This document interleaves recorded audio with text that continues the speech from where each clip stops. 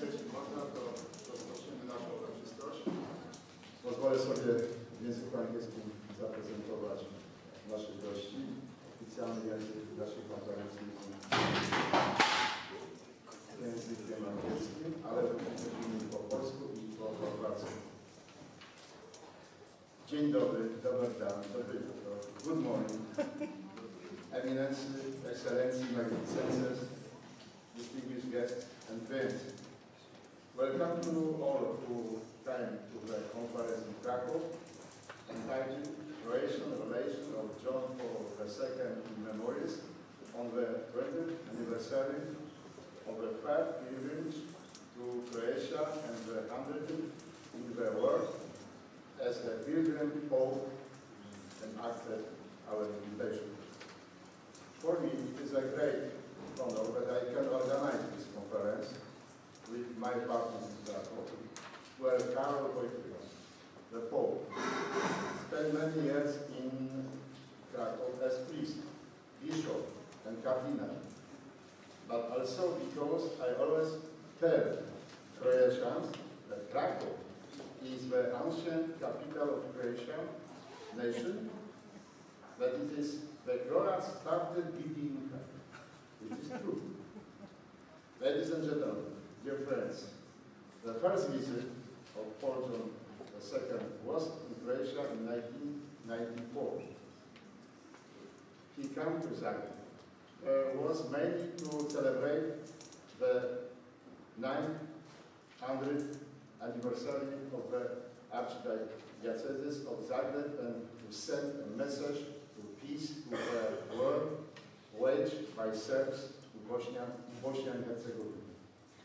The main purpose, aim of John Paul II second visit to Croatia was the ratification of Aloysie Stepinac, a martyr of communist times, which was performed by the Pope on October 3 in 1998 in the sanctuary of Our Lady of Snows in Maria Bystrica. This event was documented among others in the sanctuary of John Paul II in Krakow, where there is a chapel, a mosaic called the Croatian Oratory, presenting the Virgin Mary with baby Jesus from the sanctuary of Maria Bystrica in Croatia, next to the figures Cardinal Aloysius Stepinac and John Paul II. John Paul II's first stay in Croatia took place in 2003, and today we were celebrating the 20th anniversary of this event. During this time, the Pope visited 5 cities: Rijeka, Dubrovnik, Osijek, Čekovo, and Zagreb. It was the third and last trip to Croatia and the 100th apostolic journey of John Paul II as pilgrim.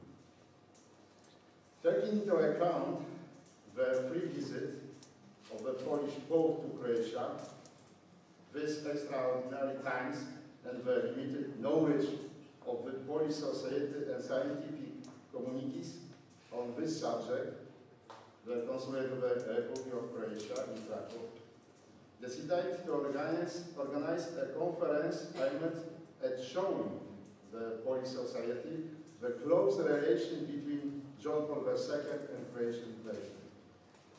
The Consulate organized the conference together with Pontifical University of John Paul II, the Catholic University in Croatia, the Jagiellonian University, and the University of Zagreb. Let me welcome the special guests of today's conference. I cordially greet Your Eminence, Cardinal Stanisław Dziwisz, Personal Secretary of John Paul II, who supported our conference with a presence and speech. Bardzo gorąco witam księdza kardynała Stanisława Dziwisza, który jako osobisty sekretarz papieża Jana Pawła II zaszczycił swoją obecnością naszą konferencję i później pewno do nas powie parę słów.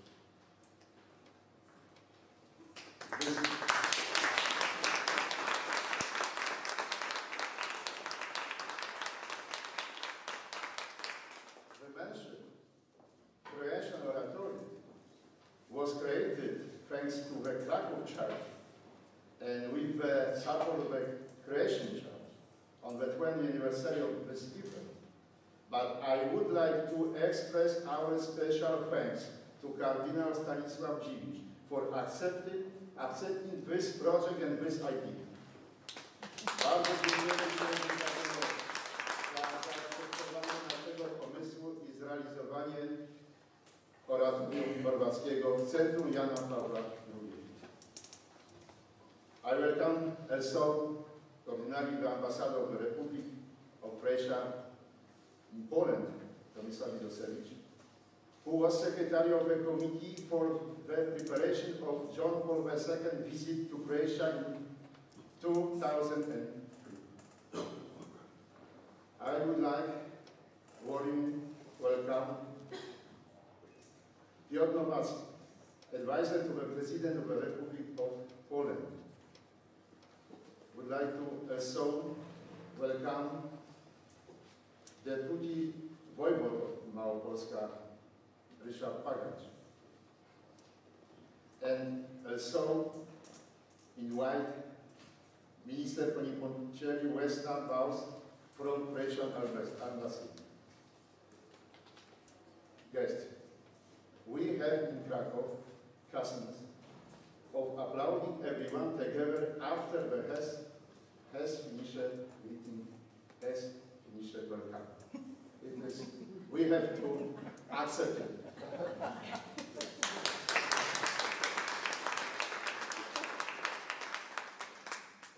I would like to greet Defense Attaché Commander Captain Navy from Split, Joshko Stankish, and his wife, Mrs. Romana Stankish, from Embassy also. Welcome Consul General Republiki Slovakia, Dr. Lenka Piwkowa. Welcome Magnificences, University Rectors, organizers of this conference. Rector of the Catholic University in Croatia, Professor Željko Tanić from Zagreb.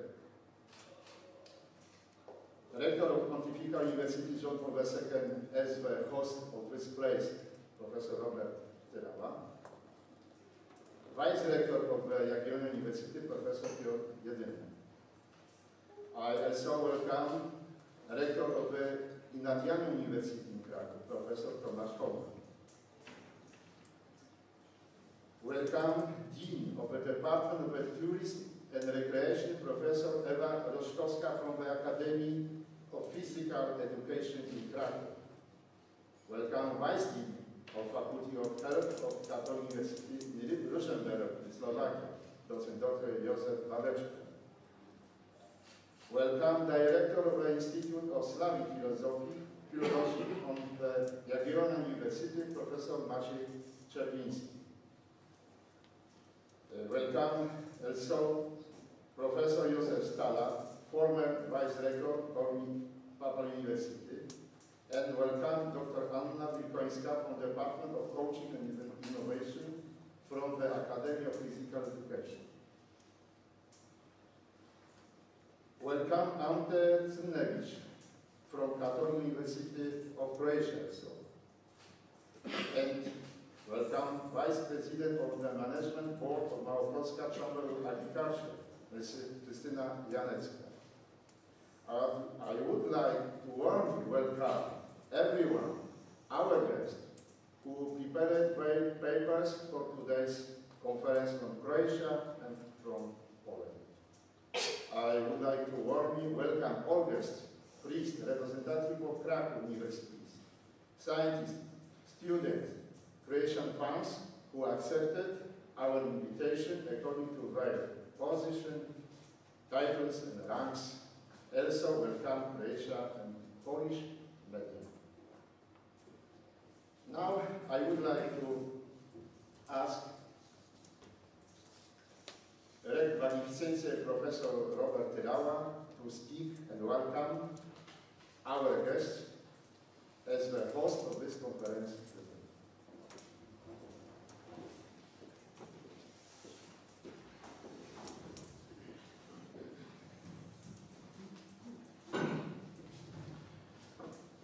My speech will be in Polish, but our guests have my speech in English in the paper, just because I think it's the better for all the students, our students in this hour. Eminencje księże kardynale, ekscelencje, panie ambasadorze, panie konsulu, panie doradco prezydenta Rzeczpospolitej Polskiej, szanowne panie, panowie, księża profesorowie, drodzy słuchacze tej wyjątkowej konferencji. Bardzo się cieszę, że nasz pan konsul Paweł Włodarczyk jest wyjątkowym inspiratorem wszystkich działań na linii współpracy między uczelniami w Chorwacji i w Krakowie. On jest też spiritus movens tegoż właśnie dzisiejszego wydarzenia i za to mu dziękuję, że ciągle nas mobilizuje. Ze strony Uniwersytetu Papieskiego dziękuję za współpracę przy organizacji tej konferencji księdzu profesorowi Grzegorzowi Godawie z jego współpracownikami, jak też za transmisję bezpośrednią telewizyjną JPW naszej uczelnianej telewizji. Na początku września byliśmy w Zadarze, gdzie podpisywany był dokument o współpracy i była to wspaniała wizyta, sięgająca z jednej strony naszych tradycji, a z drugiej służąca pogłębieniu tej wyjątkowej przyjaźni polsko-chorwackiej. Dzisiaj ta międzynarodowa konferencja, którą otwieramy, poświęcona wizycie Jana Pawła II, patrona naszego uniwersytetu, która miała miejsce w Chorwacji 20 lat temu, wydaje się być pewnym dopełnieniem tamtego wydarzenia z początku września. Witam i pozdrawiam wszystkich prelegentów oraz gości. Dziękuję za waszą obecność oraz za to, że podzielicie się swoim doświadczeniem tamtych wyjątkowych dni. Ksiądz kardynał jest świadkiem bezpośrednim jako sekretarz naszego papieża Jana Pawła, a pan ambasador był organizatorem tej pielgrzymki. No to już świadczy o tym, że ta konferencja, mając takich wyjątkowych gości, jest wyjątkowa. Niezwykle, jak też i to z jakim szacunkiem Chorwaci, zresztą do chwili obecnej, odnoszą się do świętego Jana Pawła II, miałem okazję przekonać się, właśnie będąc w Zadarze, wraz z innymi rektorami i przedstawicielami naszych krakowskich uczelni, o której to wizycie już wspominałem, ale możemy uczyć się od was i myślę, że to jest dla nas, ale także dla Europy wielki przykład. Dziękujemy za to, że tak szanujecie w Chorwacji Jana Pawła II. Papież Jan Paweł II odwiedził Chorwację w dniach 5-9 września, jak wszyscy dobrze wiemy, 2003 roku i był wówczas w Rijece, Dubrovniku, Osijek, Krakowie oraz Zadarze. Tej pielgrzymce przyświecało hasło rodzina drogą Kościoła i narodu. Papież podkreślał rolę rodziny opartej na trwałym związku kobiety i mężczyzny.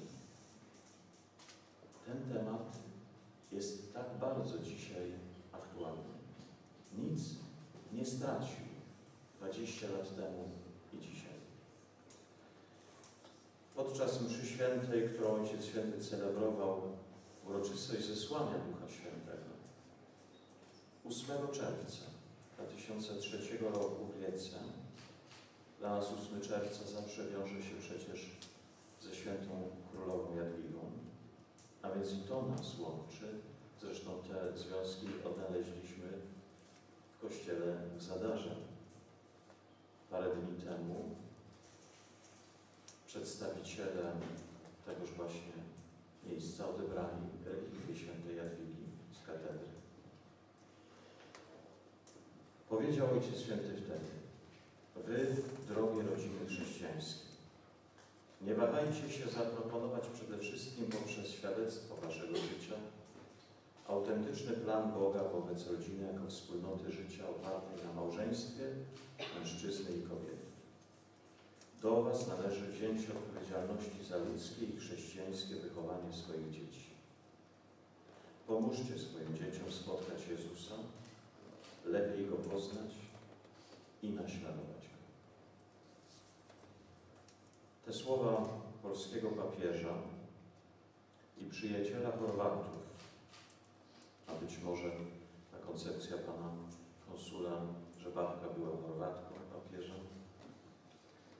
nadal są aktualne i myślę, że są najlepszym wprowadzeniem jego słowa do tej konferencji.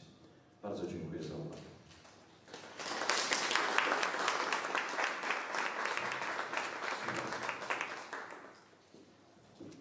Thank you very much for speaking, for the opportunity to organize this conference at the Pontifical University in this place. I would like to pass on information that the conference was held under the patronage of the Minister of Culture and National Heritage, Professor Piotr Gliński, Metropolitan of Krakow, and Bishop Marek Niemczewski and Cardinal Stanisław Dziwisz. Thank you very much. The conference was held under the media patronage, TV Krakow, Radio Krakow, etc., Gość Niedzielny and Dziennik Polski newspaper. We would like to thank our conference partners for their organizational support. These are the Croatian Tourist Board, Brooklyn Company, Gas System Company, and Dziennik Holding Company. Thank you very much for all. Now I will ask the rector of the Catholic University in Croatia to speak. Magnificency Professor Director Żadnicz.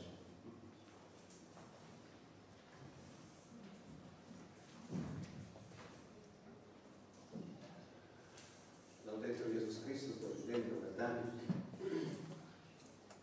Your Eminence, Excellencies, the ladies, gentlemen, Reverend Professors, the students, the listeners of this unique conference, as already our Rector, dear friend Robert said.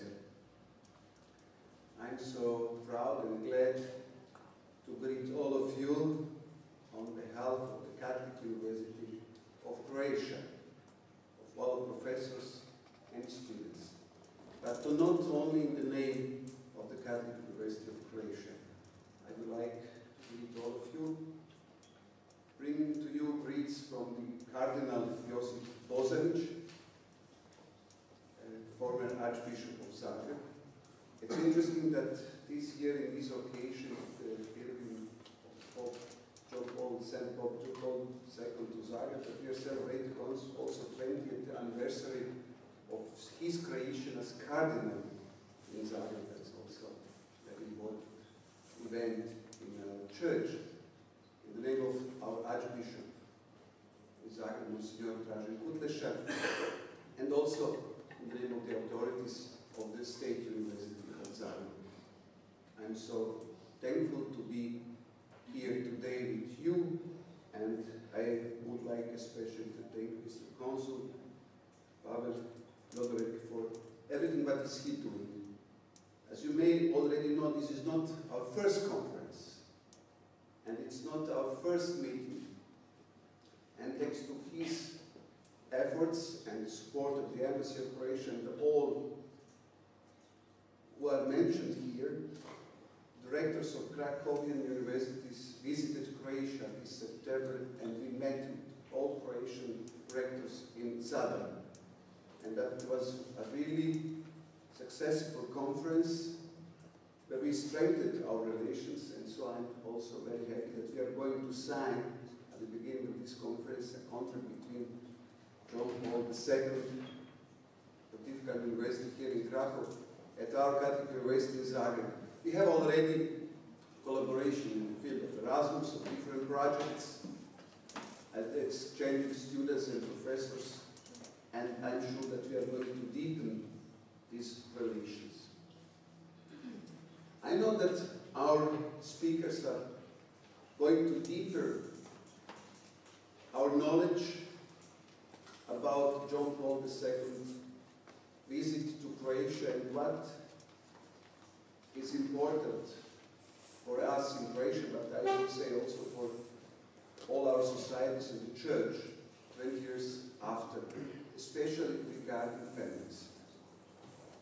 Let me just briefly mention why I consider this visit so important, but not only this visit, but also 3 other visits to Croatia. And why is St. John Paul II so special for us in Croatia? And I really would like to witness to you that is the case, as also Father Rector already mentioned. As myself, as young priest in 1994, I was a member of the organizing committee for the visit of John Paul II. I will never forget this 1 million people gathered in outskirts of Zagreb, 1998. Blessed Aloysius Stepinac was proclaimed blessed, and also 2003, it was very important visit. I would say there are some of main reasons. First of all is that John Paul II was for us important because we were in the war 30 years ago, it was not so far from now, and we were fighting for the independence. And St. John Paul II immediately recognized Croatia, but not out of political reasons. There is nothing about politics. Those are really spiritual and deep historical reasons, because he knew what is going on. He understood very well our situation. And this is something that Croatians will never forget.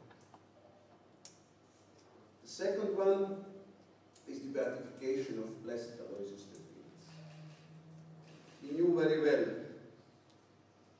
because of the experience of Poland, how much also Croatians suffered during the communist time, and what Blessed Aloysius Stepinac means to all of us. That was only one of the milestones in our modern history, not only for the Church, but for all Croatian society. So I would say that through all of these visits, St. John Paul II strengthened not only our faith, but helped us a lot in the development of our society. That's the reason why his legacy is so present in Croatia still today, not only in the Church, but also in the society. And if you ask ordinary people in Croatia, I know that's maybe a wrong question, who is the best pope in the history? I know, that's always a little bit, also for our Christian, a wrong question, because every pope has his special value. But ordinary Croatians will always say St. John Paul II. That's the case, and you will not hear the other answer. So, in any case, once again, thank you for organizing this conference. I'm glad to be here. I wish good work to all of us. Welcome to Croatia, not only as tourists, but also as students, as professors. And I am sure that this conference is going to help us to deepen and strengthen our relations in all different fields. Hvala lijepa.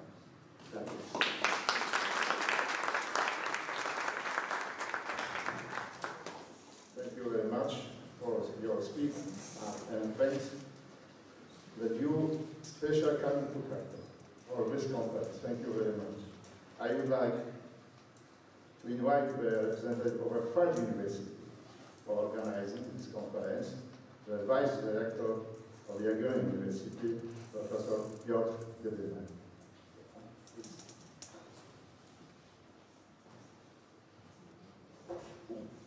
Dear guests, good morning. It's my great pleasure and honor on behalf of Rector of the Jagiellonian University, Professor Jacek Popiel, to welcome you all to the Polish-Croatian Conference. As a representative of the Jagiellonian University, I'm very happy to participate in this conference. Today today we are meeting in Krakow, the city of the late Pope John Paul II. It is also the city where Nicholas Copernicus studied, and we meet in a special year when in Poland we are celebrating the 515th birthday, one of the most famous graduates of our university, Nicholas Copernicus. Back to the Pope John Paul II and before Karol Wojtyła was our graduate, our doctor of philosophy, and also our doctor honoris causa. We are very happy that today we'll be talking about his pilgrimages to Croatia, during which he visited a few cities. I hope this conference will meet your expectations. I wish you many interesting papers and a lot of exciting conversation, but also some time to explore our beautiful city. Thank you, dear guests. I wish you a successful conference and pleasant stay in Krakow. Thank you very much.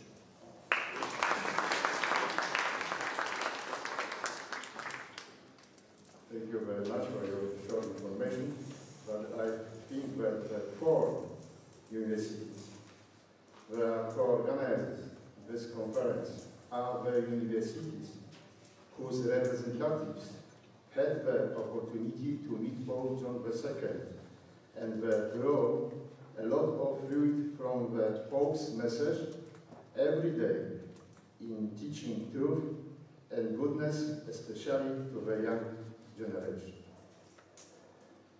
Szanowni Państwo, ponieważ ksiądz kardynał ma wiele dzisiaj obowiązków, chcieliśmy go serdecznie poprosić, aby zabrał teraz głos i powiedział nam o relacjach Jana Pawła II z Chorwatami, o postrzeganiu papieża Polaka Chorwatów. Bardzo prosimy księże kardynale tutaj do nas.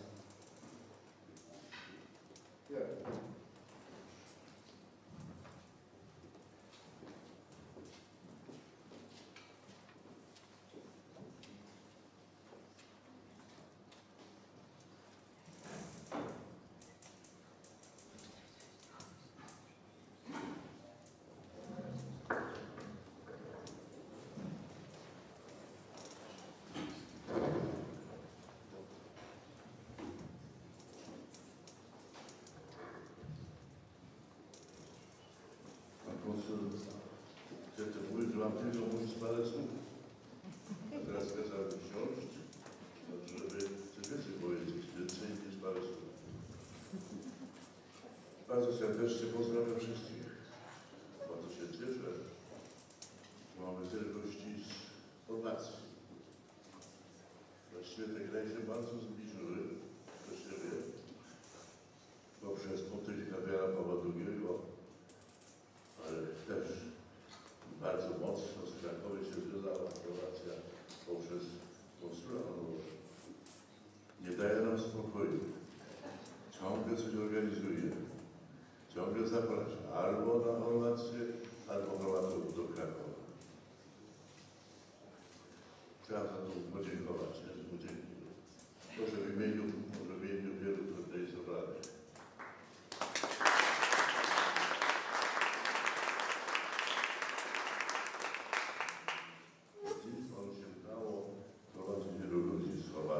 Znakomitych, z panem ambasadorem, ale także który z Krakowa.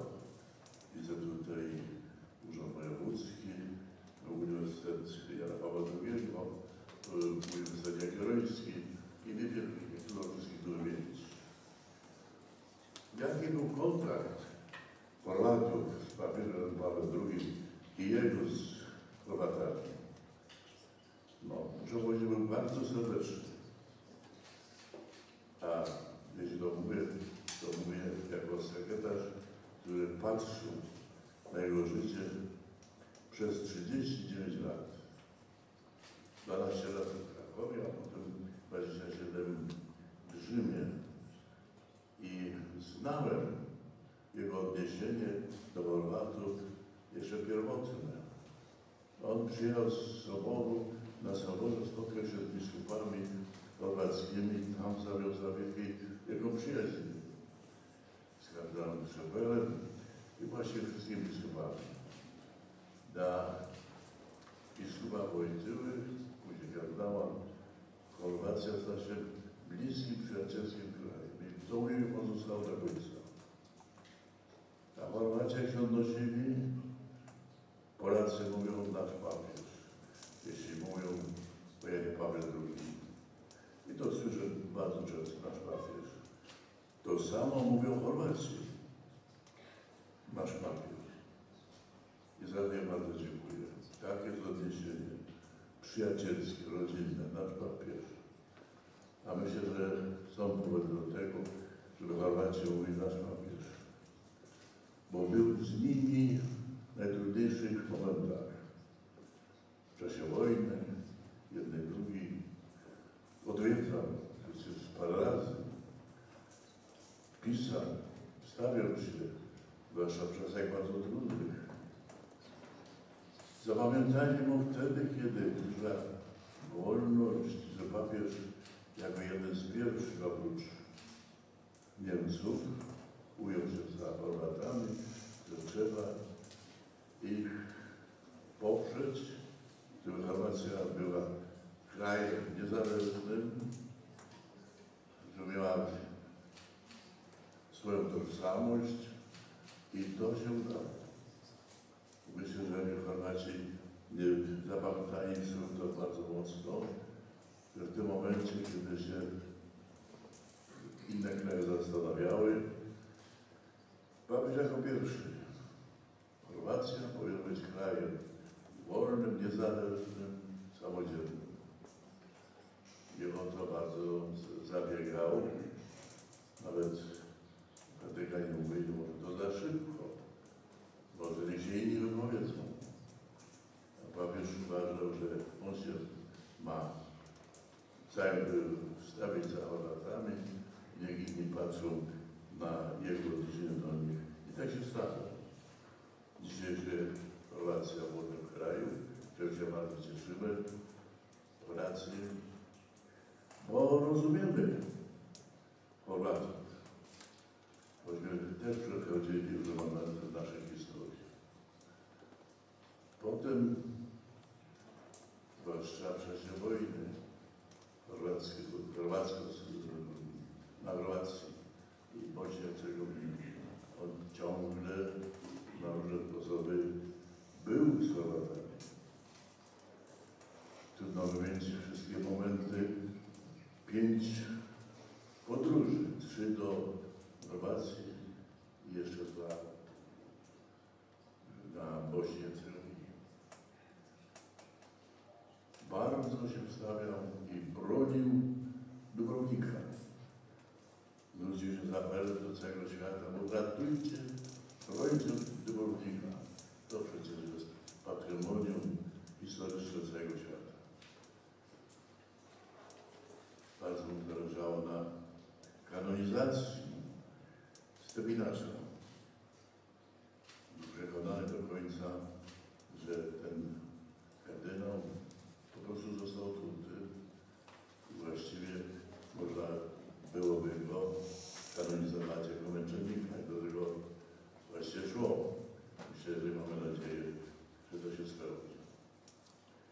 Bardzo mu zależało na odwiedzinach Marii Bystrzyca, na spotkaniu z młodzieżą, do wieczorem, te wszystkie spotkania. On się cieszył tak jak w swoim kraju. I myślę, że to, co powiedziałem, nasz papież, że i Chorwaci tak go traktowali, z całą miłością, życzliwością, ze zrozumieniem i oddaniem. Za to wyrażam jego wdzięczność Chorwatom i wszystkim tym, którzy do tych wizyt przyczynili i organizowali. Zdaje się, że pan ambasador był jednym z organizatorów podróży Ojca Świętego na Chorwację. Sekretarz. Proszę. Sekretarz organizacyjnego. Zrobił podróż. Jak Paweł II był. Do tego potem wysłałem go do Warszawy. bardzo dziękuję za to spotkanie. Nie pozwólmy, żeby znikła pamięć o Janie Pawle II. Myślę, że tak jak patrzę, świat zwraca się na nowo do Jana Pawła II. Szuka użygacie przepowiadania wykonawcy, a równocześnie chce pogłębić osobę Jana Pawła II na tyle. A Jan Paweł II odszedł, ale ciągle jest. Był to człowiek ogromnej modlitwy. Się ciągle modlił. Ciągle z różańcem. Był w kontakcie, właśnie w ubiegłym, kontemplacja Boga. I dzięki temu wypraszał wiele łask. Powiem o tym, bo warto wiedzieć. Wiele ludzi otrzymało zdrowie, zwłaszcza nowotworów, poprzez modlitwę Jana Pawła II. I to ciągle trwa. Małżeństwa bezdzietne otrzymają łaskę potomstwa. Do tych takie dwa sukcesy były takich nadzwyczajnych łaskich cudów moralnych, fizycznych, było sporo. Dlatego będzie dobrze. No jak to wytłumaczyć 18 lat od śmierci, a ciągle jest powód do pretenzoronu, a teraz do jego ołtarza. I to ludzi z całego świata.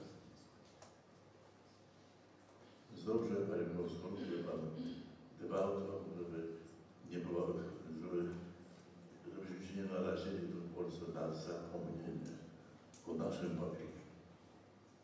Bo Chorwacja będzie pamiętać, potem zostawił wiele śladów, zresztą są tablice, gdzie był, no pamiętają z sercem. Pamiętam, jak przyjeżdżali do Rzymu na audiencję, no to się zawsze zaznaczali, a papież bardzo chętnie widział, jak mu to się spotyka. Bardzo dziękuję.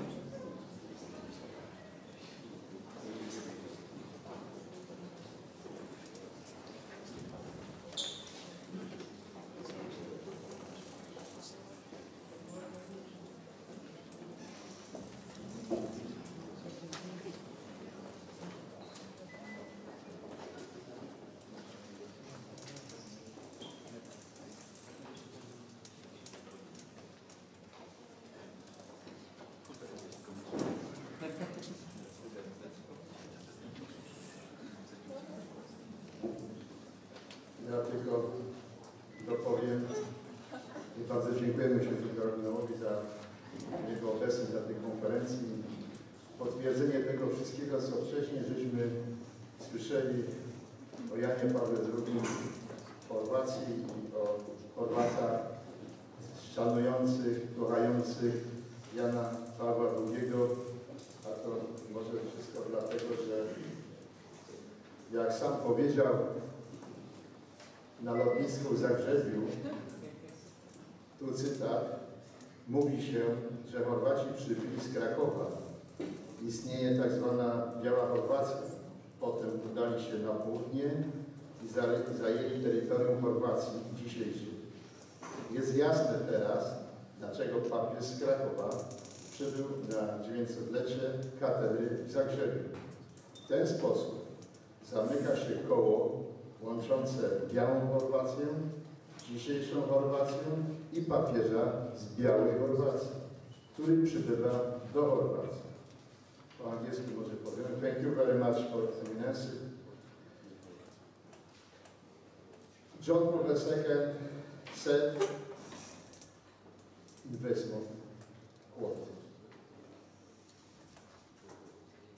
"It is said that the Croats come from Krakow, where is so-called White Croatia, when they went south and occupied the territory of today's Croatia.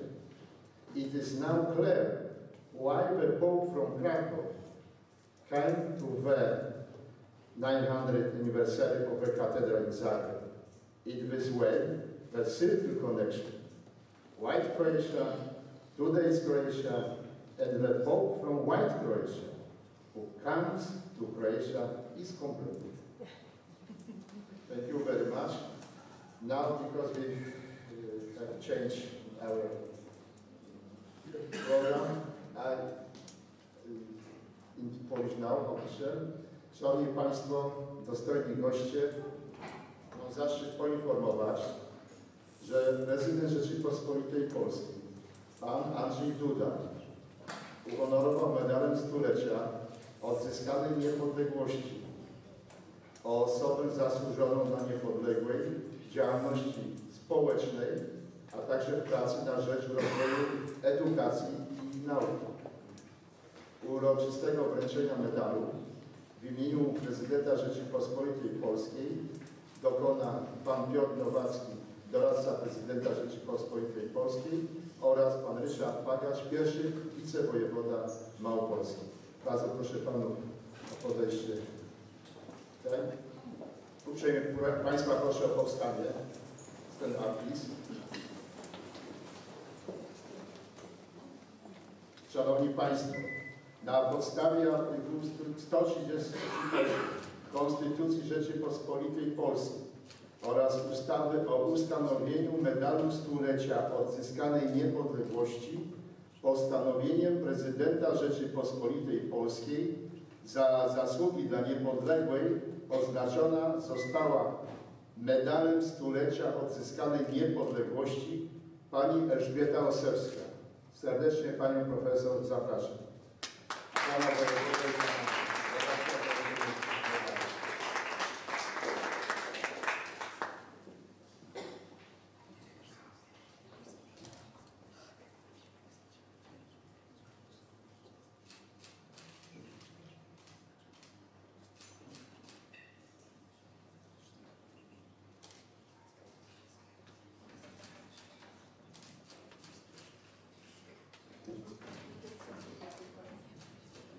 Dziękuję bardzo.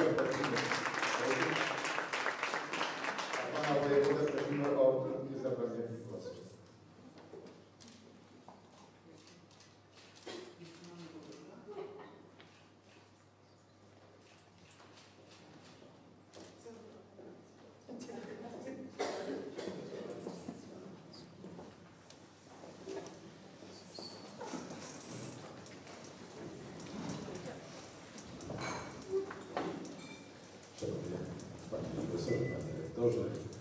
Panie ambasadorze, wszyscy przedstawiciele Korpusu Dyplomatycznego, czcigodni kapłani, wszyscy szanowni Państwo. Zwyczajowo po momencie deklaracji osoba deklarująca, w tym przypadku akurat mnie przypadł ten zaszczyt, gratuluję osobie oznaczonej. Medal stulecia odzyskanej niepodległości pan prezydent Andrzej Duda właściwie już wyczerpał. To teraz przekazujemy, bo przyznane były wcześniej, te ostatnie egzemplarze, których nie udało się z różnych powodów wręczyć wcześniej. Następne będą za 100 lat. Tym bardziej gratuluję. Osobiście, proszę osobistą taką uwagę, tym bardziej jest mi przyjemnie, bo jako tarnowianin, pani profesor, wykładowcy Akademii Tarnowskiej, wszystkiego dobrego, szczególne słowa podziękowania. Ale warto przy tej okazji chociaż kilka słów powiedzieć na temat niepodległości. Bo przecież tutaj niedawno, właściwie kilka lat temu, obchodziliśmy bardzo pięknie, my Polacy, odzyskano pamięć o odzyskanej niepodległości 100 lat temu. Jak widzimy, patrząc na wypadki różnego rodzaju wokół nas, Ta niepodległość ciągle jest zagrożona i naród musi walczyć o utrzymanie niepodległości. Każdy naród, jeśli chce mieć niepodległość, jeśli chce być suwerennym krajem, musi zabiegać o tą niepodległość. Myślę, że to też taka nauka dla nas wszystkich, również dla Chorwatów. Mamy przyjemność spotykać się w pięknej okazji wspólnej, którą jednoczy nas osoba Ojca Świętego. Ksiądz kardynał pięknie powiedział, nawiązał do tej miłości do wspólnego papieża, ale mamy wiele wspólnych cech, które łączą dwa narody. Chociażby to umiłowanie wolności, umiłowanie graniczące do pokonywania wszelkich trudności i do takich wyrzeczeń, jakie inne narody nie muszą pokonywać, by utrzymać wolność. Myślę, że ta okazja dzisiejszego spotkania i osoba Ojca Świętego, umiłowanego Ojca Świętego papieża, powinna już na zawsze być tą integralną taką częścią łączącą nas, bo przecież nauka Ojca Świętego wychodzi poza tysiąclecie, wychodzi poza przestrzeń. I warto czerpać z nauki Ojca Świętego, swoistego wizjonera, bo przecież przy tym był papieżem, jest świętym, to miał tą wizję patrzenia na świat, na przyszłość o wiele dalej. Krótko mówiąc, trzeba czytać encykliki Ojca Świętego Jana Pawła II, trzeba je wprowadzać w życie i realizować swoisty testament, który nam zostawił. Można powiedzieć z pożytkiem dla nas wszystkich. Raz jeszcze gratuluję serdecznie. Wszystkiego dobrego. Dziękuję bardzo.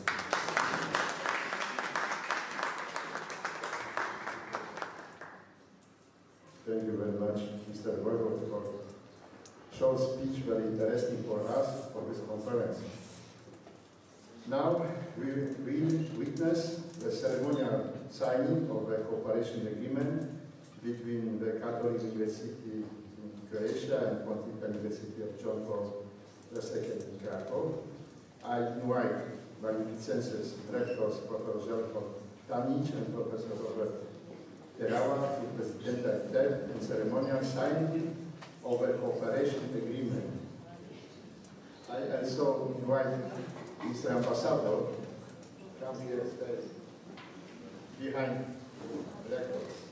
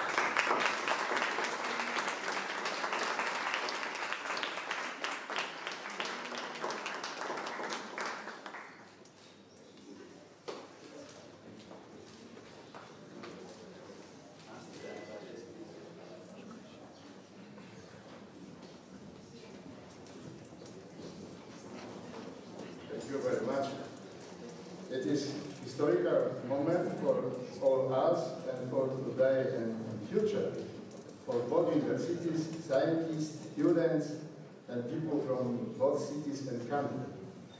I don't know what they sign, but I think that now Magnificency Professor Robert Terawa can go every month to Croatia because he very like Croatia after meeting rectors in Zadar. Thank you very much. Now we would like to invite Excellency Ambassador Mr. Dosevich, who was Secretary of the Committee organizing the first meeting John Paul II to Croatia. Yeah.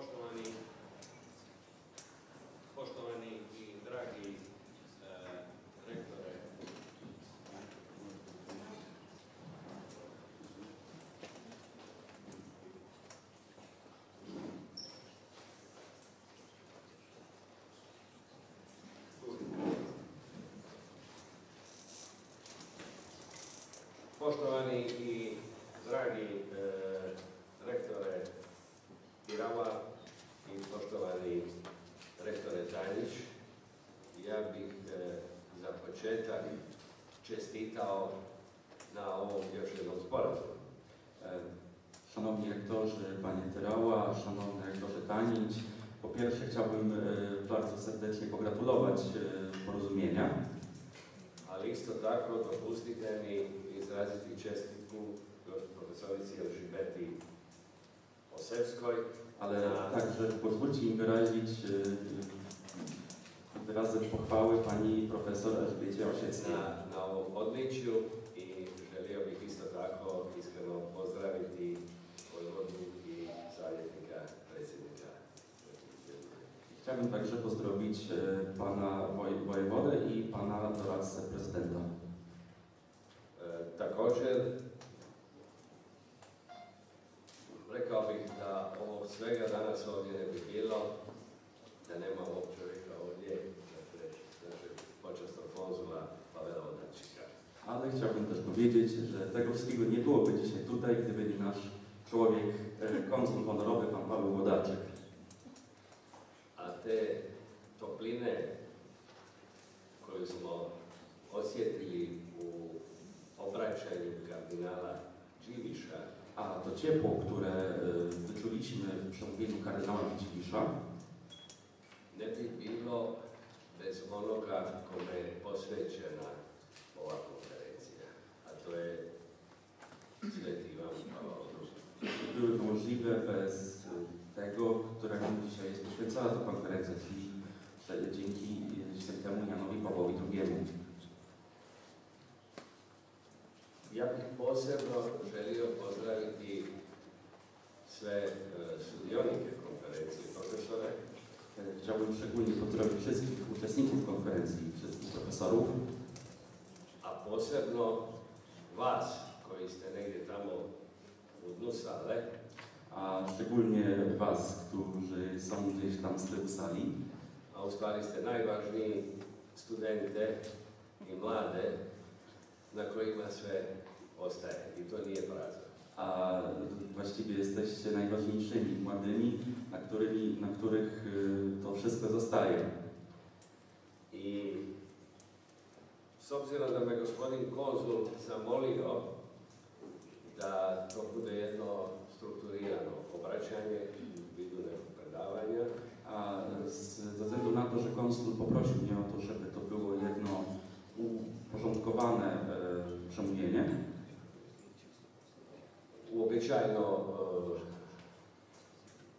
ne čitam te govore, ali bih s obzirom na značaj i prigodu pročitao uz pomoć našeg Mateuša Lipovskog.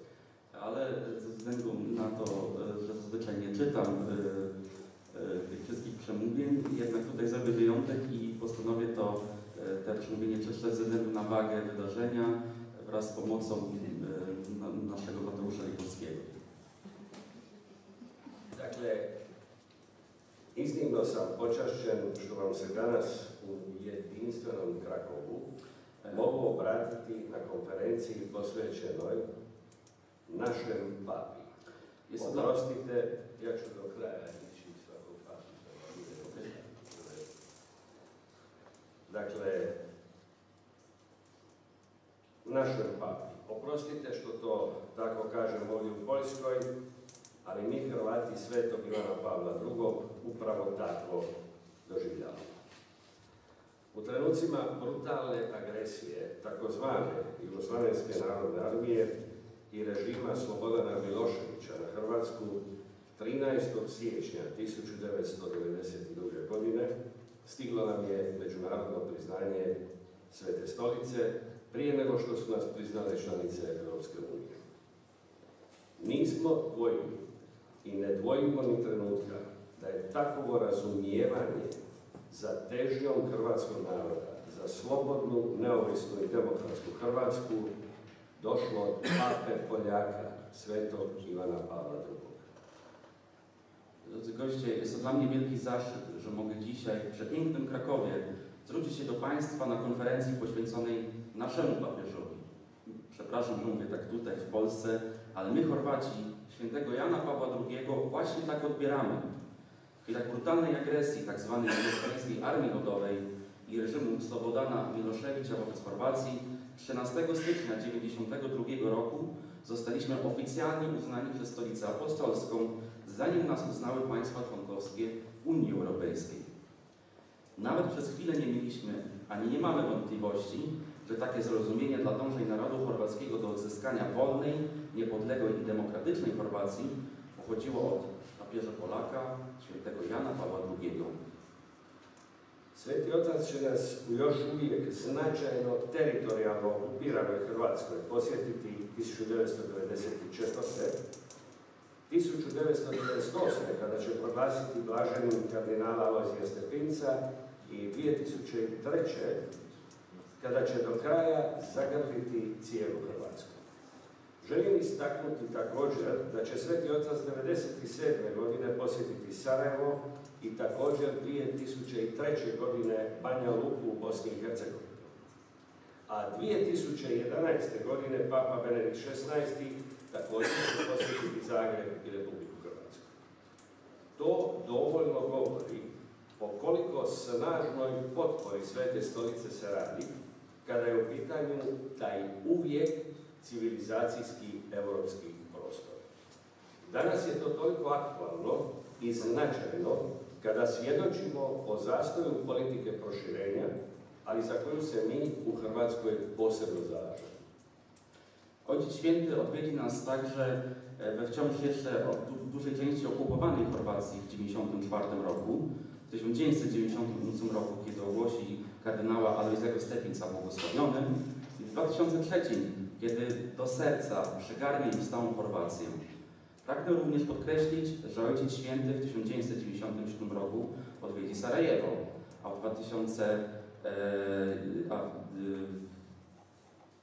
w 2003 roku także Banja Lukę w Bośni i Hercegowinie.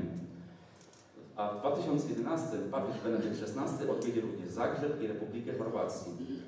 To wystarczająco świadczy o sile wsparcia Stolicy Apostolskiej dla tego zawsze pozytywnym cywilizacyjnym europejskiego regionu.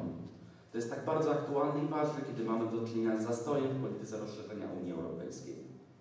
U temeljima suvremene Hrvatske države pod vodstvom prvog hrvatskog predsjednika Franje Tuđmana definirani su ciljevi, a ostvarivani su u razdoblju praktički do danas.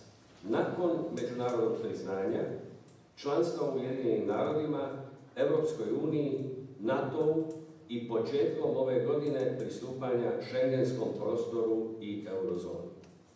Cele strategiczne zdefiniowane u podstaw współczesnego państwa chorwackiego pod przywództwem pierwszego chorwackiego prezydenta Franjo Tuđmana realizowane są praktycznie do dzisiaj. Od uznania na arenie międzynarodowej, członkowska w Organizacji Narodów Zjednoczonych, w NATO, aż do wstąpienia do strefy Schengen i strefy euro na początku tego roku. Negdje pod kraj 2002. godine povjerena mi je dužnost tajnika odbora za pripremu i praćenje posjeta Svetog Oca Ivana Pavla II. Republici Hrvatskoj. U siječnju 2000. godine održani su parlamentarni izbori u Republici Hrvatskoj i na čelo koalicijske vlade dolazi predsjednik Socijaldemokratske partije Hrvatske Ivica Račan. Mijenja se i polupredsjednički sustav u parlamentarni sustav u kojem najznačajniju ulogu dobiva predsjednik vlade. Za mene, kao dragovoljca Domovinskog rata, u kojem smo svi nosili krunicu oko vrata, savjetnika za vanjsku i unutarnju politiku dvoje prethodnih predsjednika vlada i u tom trenutku predstojnika Ureda za suradnju s međunarodnim institucijama u Republici Hrvatskoj, poput OESS-a, NATO, ESPOR-a i ostalih, povjereni zadatak operativne pripreme i organizacije posjete Svetog Oca predstavljao iznimnu čast i izazov, a s obzirom na poklonjeno povjerenje.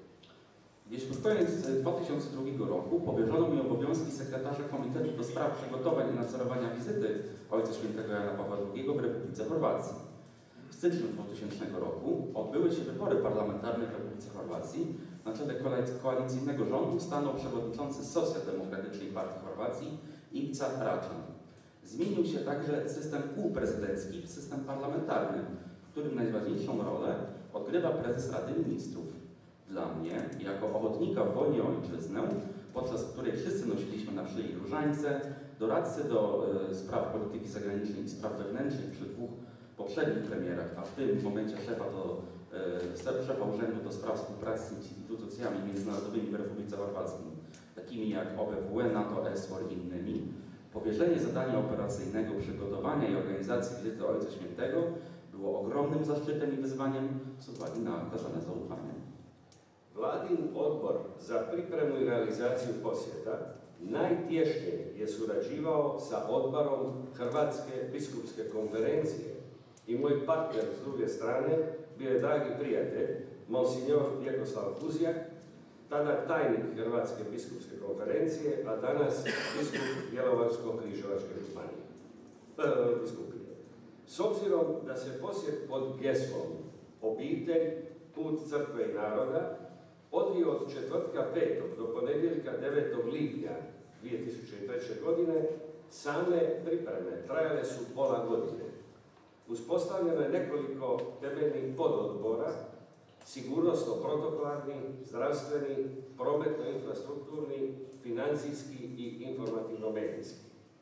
Pored angažmana na središnjoj državnoj razini, uspostavljene su i odgovarajuće prateće strukture na lokalnoj razini u Rijeci, gdje je Sveti Otac stalno boravio i noćio, te Dubrovniku, Osijeku, Đakovu i Zadru. Također i na razini crkvenih struktura u Riječkoj nadbiskupiji, Dubrovačkoj biskupiji, Đakovačko-Osječkoj nadbiskupiji i Zadarskoj nadbiskupii. Rządowy Komitet do Spraw Przygotowania i Realizacji Wizyty ściśle współpracował z Komitetem Chorwackiej Konferencji Biskupii, a moim partnerem z drugiej strony był drogi przyjaciel, monsignor Vjekoslav Kuzjak, wówczas sekretarz Chorwackiej Konferencji Biskupii, a dzisiaj biskup diecezji bielowarsko-kriżewaczkiej. Ponieważ wizyta pod hasłem rodzinna drogą Kościoła i Narodu odbywała się od czwartku 5 do poniedziałku 9 czerwca 2003 roku, same przygotowania trwały pół roku. Założono kilka głównych podkomisji. Poświęcono sprawom bezpieczeństwa i protokolarnym podkomisję zdrowia, do spraw ruchu drogowego i infrastruktury, do spraw finansów i do spraw informacji i mediów. Oprócz zaangażowania na centralnym szczeblu państwowym, powołane zostały także odpowiednie struktury na szczeblu lokalnym w Rijece, gdzie Ojciec Święty stale przebywał i nocował, oraz w Dubrowniku, Osieku, Đakowie i Zadarze, a także na szczeblu struktur kościelnych na terenie archidiecezji Rijeka i archidiecezji dubrownickiej, archidiecezji Đakowo-Osiek i archidiecezji zadarskiej. Već prvi susret s predstavnicima Svete stolice, monsignorom Renatom Bukardom i doktorom Robertom Gasparijem i timom koji nije bio veći od 5 osoba, ostavio je dubok dojam. Profesionalizam, jasnoća u očekivanjima, jednostavnost i najveća moguća skromnost, te odnos punog povjerenja očitovao se od prvih zajedničkih sastanaka, putovanja u gradove koje će posjetiti Sveti Otac u sklopu priprema, te odnos do kraja realizacije tog veličanstvenog posjeta ostalo je nešto nezaboravno. Istodobno je zanos svih osoba uključenih u pripreme na središnjoj i lokalnim razinama ostavio izniman dojam na nasze partnere iz Svete stolice. Już pierwsze spotkanie z przedstawicielami Stolicy Apostolskiej, monsignorem Renato Bocardo i doktorem Roberto Gasparim oraz zespołem liczącym nie więcej niż 5 osób wywarło duże wrażenie. Profesjonalizm, jasność oczekiwań, prostotę i największa możliwa skromność oraz postawa pełnego zaufania widoczne były od chwili pierwszych spotkań i wspólnych podróży do miast, które odwiedził Ojciec Święty, a stosunki panujące do samego końca tej wyjątkowej wizyty pozostały czymś niezapomnianym. Jednocześnie entuzjazm wszystkich osób włączonych w przygotowanie na szczeblu centralnym i ośrodkach lokalnych pozostawił wyjątkowe wrażenie w naszych partnerach ze Stolicy Apostolskiej. Kulminacija spomenutog zanosa osjetila se kod cijelog hrvatskog naroda od slijetanja Svetog Oca na otok Krk. Dočeka hrvatskog vodstva i crkvenih dostojanstvenika na čelu s monsignorom Josipom Bozanićem, nadbiskupom Zagrebačkim, kardinalom, neponovljive vožnje katamaranom Judita do Rijeke, pa sve do nepreglednog broja vjernika i štovatelja Svetog Oca koji će sudjelovati na svetim misama i pratiti u stopu Svetog Oca kuda god se kretao tijekom njegovog 100. putovanja kao hodočasnika i državnika gradovima Dubrovniku, Osijeku i Đakovu, Rijeci i na kraju Zadru, gdje će se oprostiti riječima upućenim hrvatskom narodu. Hvala tebi, ljubljeni puče hrvatski, koji si me dočekivao raširene ruke i srca otvorena po ulicama Dalmacije, Slavonije, Kvarnera. Poznata mi je tvoja snaga, tvoja hrabrost i tvoje ufanje. I siguran sam da će ti tvoje zalaganje omogućiti da i ti ugledaš bolje dane. Cały naród chorwacki przeżywał kulminację tego entuzjazmu od chwili przylotu Ojca Świętego na wyspę Krk, powitania przez chorwackich przywódców państwowych i kościelnych na czele z monsignorem Josipem Bożaniciem, arcybiskupem zagrzebskim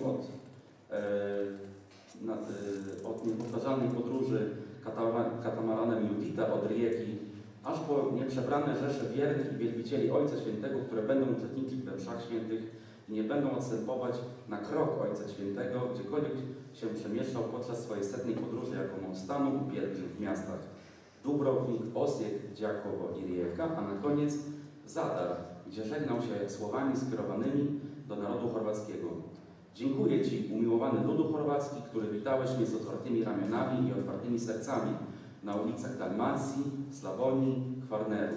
Znam Twoją siłę, Twoją odwagę i Twoją ufność i jestem pewien, że Twoje zaangażowanie także Tobie pozwoli doczekać lepszych dni. Osobno mi je pripala čast da kao predstavnik zemlje domaćina ispratim Svetog Oca na letu kojim se vratio u Rim. Nakon 2 tjedna Sveti Otac je 22. lipnja posjetio Banja Luku u Bosni i Hercegovini, a uzvratni državnički posjet predsjednika Hrvatske vlade s izaslanstvom organiziran je 8. studenog u okviru nacionalnog hodočašća kojim je izražena zahvala Svetom Ocu za njegov 3. posjet Republici Hrvatskoj.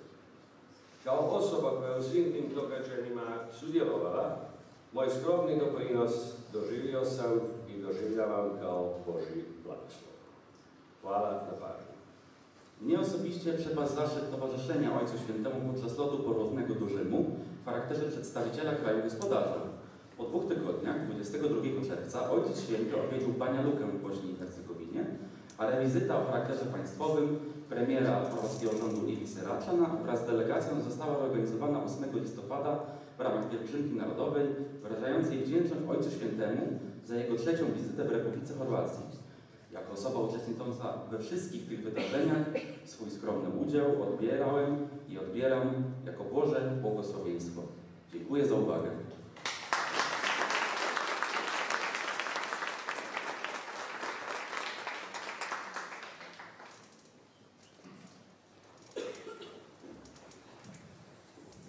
Very much, Mr. Ambassador, for very interesting speech. Now, next lecture we have a conference as titled The Importance of John Paul II for the Slavs. It's presented by Dr. Produkcja from Catholic University of Żywo in Slovakia. I would like to ask Mr. Pawła.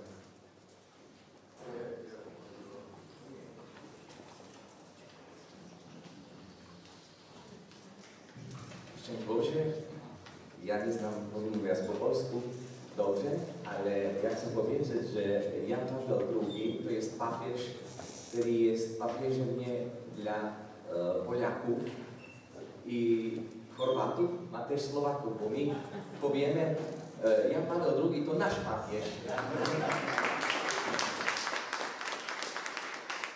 I coś to znaczy, bo to jest pierwszy słowiański papież, i my czujemy, że to jest nasz. A ja będę говорить po angielsku. Significance of Pope John Paul II for the Slavs. The significance of Saint John Paul II for the entire Slavic world is sufficiently evident from the fact that he was the first Slavic bishop in the entire 2,000 years of the history of the Church to become Pope, and the first no-Italian Pope since 1523. He cultivated the consciousness of Slavonism in himself and proudly declared himself to it publicly. When during his first visit to his native Poland in June 1979, he proclaimed the following words: Slavic Pope, God willed it.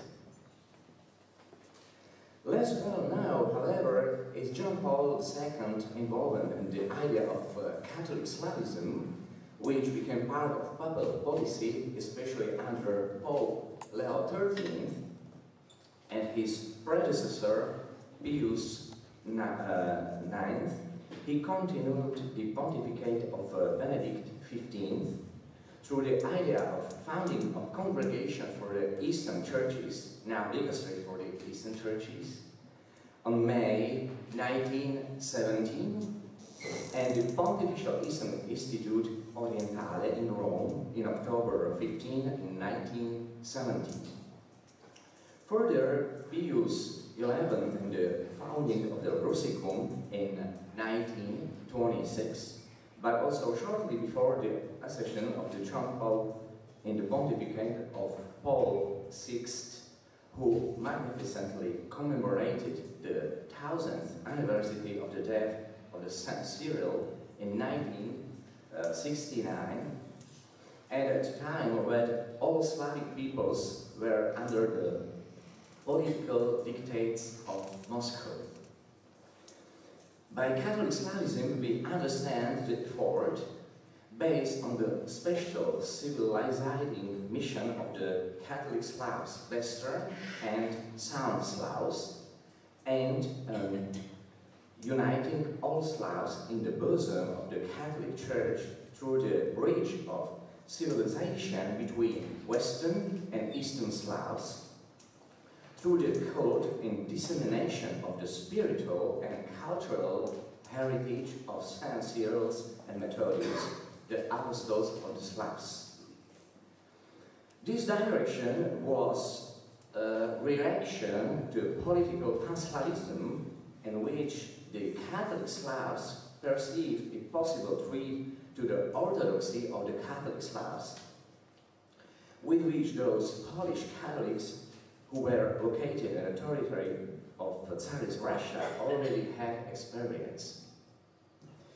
The father of Catholic Slavism can be considered the Slovak bishop Stefan Mojzes, who before his accession to the post of Bishop of Banska Bystrica served as rector and canonist in Zagreb, where in cooperation with other Slovak bishop, Juraj Havlik, who was the Archbishop of Zagreb, the first Croatian cardinal, he created activities aimed at establishing cooperation with the so-called Iranian movement in effort to improve the position of the Slavic peoples in Hungary, especially after the onset of Majorization following the Austro-Hungarian compromise in 1867. The idea of Catholic Slavism, unlike political Pan-Slavism and Austro-Slavism, was based on the concept of a special mission of Catholic Slavs in the unification process of the Slavs in favor of interests of the Catholic Church.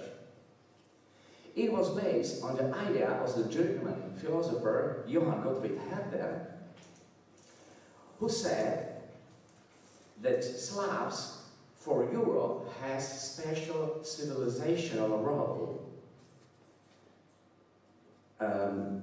In this effort, the united of Orthodox Slavs with the Catholic Church, Stefan Mojzes found a great supporter, and that was the Croatian bishop Josip Juraj Strossmayer. I could say a lot of things, but the most important for the Catholics and Slavism of the Leon XIII was the publication of the encyclica, the first encyclica dedicated for the San Cyrillus Methodius Grande Munus, published in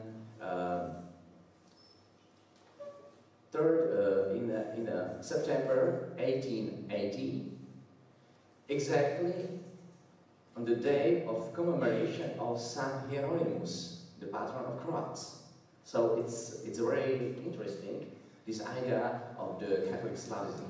And we can say this movement, through a lot of popes, but especially during the pontificate of the Leon XIII, who published the apostolic letter Egregiae Virtutis on 31 December 1980, exactly in 100th anniversary of the publication of the first encyclical dedicated to Apostle of the Slavs, San Cyrillus Methodius Grande Munus. The publication of this letter, apostolical letter Egregiae Virtutis, was perhaps the most significant act of John Paul II for all Slavic world, because he proclaimed Saint Cyrillus and Methodius compatrons of the Europe. While in the case of the proclamation of Saint Benedict of Nursia, Pope Paul VI, in his apostolic letter, Pacis Nuncius of October 24th in 1964, issued on the occasion of the 1015th anniversary of birth of Saint Benedict, recalled the Western roots of Europe. John Paul II, by proclaiming Saint Cyrillus and Methodius as compatrons of Europe, recalled in the spirit of ecumenism the eastern roots of Europe and their importance in the process of Christianization of the Slavic peoples. Considering the civilizational significance of Saint Cyrillus and Methodius for Europe in the encyclical of Leo XIII, Grande Munus, which Pope John Paul II explicitly referred to right at the beginning of the apostolic letter Egregiae Virtutis in 1980, then in the context of pure separatization of the Slavs by the communist Eastern Bloc, was also taken by John Paul II as an allusion to entire communist bloc, so as not to forget the spiritual as well as cultural and civilizational roots of the Slavs, which during the regime was the need. This intention can be observed in John Paul II already during his first visit to his native Poland, which the top representatives of Poland tried to organize, but which Leonid Brezhnev tried to thwart from Moscow and tried to convince Gierek that this visit of the Pope must not take place, because he was well aware of the importance of the spiritual encouragement of Poland and all the Slavs who were without exception in the Eastern Communist bloc. Pope John Paul II, at the very beginning of his visit to his homeland in Warsaw in 2nd June 1979, when there were then a million pilgrims guaranteed to welcome to newly elected Pope triumphantly in the spirit of his Christian anthropology, said, "The Church has brought Christ to Poland. This is the key to understanding the great and fundamental reality that is man. It is impossible to understand man perfectly without Christ. Every attempt to exclude Christ from human history is an act against man. Without Christ, it is impossible to understand this nation with such a glorious yet painful history." The reminder of the civilizational character of the Christianization of Poles is therefore even more evident in John Paul II's next speech in Gniezno on Sunday, 3rd June 1979. He said these words: "Missionaries came to Slovaks before 850. These missionaries were followed by St. Cyril and Methodius, who came to Great Moravia to strengthen the faith of young Christian communities. I, Pope John Paul II, a Slav, son of the Polish nation, have come here today to bear witness to Christ who lives in the soul of my nation. The Christ who lives in the souls of the Slavic peoples, who have accepted him as the way, the truth, and the life since ancient times." Then I can say that another explication of the rule of the John Paul II for the all Slavic nations is publication of the encyclical Slavorum Apostoli on 2nd June 1985. He published it in the 7th year of his pontificate. Right at the beginning of this encyclical, the Pope, as the first Slavic Pope, he said this word, that activity of the Slavic missionaries, it is therefore appropriate that the whole Church celebrate with dignity and joy the 1000th anniversary that he already passed since the consummation of the apostolic work of the first archbishop consecrated in Rome for the Slavic peoples. So he said, I am successor of St. Methodius because I am the first Slavic Pope in all world. So this Slavism, it's very interesting. For the short time, it's not possible to explain the importance of the John Paul II for all Slavic nations, but we could say how many he made for Slavic nations, because he recorded, he commemorated the importance of the Slavs for Europe, the faith and Eastern tradition and roots of the Christianity in the Europe. He said very times that we have to commemorate Western and Eastern traditional improvement for the Christianity in the Europe. Impulses on the part of John Paul II, there are a lot of. We know that the Slavs were unknown in the eyes of the Western Europe. Very few preaches about the role of the Slavs in the Western Europe. Each of his speeches reflected the rich spiritual world of the Slavic soul, which aroused great admiration throughout the world.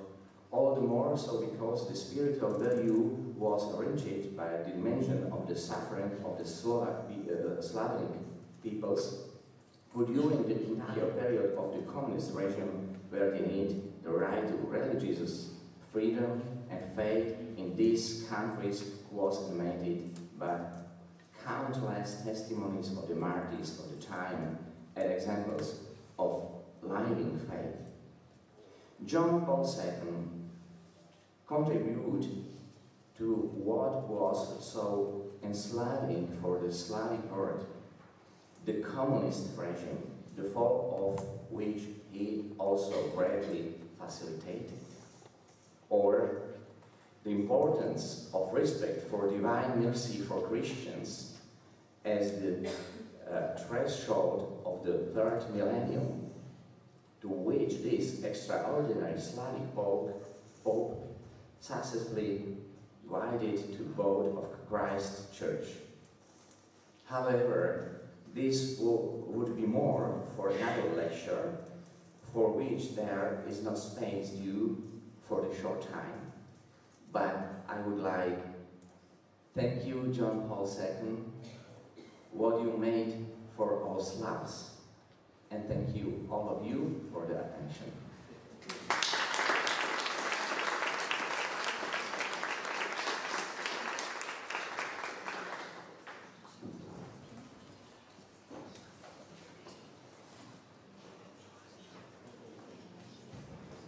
Thank you very much for very interesting speech.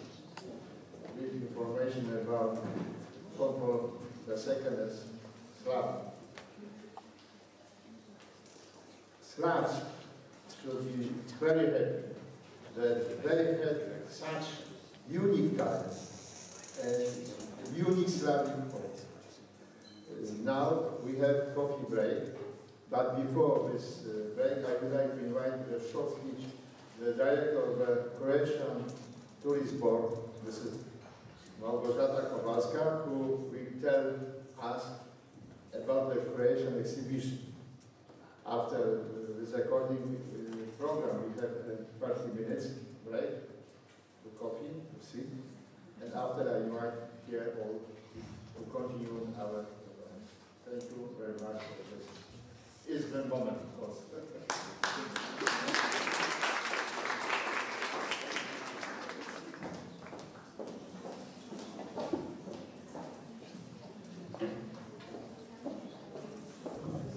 Dear ladies and gentlemen, dear guests, I would like to welcome you very warmly to the Polish-Croatian conference dedicated to the 20th anniversary of the third pilgrimage of Pope John Paul II to Croatia. On behalf of the Croatian National Tourist Board, as a partner of the event, I invite you to see the exhibition titled Croatia Full of Inspiration for Traveling. The photos show the diversity and beauty of Croatia, from the most famous monuments on the UNESCO World Heritage List through the lesser-known faces of Croatia.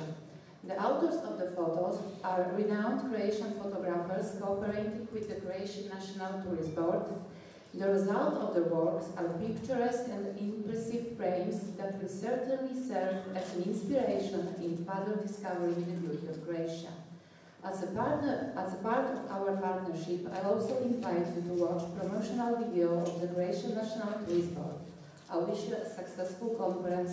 Thank you very much for the attention.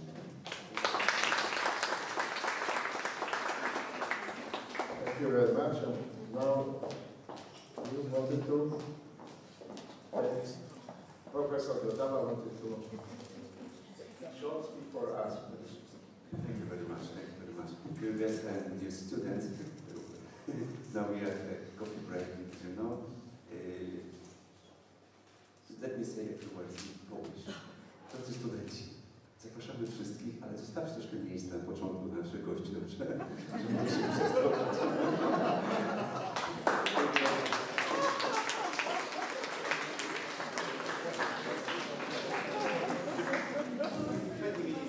Zapraszam wszystkich na kawę, invite to coffee or and student and so.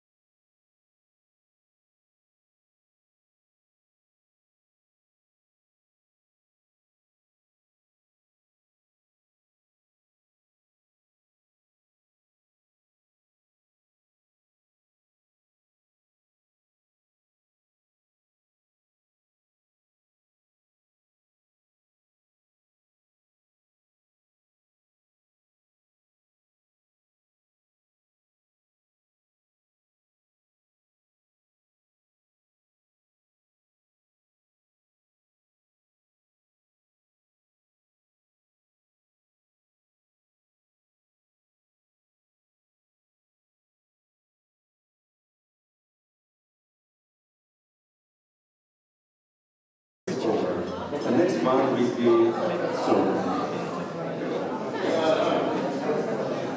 So please have a seat, and we are starting with the new part of our conference. Thank you very much. The students stay with us. I know after the coffee break we have some doubts. Stay, go, stay with us.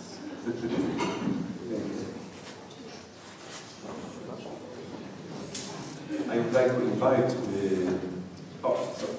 this is my honor and my great joy to lead this part of the conference.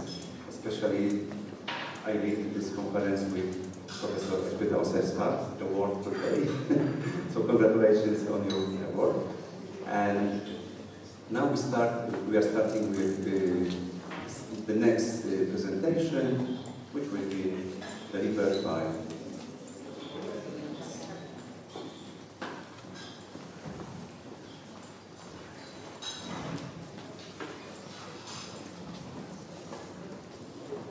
Dobre jutro, dzień dobry.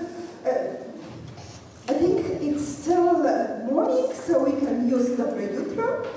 And I think after such an impressive introduction, it will be quite difficult to keep your attention. But we will try our best. Yeah?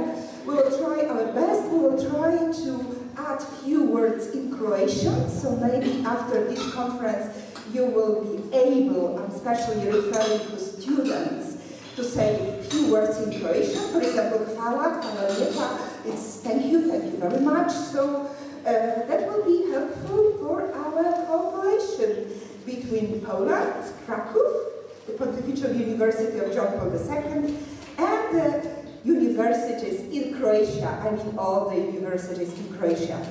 So we would like to invite our next speaker, Professor Marko Vukovic from the University of Zagreb, Catholic Faculty of Theology. I'm very, very pleased. And he will be speaking to us what remains in the memory of inhabitants of Croatia's cities after the Pope's visit to Croatia. We will be listening very carefully.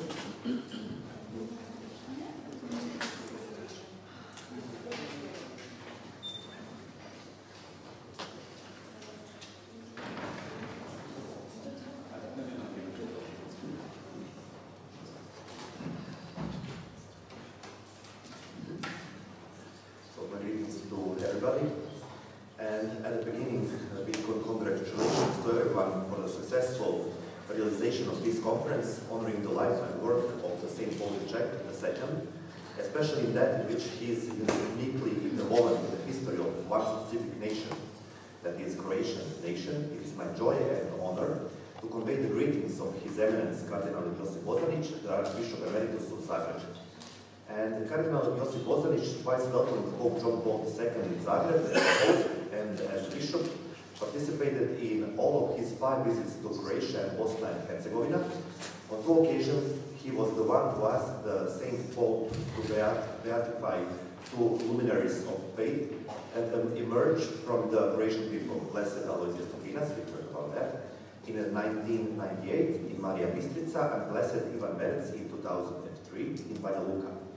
These few facts hint at the deep connection between John Paul II and the Croatian people, built through multiple encounters and profound gestures of mutual affection, respect, trust, and understanding. Whether the communication took place up close when we had the honor and joy of seeing him face to face, or from a physical distance, the feeling of closeness was the same.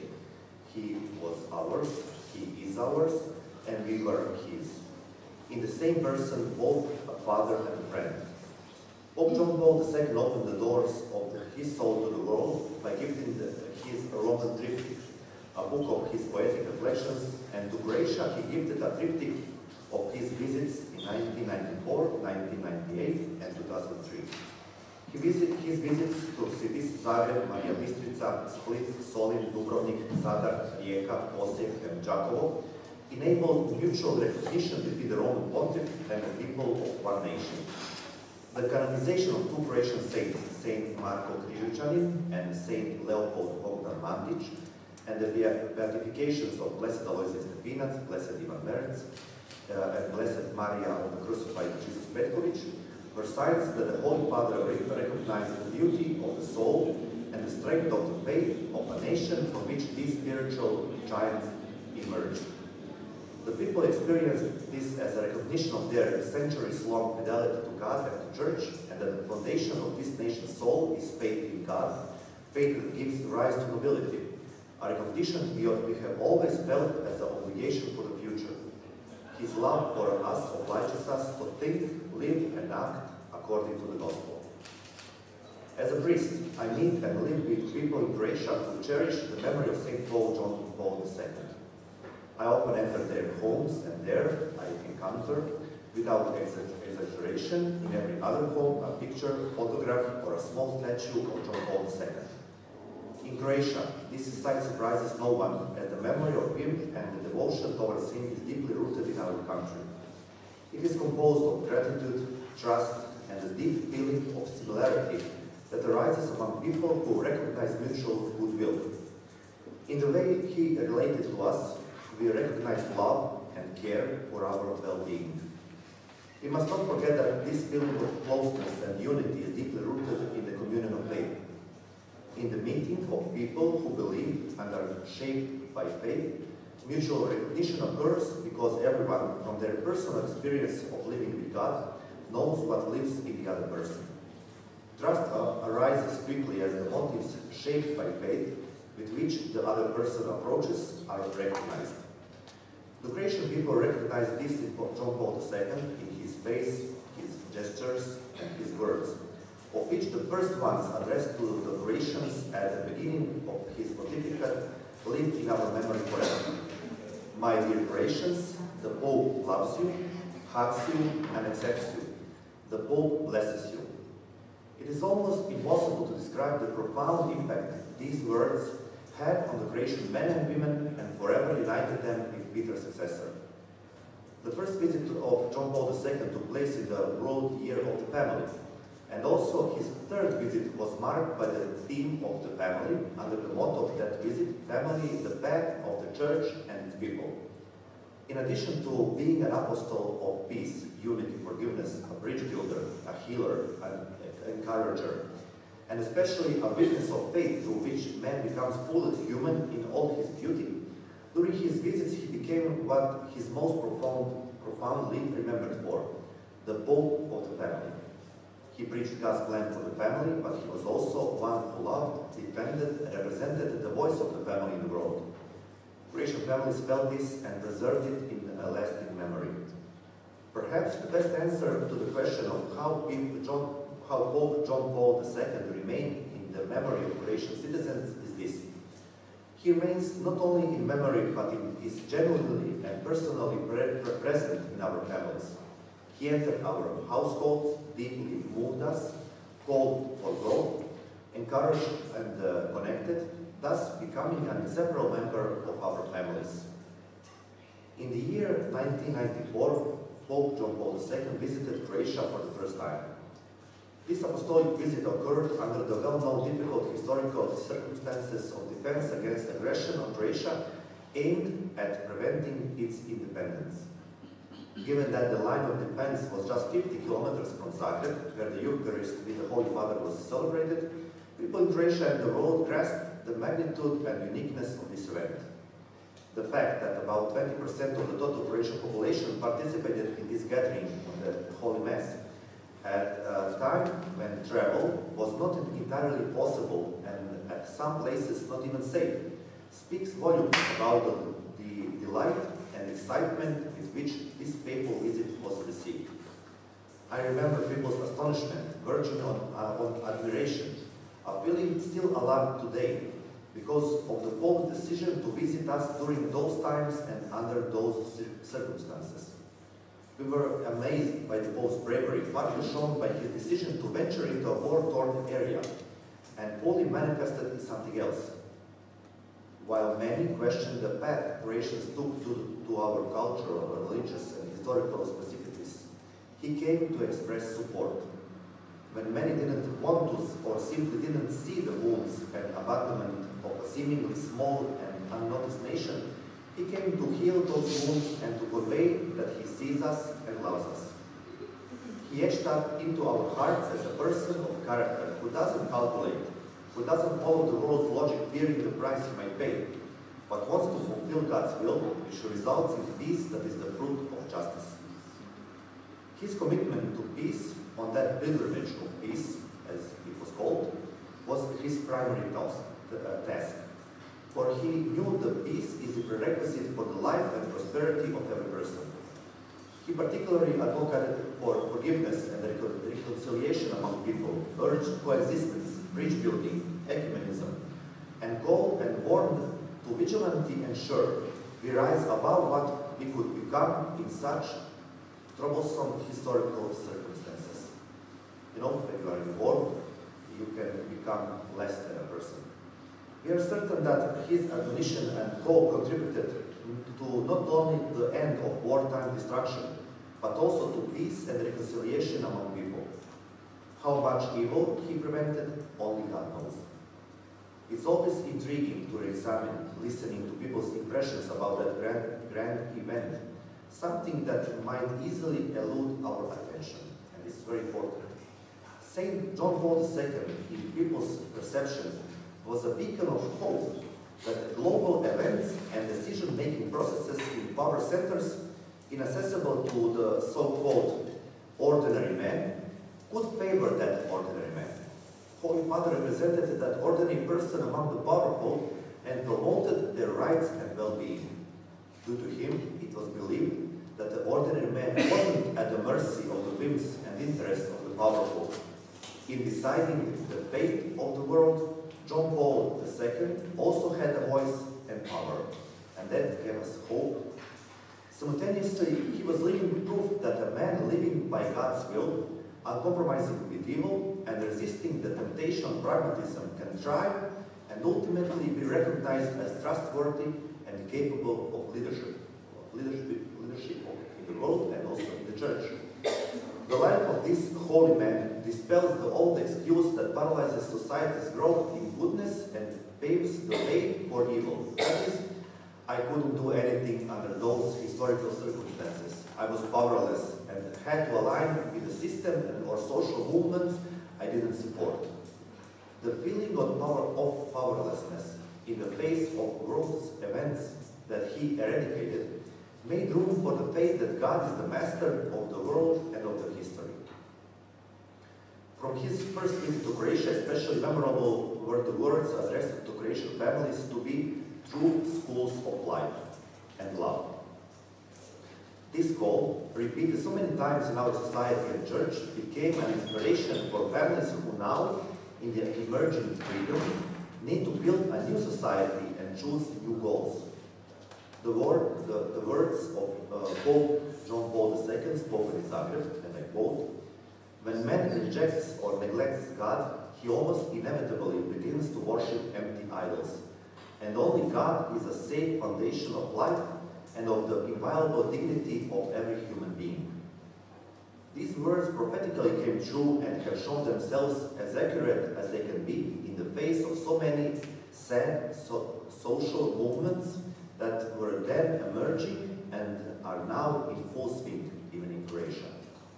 To this day, we have no better analysis of the roots of the problems surrounding us that reach the level of an individual's personal life. Therefore, it is not surprising that his books and speeches are translated in Croatian, and many devote themselves to studying his spiritual legacy to find a remedy and treatment method for many manifestations of the culture of death in our society. The second visit of John Paul II in 1998 took place under the motto, "You will be my witnesses." A motto inspired by two witnesses of faith, martyrs, one of whom stands at the roots of the Christian identity in our regions that Croats have inherited, Saint Dominus. We call him Saint Duje. Yes. And the other preserved them during the communist regime and other totalitarianisms of the 20th century, Blessed Aloysius Stepinac. The Pope on this occasion visited Zagreb and Split, as well as two Marian sanctuaries associated with these cities, Marija Bistrica and Solin. From us, who were aware of the weight of the injustice inflicted not only on Blessed Aloysius Stepinac, but also on the entire nation and the Church, at the beatification that took place in Marija Bistrica, a wave of enthusiasm emerged. Blessed Aloysius Stepinac was a symbol of the suffering of one entire nation, patiently enduring suffering and injustice, persecution, and deprivation of rights. It took half a century for everyone to hear his and their voice, and it was finally realized in Marija Bistrica. With this beatification, the Pope testified that God himself would be witness to the just and holy life of the little one, whom the forces of evil had overpowered and broken, and he was broken by the world's standards. And one even stronger message: the one who trusts in God and lives for him will not be overcome by anything. And God, I trust in you was the motto of Aloysius Stepinac. At that moment, there could be no greater encouragement for living in faith and preserving Christian roots. It's hard to find words that adequately convey how deeply this event lives in the memory of people in Croatia. Perhaps only the constatation that it is forever lasting can do justice to it. Even today, people's faith, understanding of their own identity, and the clear vision of the goal we should collectively strive for lives from that event. The Pope recognized the depth and tenderness of Croatian devotion to the Blessed Virgin Mary. Hence, his messages about turning to her, the Queen of the Croats, the wonderful Mother, the Queen of Peace, resonated with the deepest religious feelings and soul of the Croatian people. The Pope knew that, so he dedicated the preservation of faith and the future of our nation to her.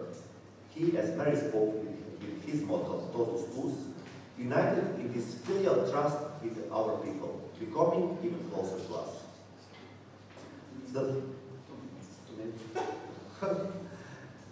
The third visit to Croatia by St. Pope John Paul II in 2003, as we know, was his 100th apostolic journey outside Italy. The motto of that visit was the family, the way of the Church and its people. With this motto, Holy Father completed his visits to Croatia with the theme of the family. Although he spoke to and about families, encouraged them to holiness in love, defended and represented them, many today say that he was in fact building a family during those visits. The Church's family. He, as the father, the head of the family, directs his children towards God. He raises children to respect and love each other, to live in unity and harmony. He warns and encourages them. He protects them from dangers. But he also gives them the task of witnessing God's love and divine mercy to those outside their family, while entrusting the care of his family to the gentle hand of the Heavenly Mother. Many recognize this, but even those who did not consciously notice it, lived it, felt that they were in a community where they were loved, and they simply found themselves inside that family. During each and every apostolic visit of John Paul II, we were happy that the Holy Father was with us and we listened to his words as if they were addressed specifically to us. But with a small historical distance, we began to understand that they were important. They have importance for the universal Church and for the entire world. Speaking to us, he spoke to everyone. Here's how. First, coming to a war-torn country, fighting for freedom. Second, the beatification of Blessed Aloysius Stepinac as support to all those who, because of the steadfastness of their conscience, faith and truthfulness, were called controversial.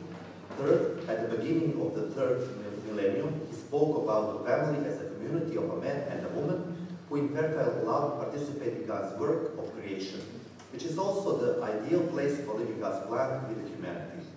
All of this was an expression and a very concrete embodiment of the vision of John Paul II on how shepherds should lead the Church and what the people of the Gospel should do and strive for.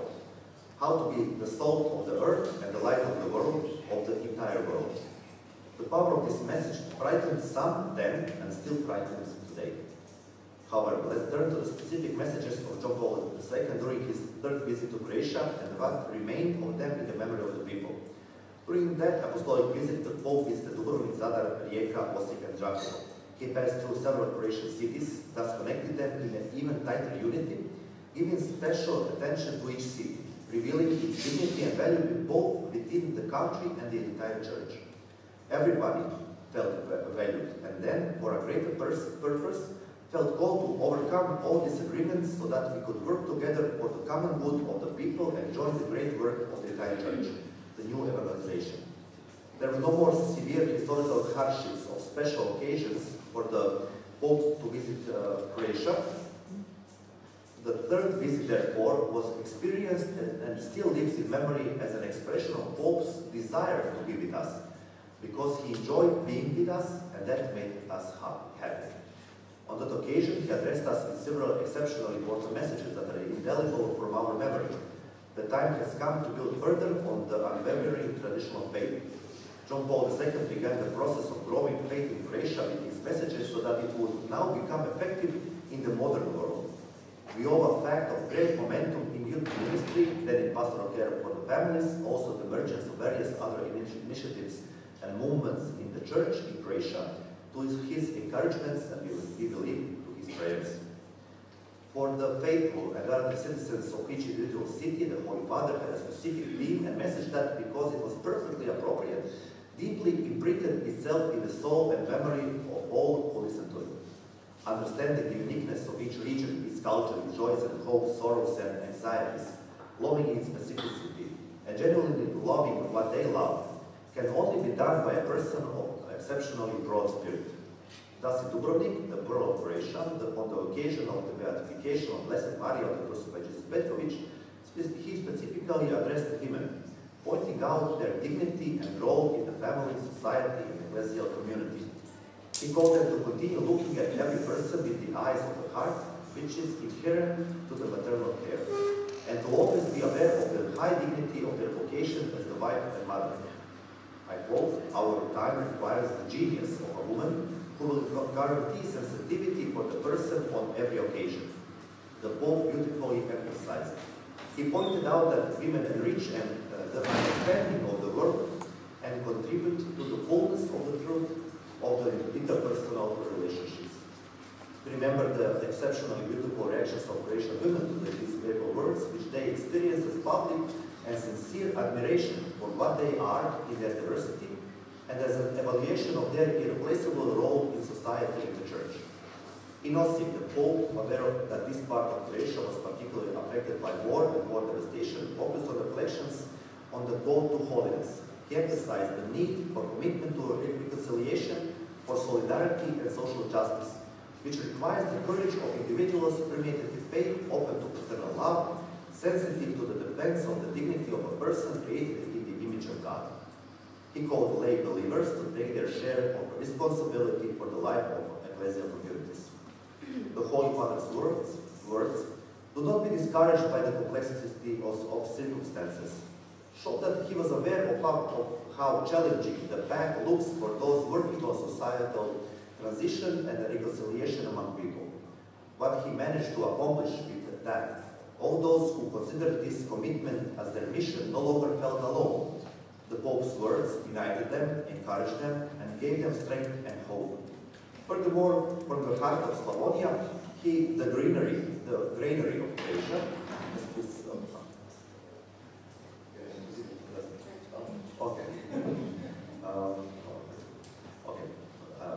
I can go to the conclusion. This presentation, obviously, has too many limitations and too little time to express the gratitude, love, and respect our people feel towards Saint Pope John Paul II. Just like the intention to convey all the warmth that is felt in our people's homes at the mention of his name always remains unattacked. But if everything had to be summed up in one sentence, it would be, we were and we are witnesses of his holiness. Therefore, today we still pray to him. Saint John Paul II, pray for us and continue to watch over us. Thank you for your attention.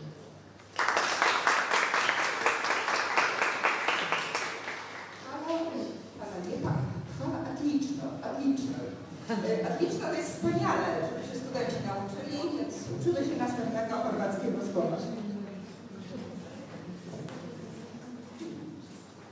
A similar question.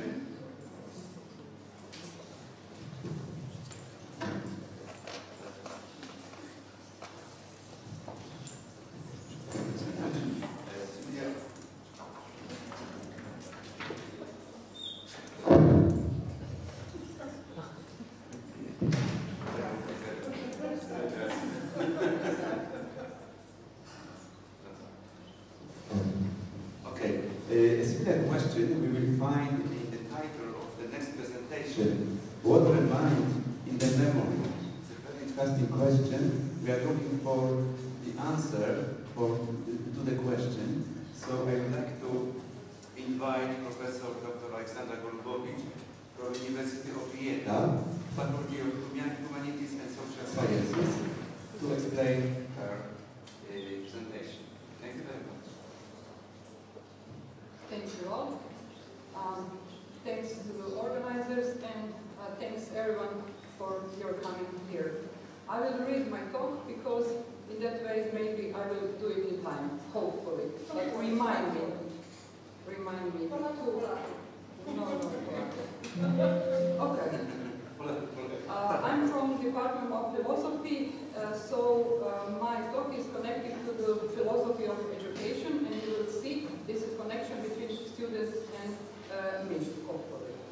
Pope John Paul II undoubtedly left a significant mark on many individuals, society, and the world as a whole.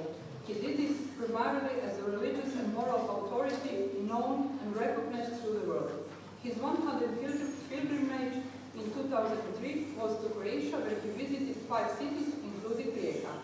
But before we go to the talk itself, it should be said that this is not an ordinary conference, but a meeting on the occasion of the 20th anniversary of the visit of Pope John Paul II to Croatia, which was also with the aim of remembering and at the same time paying tribute to a person who not only on a local level for the citizens of Poland, where the Pope originated from, but also on a global level, which means for all or almost all the citizens of the world made an exceptional contribution to what could be called in abbreviated form the promotion of the human project. In other words, the promotion of fundamental human values and universal well-being. Summarizing the Pope's words addressed to all the citizens of our homeland in 2003, several key messages can be highlighted in which the influence of his education is recognized and in which he, as a philosopher or ethicist, pays the greatest attention to fundamental human values such as dignity of the person, moral and intellectual honesty, religious freedom, acceptance and respect for human life, solidarity, participation, respect for the minorities, etc. That these are indeed key emphases that are essential for every human being in every time, and especially today, is what the many difficulties experienced in the last 20 years tells us. Problems and challenges we have faced, such as large world migration, poverty and deprivation of many people, the need to preserve the integrity of the planet, which implies care for the planet, especially under the aspect of major climate changes, not coping with the threat and consequences caused by the pandemic, numerous battlefields, wars and unrest in the world, IT and technological advances, and the ethical doubts associated with them, etc. It can be said that the Pope messages, even though they were addressed to the Croats in 2003, are both universal and generally valid, and it was largely confirmed to us 20 years later. They are prophetic and far-reaching. Therefore, in the talk, we will devote ourselves to his legacy for the future, especially the educational guidelines, direct and indirect, which we should preserve, improve, and leave as a legacy to new generations. Generally speaking, the Pope is a person who in recent time, especially in the era of development of media expansion, is becoming very visible not only within the Catholic Church, but also to the world. This is particularly applied to Pope John Paul II, who, it seems, was extremely exposed to the media at the best of times. Namely, the media helped his engagement with the so-called human project, which he sees as his most important task, the promotion of Christian values, life and action. These were spread to the world and gained a new perspective. I have personally attended in all three of Pope's visits to Croatia, and the most memorable for me is certainly the third and the last one in 2003, because I accompanied him then in Rijeka, in the city where I moved and have lived since 2006. I was there at the Mass celebration, which was very special in many aspects, considering the state in which the Pope was then. His physical weakness on one hand, and at the same time, his incredible spiritual strength, determination and dedication to people, especially to the young, along with others. His closeness to God and therefore to men stood out exceptionally in his every action and word during those days, during the entire visit to Croatia.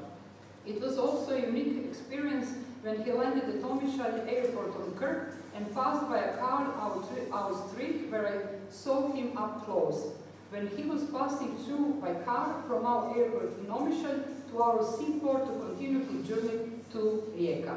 The Pope is one of a kind in the world, and anyone who attended any of his visits certainly did not remain indifferent. I will not continue with these personal comments, but I will tell you a very nice anecdote that speaks for itself, so it gives us an idea of how people, especially those who may not be connected to the church, so unbelievers, perceive the Pope. Pope John Paul II died, as we know, on April the 2nd, on 2005, and he was succeeded by Pope Benedict XVI. And when a little neighbor of mine, who was between 5 or 6 years at the time, maybe even less, saw him for the first time on the TV, he said to his mother, "Mom, but if this is not our Pope, so Benedict is not our Pope. Let's remove him from the TV."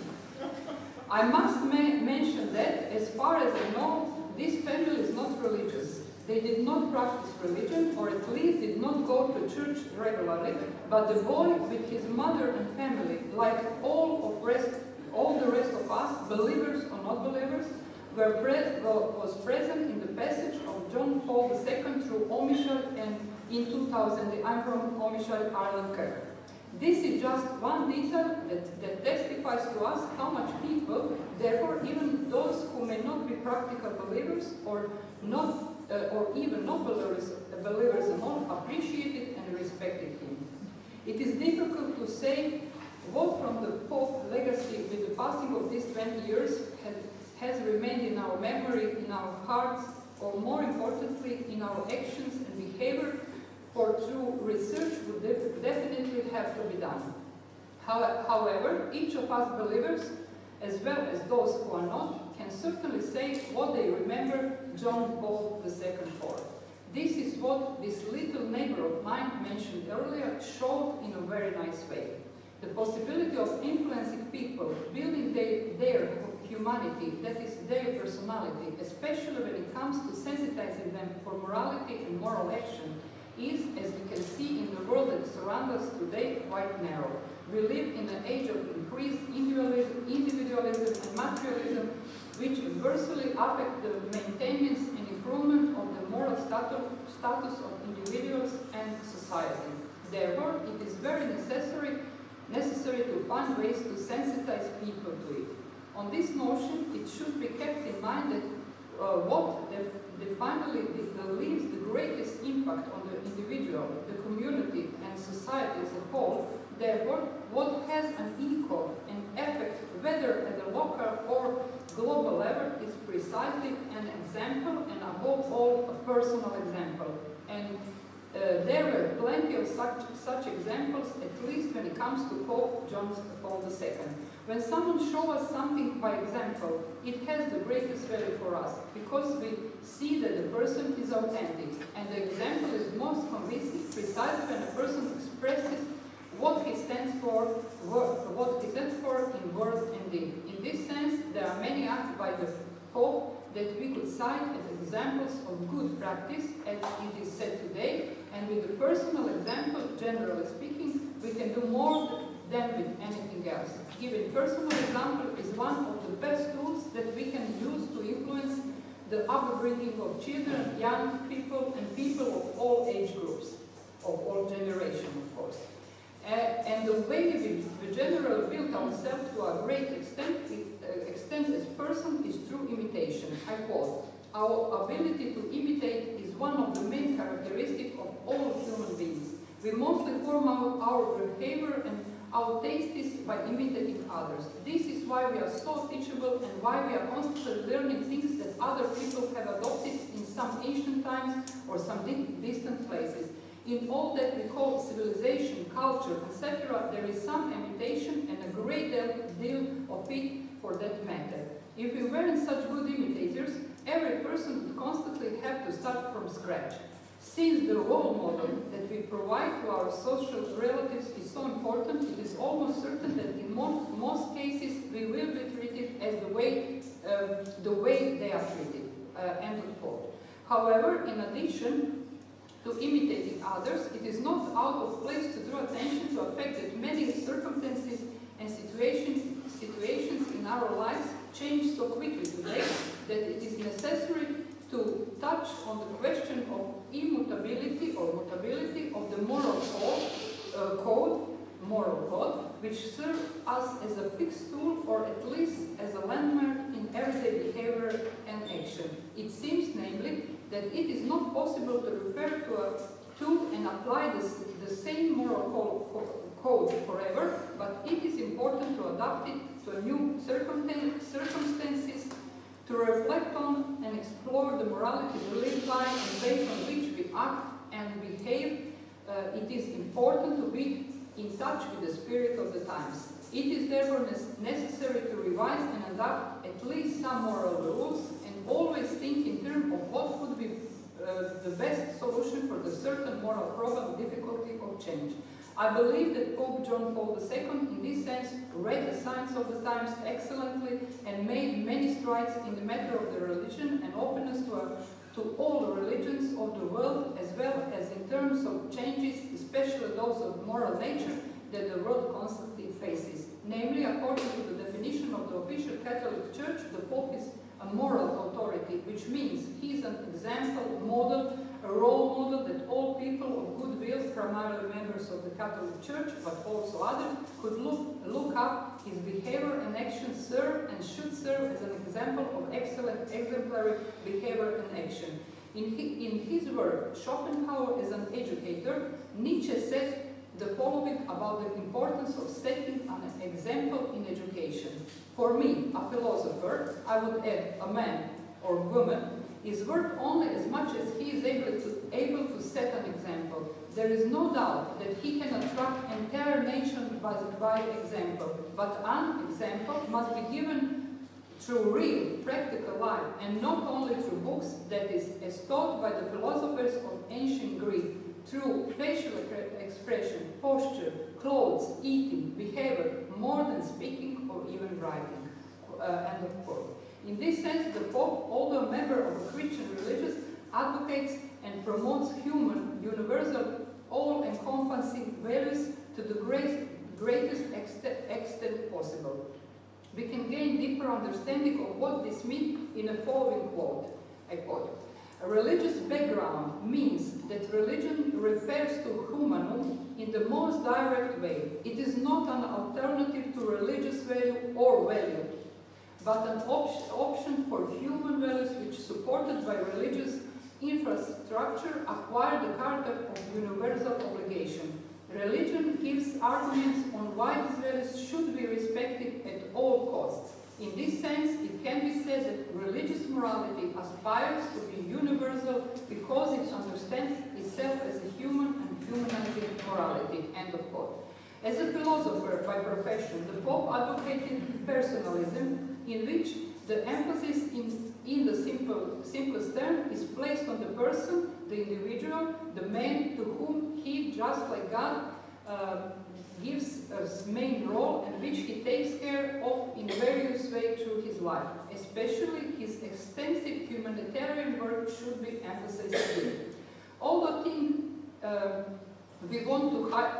thing we want to highlight, which is also related to his vocation as a philosopher, is the encyclical he published in 1997, which the encyclical Fides et Ratio of Faith and Reason. This encyclical, both at the time it was published and today, represents a truly incredible step forward in the understanding of the relationship between religion and philosophy, and this certainly also applies to a relationship between religious and science, because it gives a new perspective in the understanding of the relationship between religious authorities and scientific authorities. It represents a turning point, or rather, a bridge that establishes a new way of thinking and cooperation between previously incompatible parties.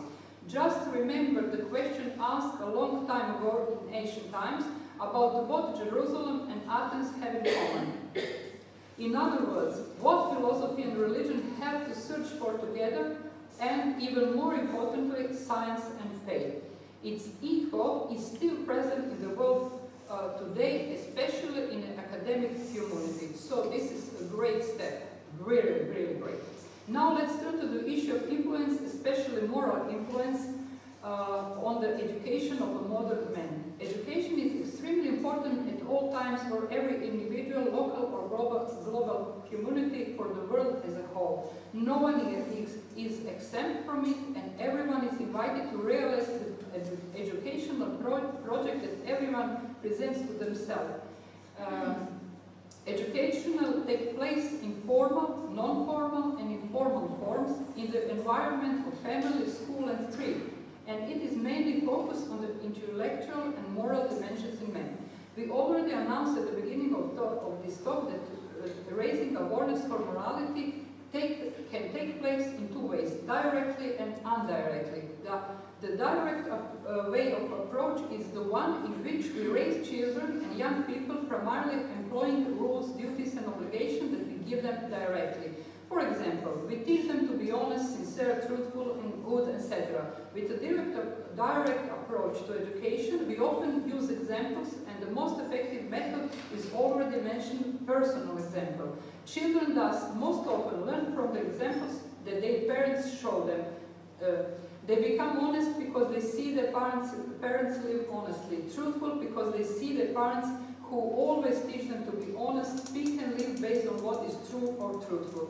This approach is based on direct instructions, advice and suggestion about what a person should do and how to behave. Among other things, it is good to use the biographies of significant individuals who can also show people how to get on the right path.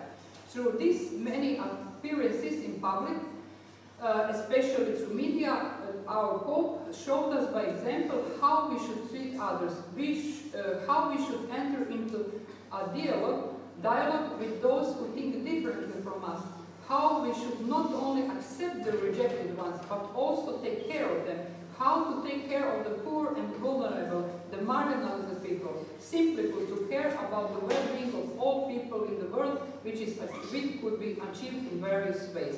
He did this by meeting with many statesmen, politicians, scientists, humanists, artists, members of other religions, etc., while always trying to work for the good of people.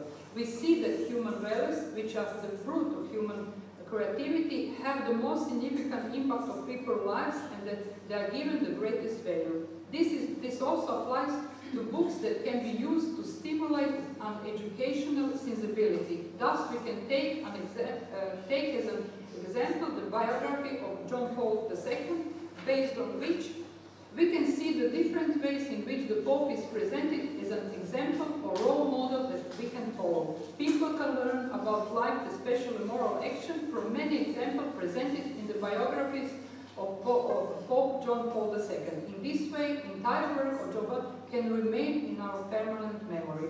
Indirect education, as opposed to direct education, directs the individual to moral reflection through methods which will be translated into action and behavior after reflection analysis and argumentation. Many authors, including Goran Bečić from the philosophy department, which I'm a part of the philosophy of the faculty of our department in Rijeka, believe that ethics is learned mainly in the indirect way. I quote, "Moral education does not consist in adopting a set of moral rules, but in developing a sensibility that enables us to observe moral relevant characteristics. Ethics is not a deductive set of principles and cannot be learned that way.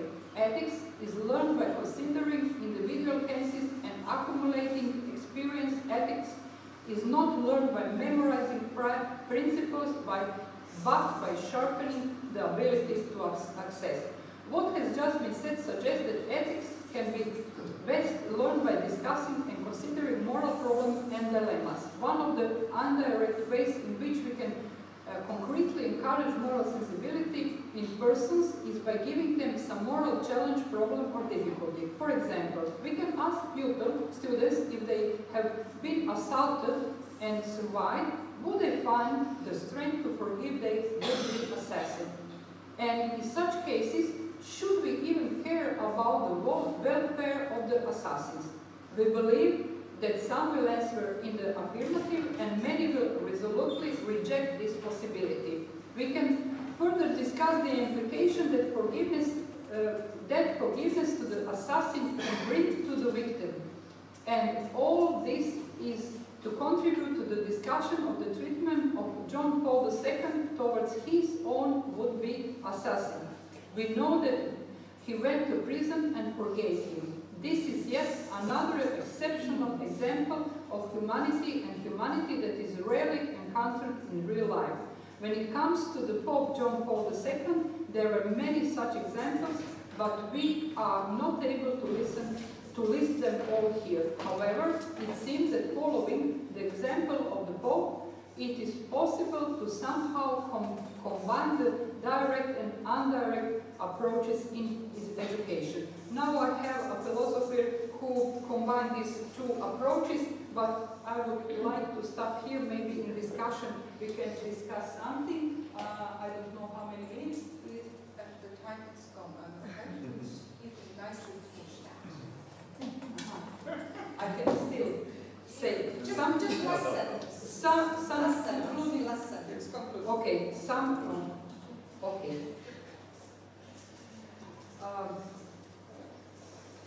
So, concluding thoughts. What was an advantage for Pope John Paul II was his presence in and through the media, as well and through a large number of pilgrimages in which he visited many countries. He visited Croatia three times, and thus left a significant mark on people's life. The influence on people and society as a whole can only be had by those who are present and who, by personal example, testify to a good life or a right path.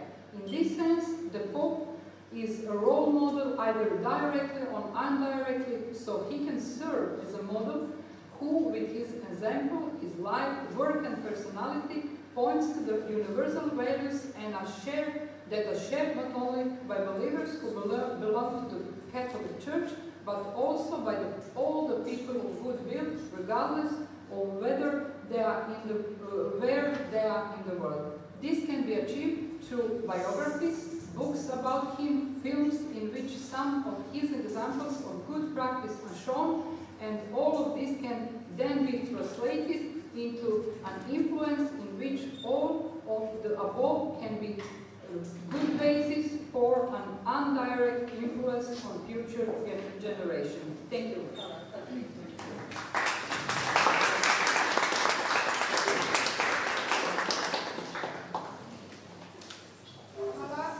I think all of us, it's working or not, but I have a strong voice. I think it doesn't matter if we say Ivan Pavel or we say Jan Pavel or John Paul II. Most of us being present here, we say our Pope. And I'm very grateful for being authentic witness of John Paul II.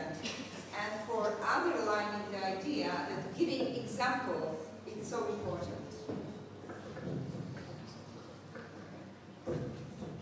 Maybe it will be better. Thank you. And now we would like to invite our next speaker.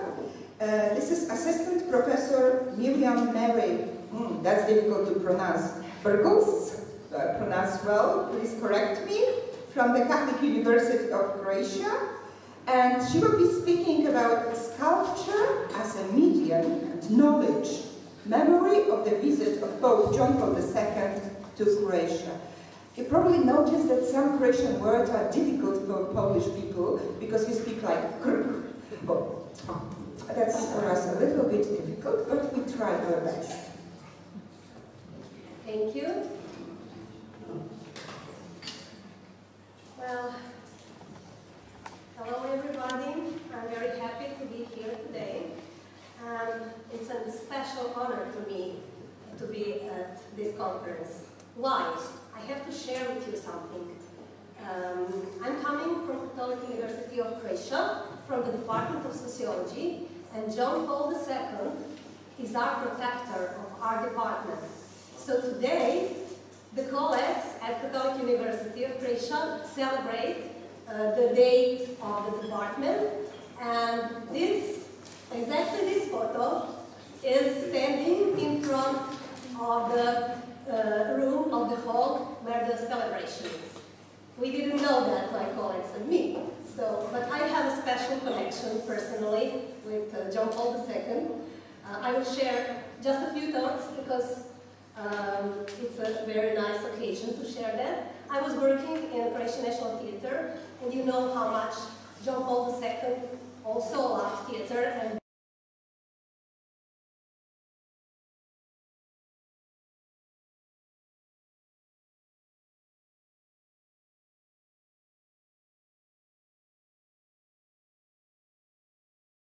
this special event personally.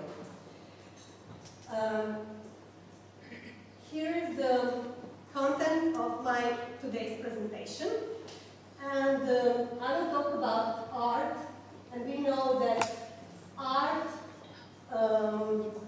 is a medium, but also transfers knowledge and information. So the primary thought of my today's lecture is that works of art were one of the first mediums in different historical periods, from cave depictions of hunting onwards. Especially rich communication with works of arts exists in the history of Catholic Church, as evidenced by numerous sacral buildings decorated with works of top artists, but also museums, collections, galleries, monasteries, etc. Although media theory and sociology of media are mostly defined from the contemporary point of view, they almost always neglect art as a mediation of communication, information, and knowledge, and does not view the work of art as a permanent or temporary media record. In this presentation, I will take this approach, referring to some authors who have dealt with the history, with the social history of the medium.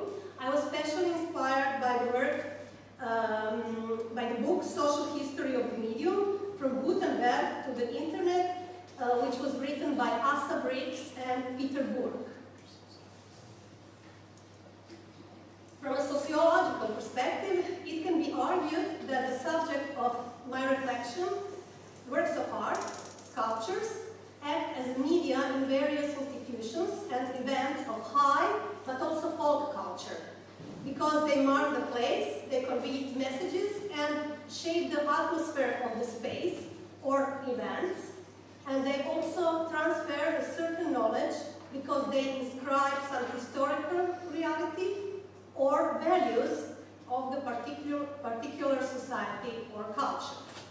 In this theoretical context, I will also set up this presentation that follows.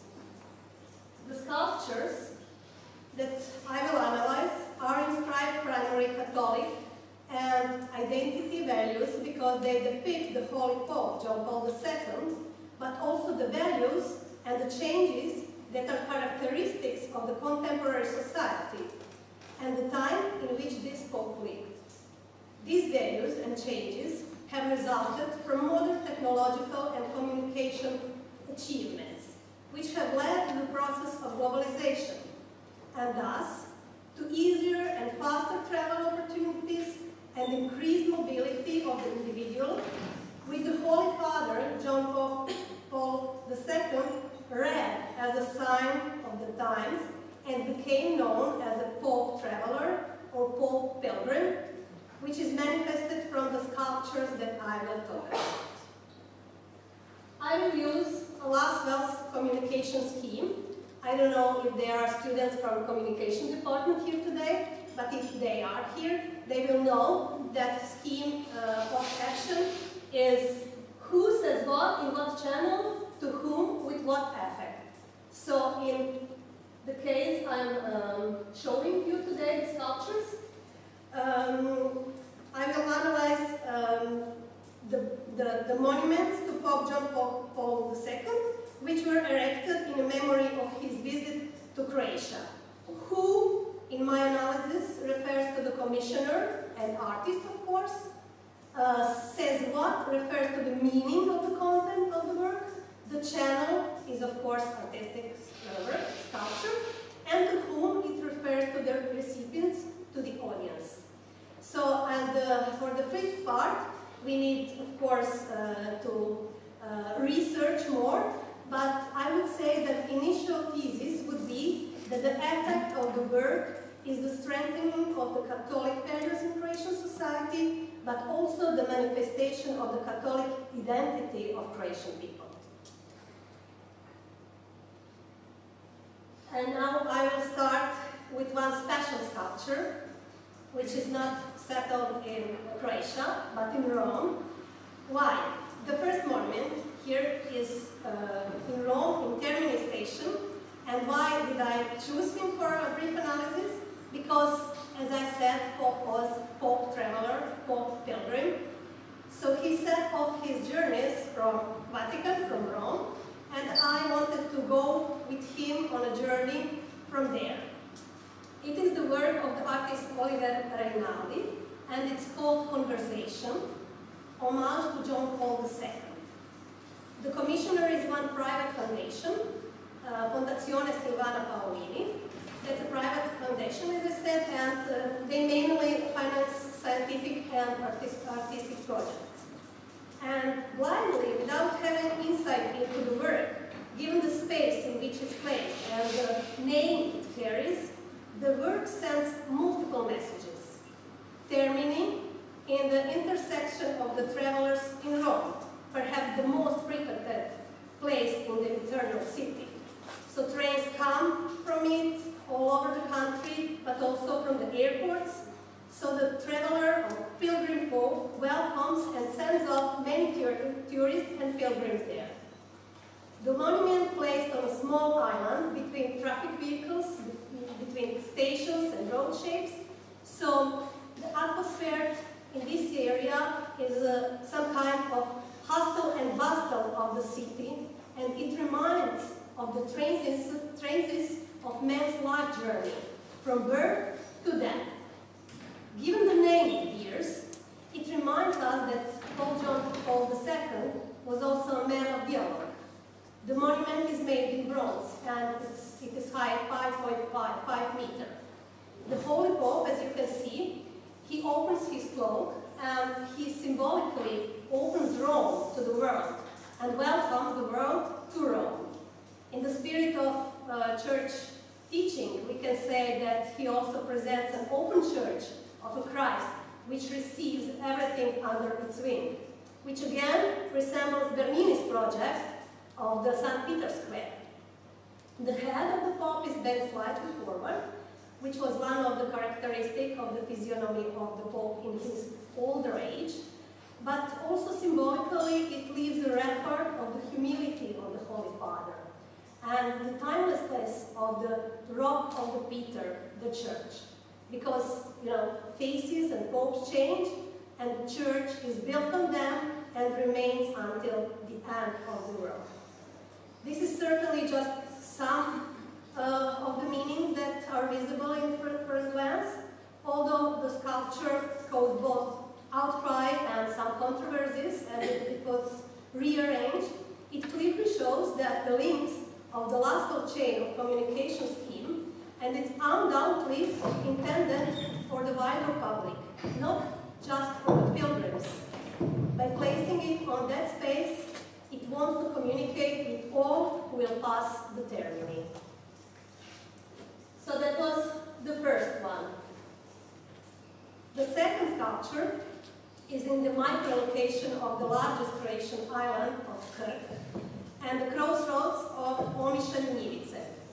It is also the center of my analysis because for the purposes of this work I conducted the interview with the artist and the author, the academic sculptor Vid Vučak.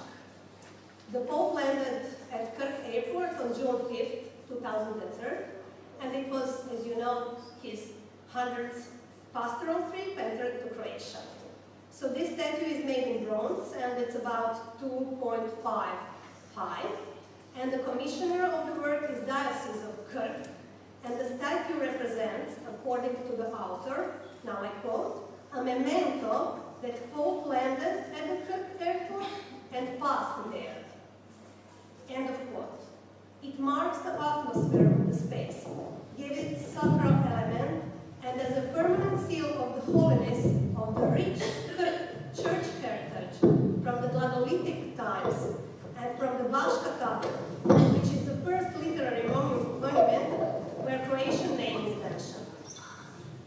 The artist made also the pedestal in the form of the wave, because the Pope is the successor of Peter, who walked with Christ through water, and Krk is island.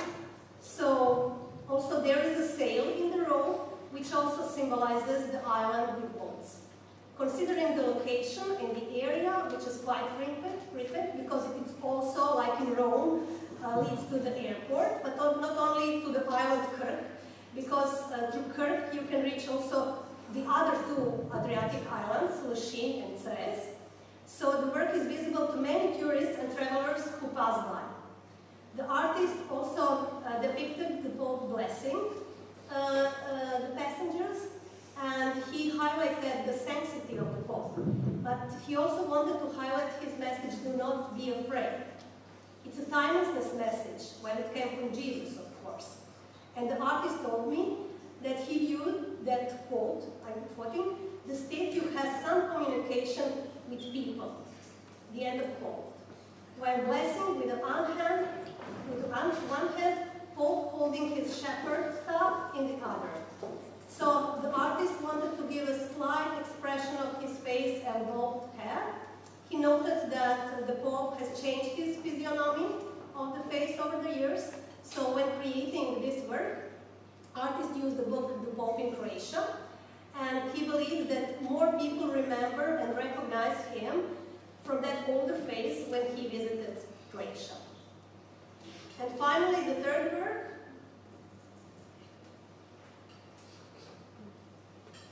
It's not on the Krk, but I don't know why it's standing center.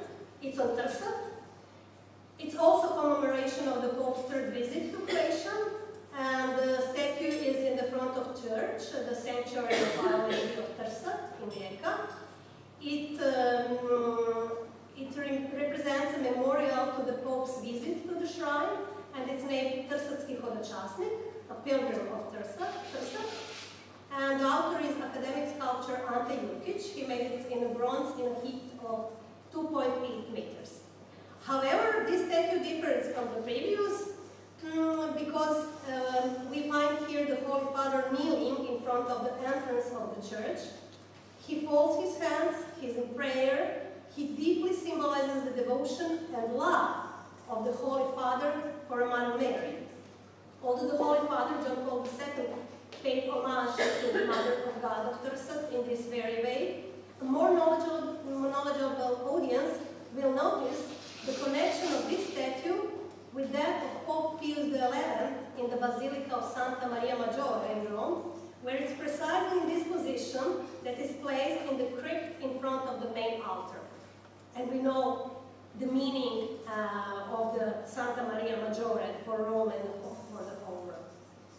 So even greater maybe is the symbolism of the knowledge that Cardinal Roncalli, the future Pope John XXIII, made a pilgrimage also to Trst on his way to Bulgaria, and before the Second Vatican Council, he made a pilgrimage to the Mother of God of Loreto, and Loreto and Trst are connected. So it was this Pope who emphasized, especially in Gaudium et Spes, that the need to read the signs of the times, which Pope John Paul II, as I emphasized at the beginning, applied with his decision to go on numerous pastoral journeys. And of course, in April, on 27th of April 2014, Pope Francis declared both popes saints. It is evident how many meanings are loaded in this monumental record, which also has the meaning of timelessness, because it values continuity in piety and influence on the Mother of God from the successors of Peter, and is intended for pilgrims and faithful who visit Trst. And just like the Holy Fathers kneel in the sanctuary and pray, here we can see that believer who came to Trst can identify with the Holy Popes because they are both pilgrims who pray. Also, it is interesting that the commissioner of this work is not the sanctuary, which is managed by friars, Franciscans, nor the archdiocese, like it was in Kirk, but the donors of the monuments are the government of the Republic of Croatia, Primorje-Gorski Kotar County, the city of Rijeka, and the Croatian National Tourist Board, which indicates that the visit of the Holy Father, John Paul II, represented an exceptional event for both the city, the region, and of course, the state. It is appropriate and represents, among other things, gratitude to the Pope John Paul II as the first statesman who recognized the independence of the Republic of Croatia and visited 3 times. Also, it can be argued that from this first link of Laszlo scheme, from the donor scheme, the values of the Catholic identity of the Croatian people are manifested and represented. And just a short conclusion. With this, I will end today's presentation, and I wanted to confirm the thesis of some media theories that work of art is a medium which transmits information, message, and knowledge, and of course it shapes the atmosphere of the place and space, and tells us about the contemporary achievements of the science as well as values of society. Although some functions have been changed, we can claim that many of the functions that works of art had in history have remained today, and that the records of timelessness in the sculptures of John Paul II are manifested even in such a brief analysis that I did. Thank you.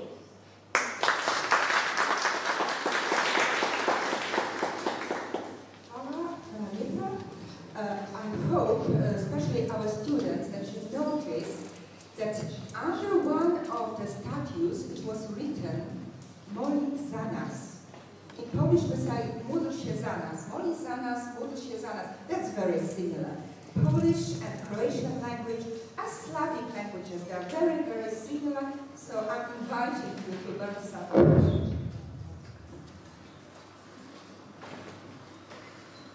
Thank you for this interesting presentation. Almost every day we can see some monuments of John Paul II. Usually we don't think about the history, about the background of those monuments, so it's a good idea to emphasize the meaning of the monuments. Thank you very much. And now is the time for young people who will tell us about all this true, but it's about young people, of course. Thank you very much. Young people, of course, yes.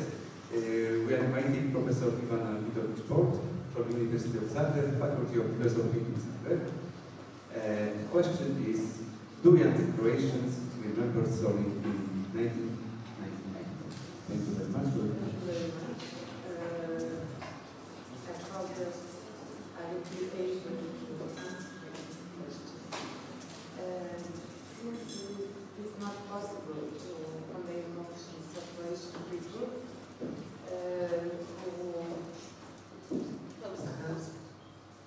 since it is not possible to convey emotions of Croatian people with whom I spoke during this summer, I will speak in Croatian. To znaczy, że ze względu na to, że niestety jednak nie można opowiedzieć Wam o tych wszystkich emocjach ludzi z Chorwacji, szczególnie tych, którzy spotkali się z papieżem podczas jego pobytu w Chorwacji, szczególnie wtedy w Solinie, jednak będę mówić po chorwacku. Potegnuta temom koju je povodom obilježavanja 20. godišnjice od trećeg posjeta Hrvatskoj pape Ivana Pawła II. Predložio počasni konzul Republike Hrvatske u Poljskoj, gospodin Paweł Kaszuba, provela sam terensko istraživanje s organizatorom i sudionicima susreta s papom u Solinu 1998. godine, a to je točno bilo 4. listopada 1998.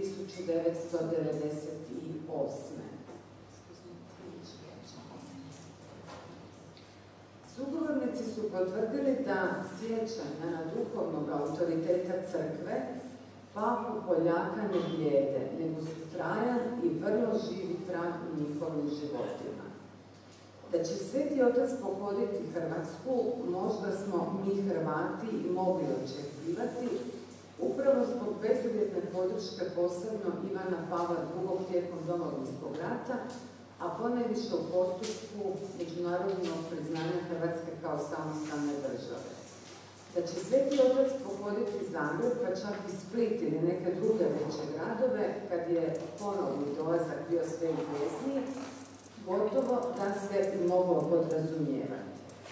Ali da će naš papa, Ivan Pawła II, posjetiti Solin, bio bi samo san da Sveti Otac nije imao sluha za želje vjerničkog puka, nadbiskupa Jurića, kojim je tadašnji solinski župnik Dominko Sanader ukazivao na važnost dolaska Svetog Oca u najstarije marijansko svetište, te isto tako sluha za usrdne molitve solinskih, a i ne samo vjernika. I presudno da to sam papa nije smatrao važnim.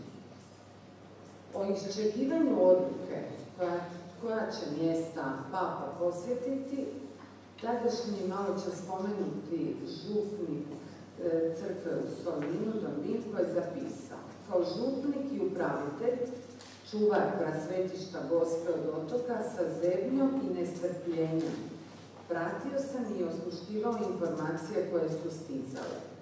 Voditelji papina protokola iz Vatikana nisu htjeli previše opteretiti papu obvezama i terminima, pa je posjet Solinu visio u zraku. Poznato mi je da se nadbiskup Ante Jurić iznimno zauzeo i na sve moguće načine trudio dovesti papu na Gospin otok. I uspio je. Čim smo bili sigurni da Ivan Pawła II dolazi u Solin, krenule su opsežne pripreme u župi i gradu Solinu. Papa je tijekom tog svog 84. trodnevnog putovanja prilično intenzivnog boravka u Hrvatskoj posjetio Zagreb, Mariju Bistricu, o tome smo već danas imali prilike čuti, Split i Solin, te u svakom mjestu, u svakom gradu naišao na more vjernika i hodočasnika koji su došli vidjeti, pozdraviti svoga, našega papu Ivana Pawła II, Poljaka bliskog i Hrvatskoj i hrvatskom narodu. Iako je od papina posjeta Solinu, toj koljerci antičke i starohrvatske povijesti, ali nerijetko i grada koji je bivao u sjeni svoga susjeda Splita, prošlo 25 godina, uspomene su, kako je pokazalo ovogodišnje istraživanje, još uvijek žive, a svjedoci rado i suslitom neki suznoga glasa vrlo dojmljivo dočaravaju svoje emocije. Moto papina posjeta bio budite mi svjedoci. I oni su doista svjedoci, zato i jest ovaj podnaslov Svjedoci su naša baština. Razgovarajući tijekom tog istraživanja i sa tadašnjim župnikom, a i sa mladima, očigledno je da ta živa sjećanja se nižu, kao da se sve bilo zapravo u jednom tjednu, uključujući i sve te pripreme.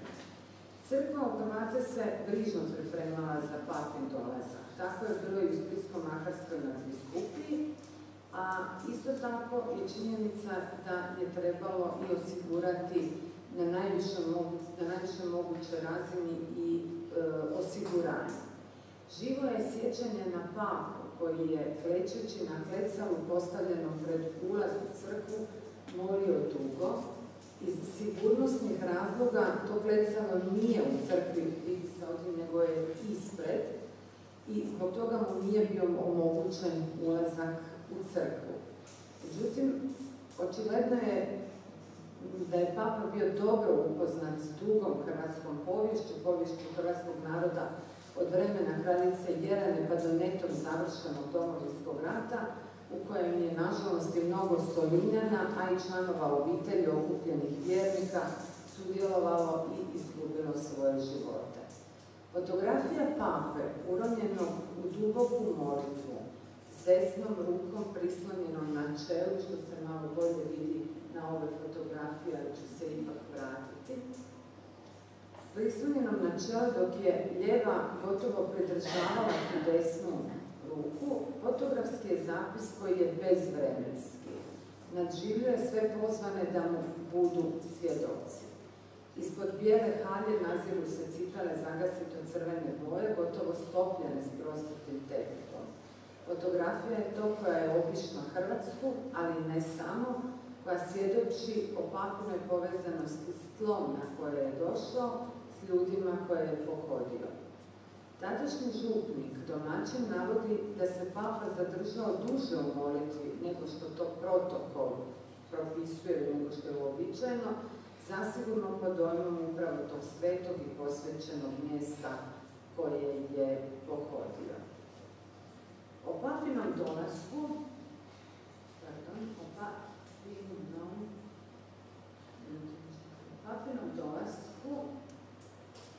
i susretu s njim te tragovima njegova boravka u Solinu, koljevci Hrvatskog kraljevstva Hrvatske države, razgovarala sam i s nekoliko mladih ljudi i različite dobi također, čije ćete izjave moći vidjeti i ovdje na slajdovima. Moj prvi sugovornik, a kao što je rečeno i ovih dana ništa nije slučajno, mladi je stanovnik Solina, jedan od mnogih koji su se sa svojim obiteljima nastanili u Solinu. I na moje pitanje je li bio prisutan na susretu mladih s papom u Solinu, uslijedio je brz i jasan odgovor. Ne, ali da nije bilo pape, ni ja se ne bih rodio. Moji su se tamo upoznali. To s jedne strane svjedoči da nemate uvijek, ili barem nemam ja kao sugovornik, dojam o dobi onoga kojega se pita ili pak ne o vlastitoj. Međutim, uslijedio je i tako brz odgovor koji je na neki način izazvao i mali smijeh, ali sugovornik ponosan na izrečenu činjenicu nadovezao se i rekao: mislim da su ih, misleći na roditelje, povezali uzvici Papa mi te volimo.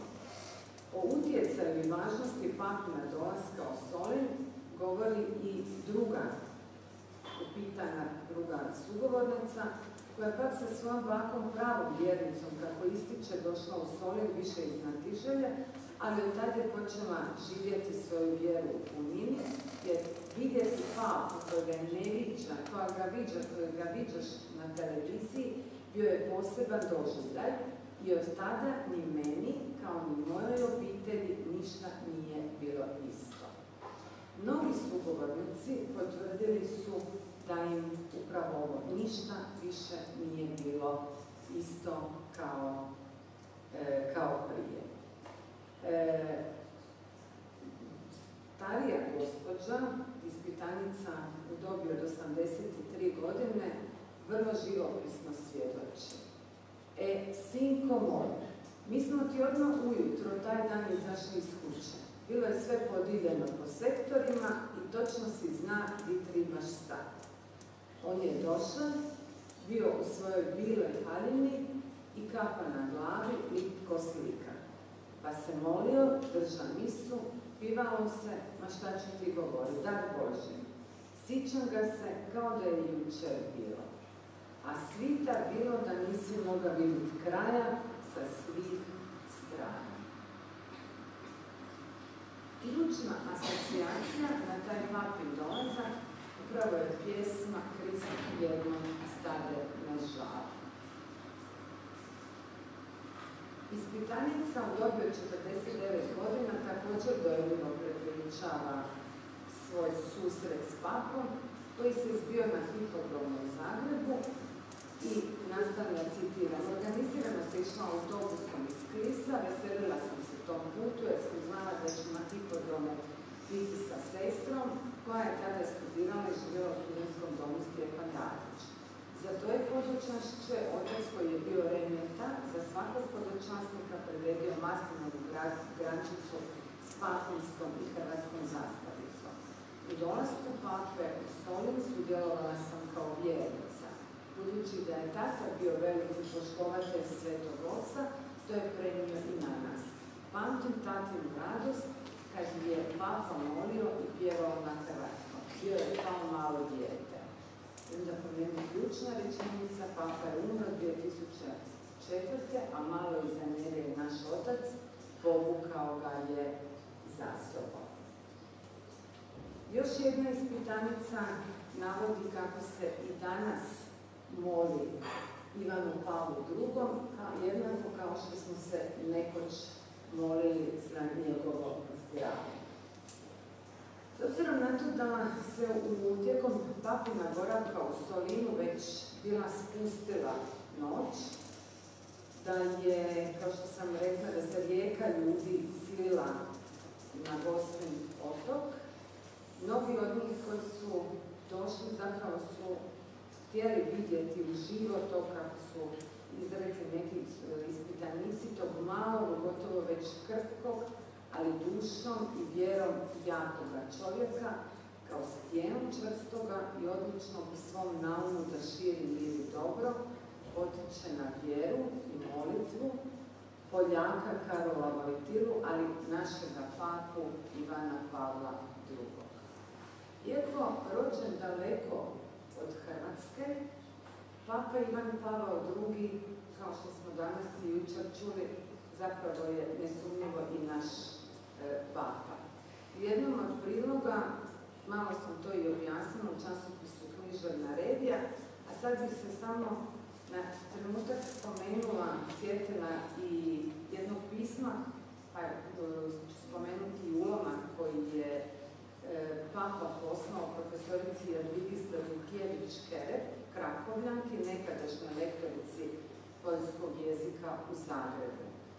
Polecam opijece Matki Božej Ružancovej, tvoj drugom umčonjom ojčizne.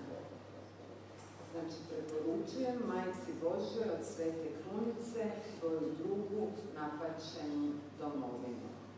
Pismo je poslano 1993. Da uspomene ne blijede ni u poznijim godinama svjedoče i ispitanici koji su se u znak zahvalnosti papi za priznanje Hrvatske odlučili i na hodočašće u Čenstohovu, pa jedan od papi koji su poslije bili na hodočašću u Solinu kaže, htjeli smo mu se odužiti za sve što je napravio za Hrvatsku i zato što je bio baš u Solinu i zato što je mnoge mlade spasio od droge, sve je to njegova zasluga. Uspomena na papino pjevanje pjesme Zdravo djevo kraljice Hrvata s mladima, papu je nesumnjivo ponijela vladala solinska atmosfera i povezanost mladih koji su potom klicali Ivane Pavle, Ivane Pavle. Sigurno je bilo puno mjesta na kojima su se vjernici tako spontano, izravno i nimalo distancirano obratili papi koji ih je pohvalio i rekao je da je zadovoljan njima.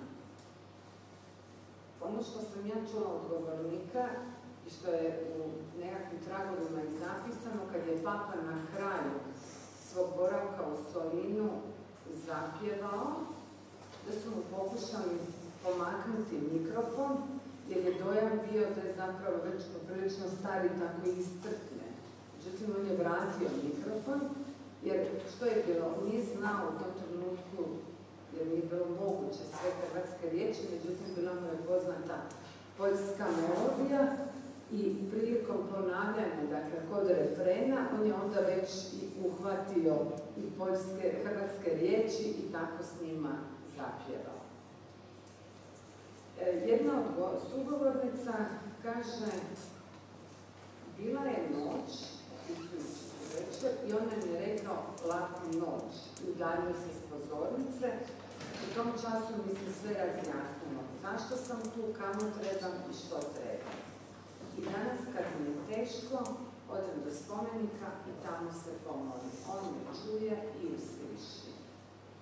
Spomenuti spomenik, koji vam možete vidjeti, izrađen je od monolitnog kamena, vrlo impresivnih dimenzija i postavljen je u čast Svetog oca Ivana Pavla II.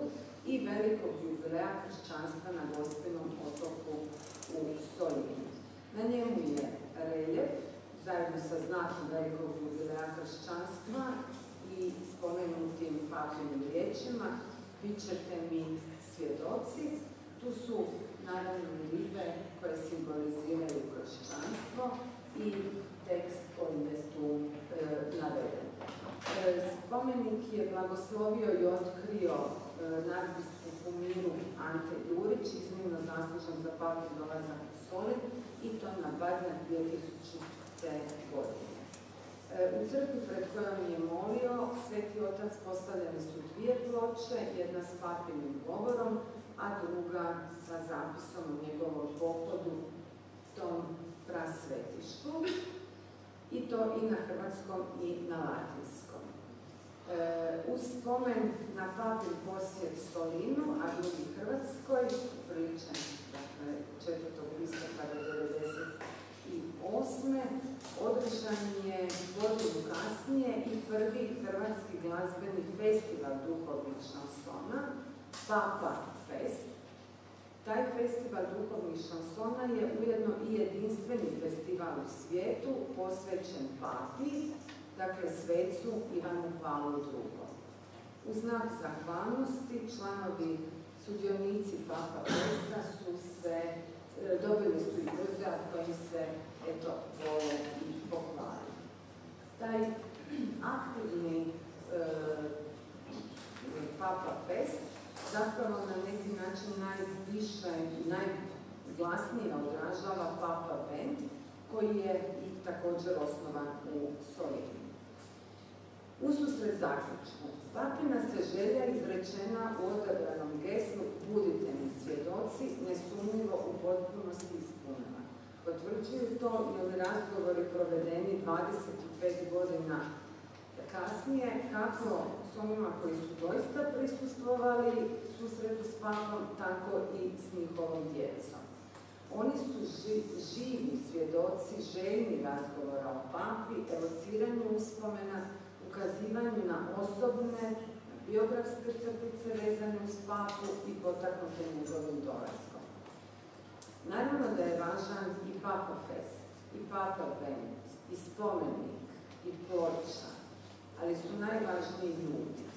Oni su potvrda povezivanja mjesta vjere i pobožnosti hrvatskog naroda, upravo onako kako je to Papa Ivan Pavao II naglasio u svom obraćanju puku u Solinu. Oni su svjedoci da na tom izvoru kršćanstva, stjecištu tradicije i suvremenosti, Ivan Pavao II bdije nad ljudima, posebno nad mladima zajedno s Gospom, Baš kao što je i sam istaknuo 1998. da na, citiram, okupljene u Marijanskom prasvetištu Hrvatske zemlje gleda Gospa od otoka, gleda Gospa velikoga Hrvatskog krstnog zavjeta.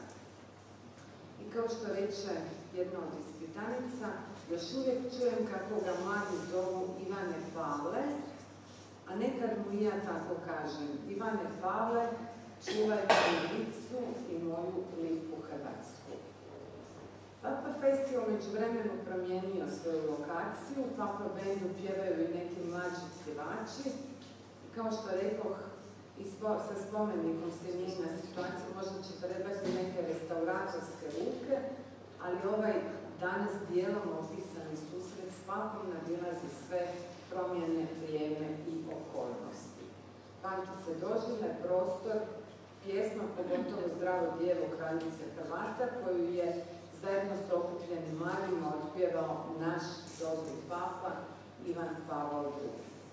Svjedoci Papinih želja i odluka smo, vjerujem i mi danas ovdje prisutni, pa mu evo možemo zahvaliti što nas je i tu ukratko okupio. Hvala vam na pozornosti.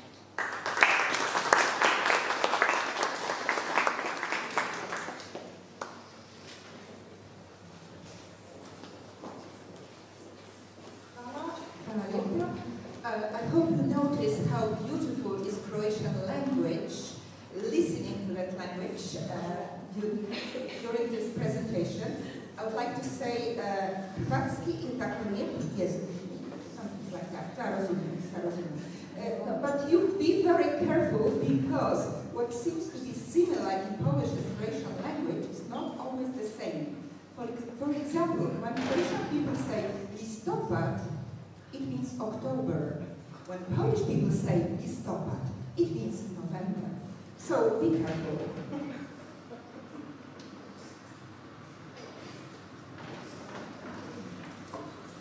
Please, we welcome the next person to us, Barbara Poswer and Emanuela Michaela Mattarello from the Catholic University of Croatia, Faculty of Communication, young generation as we see, and they will be speaking about perception of Pope John Paul II and the resonance of his message among contemporary young Croatians.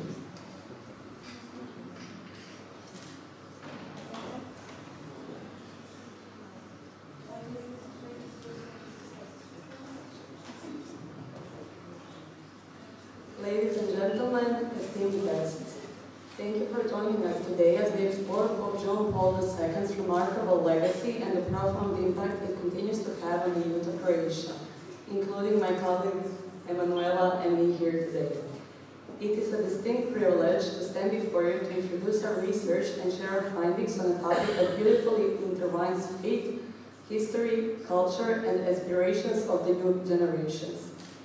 Pope John Paul II, without a doubt, is one of the most iconic figures in recent history. His papacy, spanning 27 long years, left an indelible mark on the world. But what we want to discover today is how the Polish Pope touched the hearts and minds of the youth in Croatia. How did he inspire, challenge, and resonate with them? Our research journey began by asking these very questions. We explored the perceptions, the connections, and the enduring influence of Pope John Paul II within the diverse youth community of Croatia. We dug deep to understand the historical and cultural context, his relationship with the Croatian people, and the lasting bond with the beloved blessed Aloysius Stepinac. We dived into how the Pope reached out to the youth, becoming a beacon of hope and guidance in these challenging times. What we found is a captivating narrative of how faith and identity intersect, of how a shared history of struggles and triumphs knits hearts together. We uncovered stories of resilience, of his enduring legacy, and his messages that continue to inspire and shape the young minds of Croatia today. And today, I am here to present you a summary of our research and the profound influence of Pope John Paul II and his relationship with the youth in Croatia. Before we dive into the research, it is important to emphasize Pope's connections to the Croats and the Croatian youth.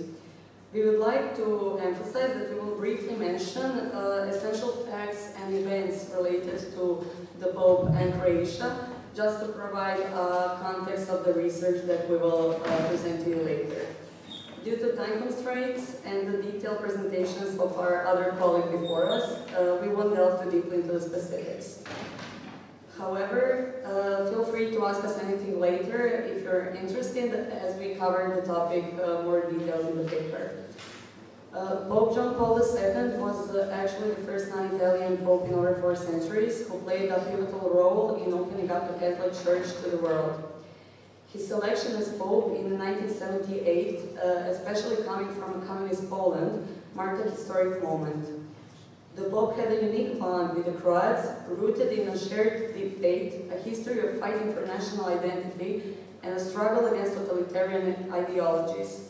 They saw in him someone who understood their struggles.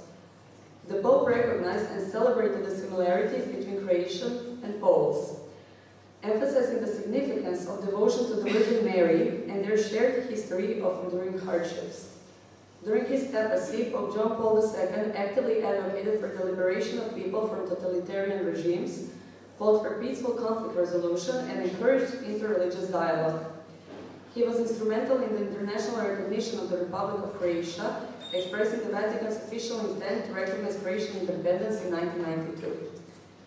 The Pope also visited Croatia 3 times, but we heard all about that and about the Stepina's beatification, so I will save us a few minutes. Regarding the youth, many refer to Pope John Paul II as the Pope of the Youth. He developed a strong bond with young people during his time as a chaplain in Krakow, organizing various activities like mountain hikes and kayaking trips. His relationship with young people continued through worldwide travel and his establishment of World Youth Day. He believed in the youth's power to shape the future. Even his first words as a pope in 1978 were, "You are the future of the world, the hope of the church." Pope John Paul II constantly highlighted the challenges young people face in modern society, but he never criticized them. He urged them to navigate these challenges with faith, emphasizing the message of Christ. Even in his later years, the youth inspired him, and he inspired the youth. In Croatia, during his visits, the Pope particularly emphasized the role of the youth in building a better future. Pope John Paul II addressed the youth in Croatia on numerous occasions, and Professor Božidar Nagy compiled almost 850 of his speeches, messages, and greetings directed at Croats. Pope John Paul II designated a historic moment in the Vatican in 1979 when, as the first Pope in history ever, spoke to Croatians in a Croatian language. The immense trust that the Pope had in the youth is evident from the words addressed to them throughout the years. During his first visit to Croatia in 1994, amidst the homeland war, the Pope reached out to the youth. You, young people, are called to the forefront in building peace. During his second visit to Croatia, the Pope also visited Split and Solin, as we heard, sang Vajska djeva Kraljice Horvata with the youth. He addressed the youth again. I have one more word left, the last one, but perhaps the most important. It is addressed to you, dear youth. It is short but significant. Here it is. Jesus Christ is the way, the truth, and the life. The future is in your hands. Your future, but also the future of the church and the future of your homeland. As a Pope aware of the problems that young people, especially the more affected Croatians at the time, faced, Pope John Paul II encouraged the youth to find solace and strength in their faith, to open themselves to the church, and offer them hope and comfort in times of uncertainty. For this reason, the Pope remained in the memory of the youth among the Croats as an advocate for Croatian rights, as our Pope, and a friend of the Croatian people. Pope John Paul II was, as we said, one of the most prominent figures in modern church history and the Catholic Church, and he had a significant global impact during his nearly 27-year pontificate. His connections to Croatia, his visits, and his special relationship with Blessed Aloysius Stepinac make him an exceptionally vital figure for Croatians and youth in Croatia. However, while young Croats hold deep admiration and respect for the Polish Pope, the question remains whether this perception is supported by a thorough understanding of his life, work, and specific contributions. To explore this further, a study was conducted to delve into the perception of young Croatians regarding Pope John Paul II and the resonance of his messages in today's world. This research targeted young people between the ages of 18 and 30, residing in the capital of Croatia, Zagreb. Using a questionnaire-based approach, we collected the data, offering insights into the views, knowledge, and experiences of young people on the research subject. So our main research question centers on how young Croatians perceive Pope John Paul II and what impact his messages have had on them. In pursuit of a deeper understanding, we posed several additional questions. How do the respondents identify in terms of their religious beliefs, and what significance do they attach to faith and to its practice? What are the impressions and associations that young people have regarding John Paul II? How informed are they about his life, about his teachings and activities, and how does their actual knowledge differ from the general impression they hold of him? Before conducting this research to comprehend the relationship between young Croatians and Pope John Paul II and perception of him in contemporary world, we formulated the following research hypothesis. Hypothesis 1 was the majority of young Croatians identify themselves as members of the Catholic Church, but there is diversity in the practice of faith and its significance in their lives. Hypothesis 2 was young people in Croatia perceived Pope John Paul II as a significant and beloved figure who had a profound impact during his pontificate. And finally, hypothesis 3, while the perception of Pope John Paul II among young people may be positive, it is assumed that it may not necessarily be grounded in knowledge about his life's teachings and actions, and that there is a significant gap between actual knowledge and the general impression. To conduct this research, we developed that already mentioned questionnaire, who consisted of 26 qualitative and quantitative questions. It was distributed online, and data collection took place from July 12 to August 2nd, 2023, so 3 weeks exactly. The study involved young individuals between the ages of 18 and 30 residing in Zagreb, and the questionnaire was structured into segments, starting with a collection of socio-demographic data of the participants, followed then by the inquiries into their awareness, attitudes, and perceptions, and the impact of his messages. We utilized a convenient sample of 231 young participants. So the questionnaire was predominantly completed by women, accounting for 73.6% of the responses, while the male participant constituted a smaller proportion at 26.4%. In terms of age distribution, most of our subjects were in between 18 and 25-year-old. To be precise, 67.1%, while 76 of them belong to the 26 to 30-year-old category. Regarding their educational background, most of the participants had completed an undergraduate university or professional degree, whereas 25.5% had graduated from a master's or professional program, and an equal percentage had graduated from secondary school. Given the research focus on the young population with registered residents in Zagreb, the questionnaire also included a question about the respondents' place of origin. All participants resided in Zagreb, with the majority hailing originally from the city of Zagreb. But however, it is worth noticing that by this questionnaire, we managed to cover the entire territory of Croatia, comprising 21 counties. The population covered by this research predominantly consists of individuals identifying as Catholics, with a majority share of 83.1%. Those who declared themselves as atheists accounted for 8.2%, while the remaining 8.7% were in the category of other, indicating that other religions that were not specifically mentioned in the paper. So most of the respondents, as shown in this graph, believe in God and practice their faith. 11.7% of them believes in God but only practice the faith on a major holiday. 8.7% believe in God but do not practice their faith at all, while 12.6% of the respondents do not believe in God at all. Also, some of the respondents stated that they are a part of the parish community. As a final component of the socio-demographic profiling of the participants, we asked about the role of faith in their lives. The majority, precisely 54.1%, expressed that faith is highly important in their lives.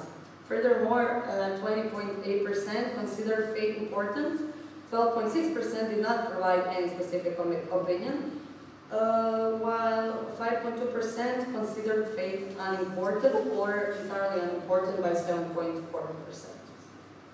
I'm sorry, there is so much numbers. When participants were asked about the geographical origin of the Pope, 81.4% knew that Pope was from Poland, but in comparison, a smaller number of respondents believed he was from Argentina, Germany, or even Croatia. The subjects were from Croatia, so that was funny. 24 respondents did not know which country the Pope is originally from. The question, what associations do you link to Pope John Paul II, provided valuable insights into how young people perceive him. They primarily associate him with the theology of the body, his peace message, and his deep commitment to the Croatian people. Some also connect him with the song Jana Pawła II by Marko Perković Thompson, a Croatian performer. And other associations include his role in the fall of communism, opposition to Nazi threats, and his dedication to the Virgin Mary. Respondents describe him as a gentle, uncorrupted, and humble figure who brought faith closer to people with a constant, welcoming smile. His strong connection with young people is also highlighted, considering him an authentic leader who lovingly led his people. Some responses stand out due to their emotional depth, such as one participant connecting the Pope with memories passed down by their grandmother. Another, who was named after the Pope, shared that his mother received the Pope's blessing on the day he was conceived. These responses bear witness to the deep symbolism and personal connection that people have with the Pope, as well as his presence in their family stories throughout the generations. Furthermore, back to the numbers, how familiar are you with the work and impact of Pope John Paul II on Croatians? The result conceded the following responses. So the minority of the group were very familiar with the Pope's work. 35.5% were familiar with his work, 28.1% had weak knowledge, and 11.3% were not familiar at all. In the questionnaire, respondents were asked to select, based on their opinion, how they believe Croatians as a nation perceive the Pope. Among the provided options, the following results were achieved. The largest percentage of 80% sees him as a Pope who loved Croatia and Croatians. 56.3% view him as the best Pope ever. 26.8% perceive him as a traveling Pope. But a smaller group of 6.5% believe he had no significant impact on Croatia at all. A few, 4.3%, think Croatians don't even have a clear opinion about him, and 1.7% categorize him as a Pope focused too much on the politics, and the same percentage don't know how Croatians perceive him. Over half of the respondents, 53%, knew that Pope John Paul II visited Croatia 3 times. 32% believe he visited twice, and smaller portion thought he visited only once. 4 times or more than 4 times were the minority. Among the respondents who attended papal events in Croatia, a total of 22 respondents, they witnessed these gatherings in all the cities across Croatia, but 12 of them were in Zagreb. 5 respondents participated in events in Osijek, 2 in Zadar, and 1 in Split. It is important to note that some of these respondents were quite young at the time, and their memories and experiences were limited, as they attended with their parents or grandparents. The majority of respondents indicated that they had never offered prayers to Pope. About 24% rarely pray to him, while the minority occasionally or often doesn't so. The survey then included factual statements about Pope John Paul II's pontificate and assessed respondents' awareness of these facts. So we offered them actually the factual knowledge, and they had to express if they were aware of this fact or they had never heard of it. So the duration of Pope John Paul's pontificate of 27 years was known to 30% of respondents, while only 17% of respondents knew that the first life-size monument in Europe dedicated to Pope John Paul II was made in Croatia. The fact that Pope John Paul II led the most attended mass in the history of Croatia was known to 52% of respondents, and a majority, 80% of respondents, knew about the assassination attempt. It was known to 30.7% that Pope John Paul II beatified more deceased individuals than the entire church altogether before his papal election. And the term theology of the body was introduced by Pope John Paul II, was known to 45.4% of the respondents. So regarding the resonance of the Pope's messages, despite the fact that the majority of respondents were not familiar with the messages Pope John Paul II delivered to creation, a significant minority, precisely 22.9% or 53 individuals, were aware of these messages. These informed respondents were asked to provide some of the Pope's messages, demonstrating that a portion of the sample was indeed well informed, and the echoes of the Pope's messages were clearly visible. Furthermore, as the final question in the questionnaire, participants were presented with quotes from Pope John Paul II's messages to Croatians, and they were asked to indicate whether they had already been acquainted with these quotes or were hearing them for the first time.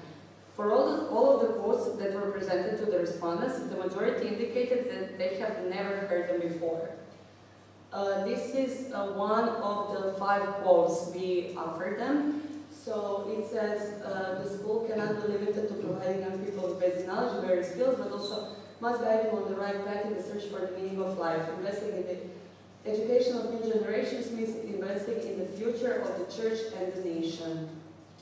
So that is just one of the 5 quotes, and neither one of these quotes were more familiar than 30% of the participants. They have never heard of these quotes, but I see we're running out of time, so we'll just pass that, and you can find us later, ask about anything that you want to know from the research.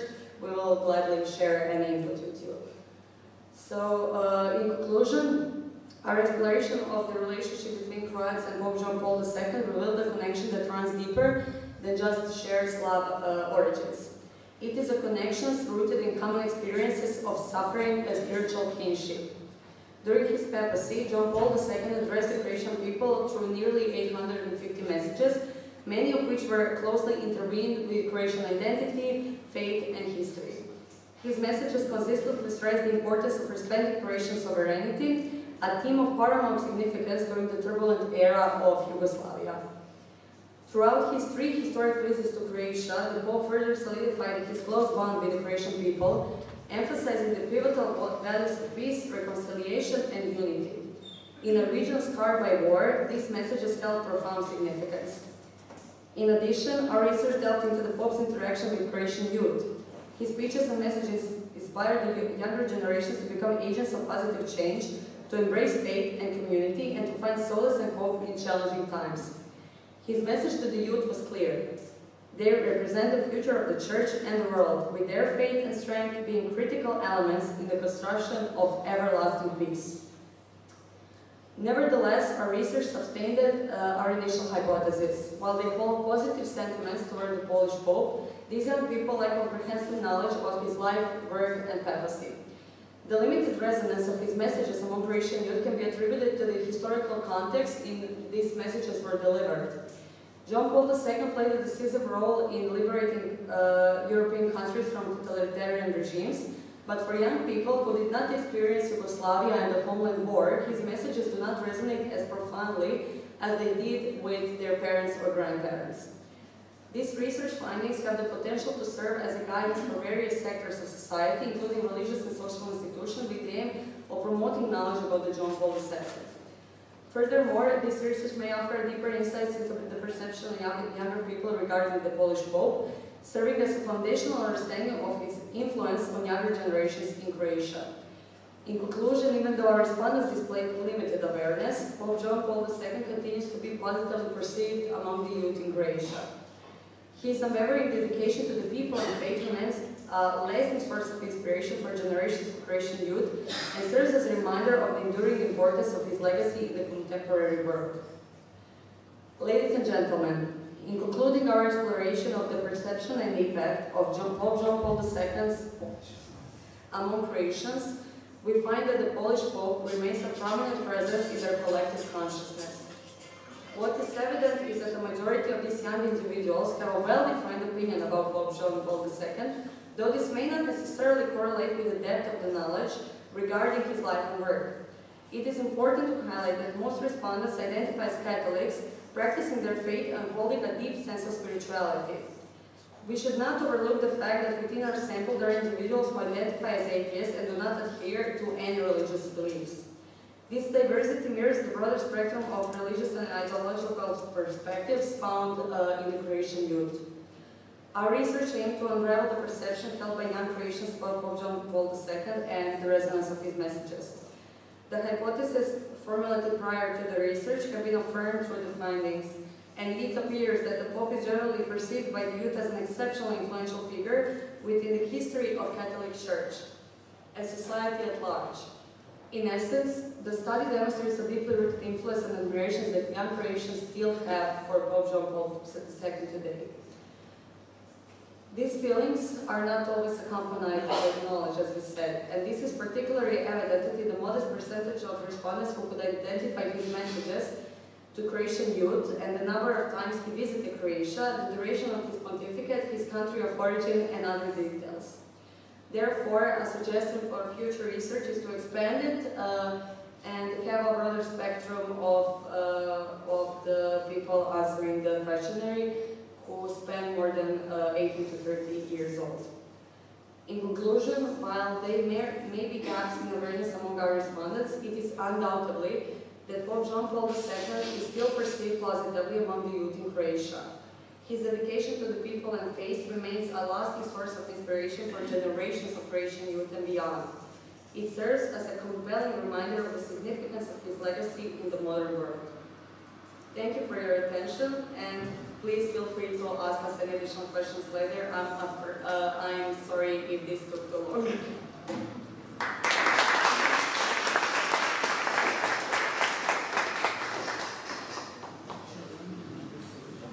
Thank you so much for your presentation. It was very interesting to get the message about young people in Croatia and what do they think about John Paul II.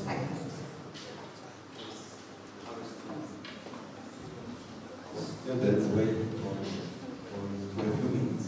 Thank you very much for this presentation. I would like to tell you that there is, between us, there is she's a, oh, sorry.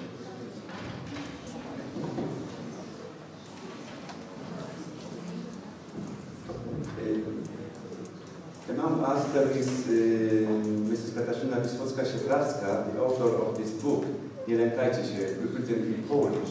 So if someone wants to buy the book or to see this book, please ask her. Pani Katarzyna? Słuchajcie, mamy tutaj książkę pani Katarzyny Wisłockiej-Siedlarskiej o Janie Pawle II. Gdyby ktoś chciał zobaczyć tę książkę, ewentualnie kupić, to proszę podejść do pani Katarzyny. Now there is a coffee break. I think 10 minutes is enough, so please take some sweets, coffee, tea, and relax, and we will be back in 10 minutes. Thank you very much.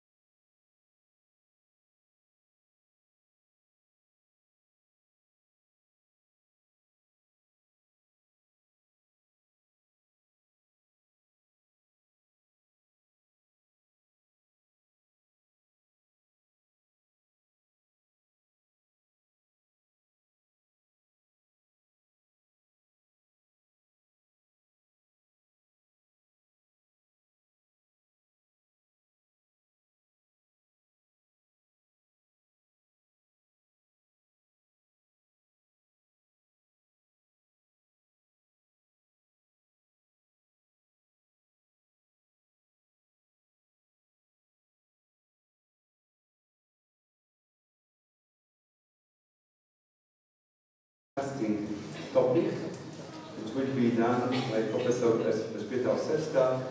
Every one of us knows her, so thank you for your reading today, for helping me.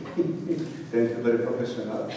And we are, on behalf of our professor, I invite you to listen to the topic. East John Paul II is perceived in Croatia as the promoter of the family. Professor Elżbieta is the famous specialist of family history. Our professor, the floor of Ms. Jones. Thank you so much. I hope that because we have a very short time and the time is quite limited, I will try to shorten my presentation. So I will not read it, I will speak to you, and hopefully there will be a direct invitation to all of you, also to the students, to listen carefully to English language and to have some reflection on what I'm trying to say. The some advantage is that many of the things I wanted to say were given before me, so I don't need to repeat them, but let's see and we will continue.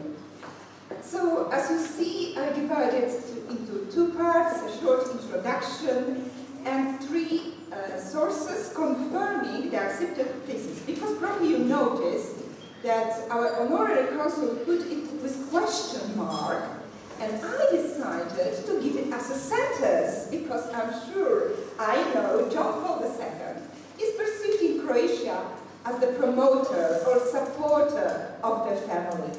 And I will try to explain you why. So, let me start.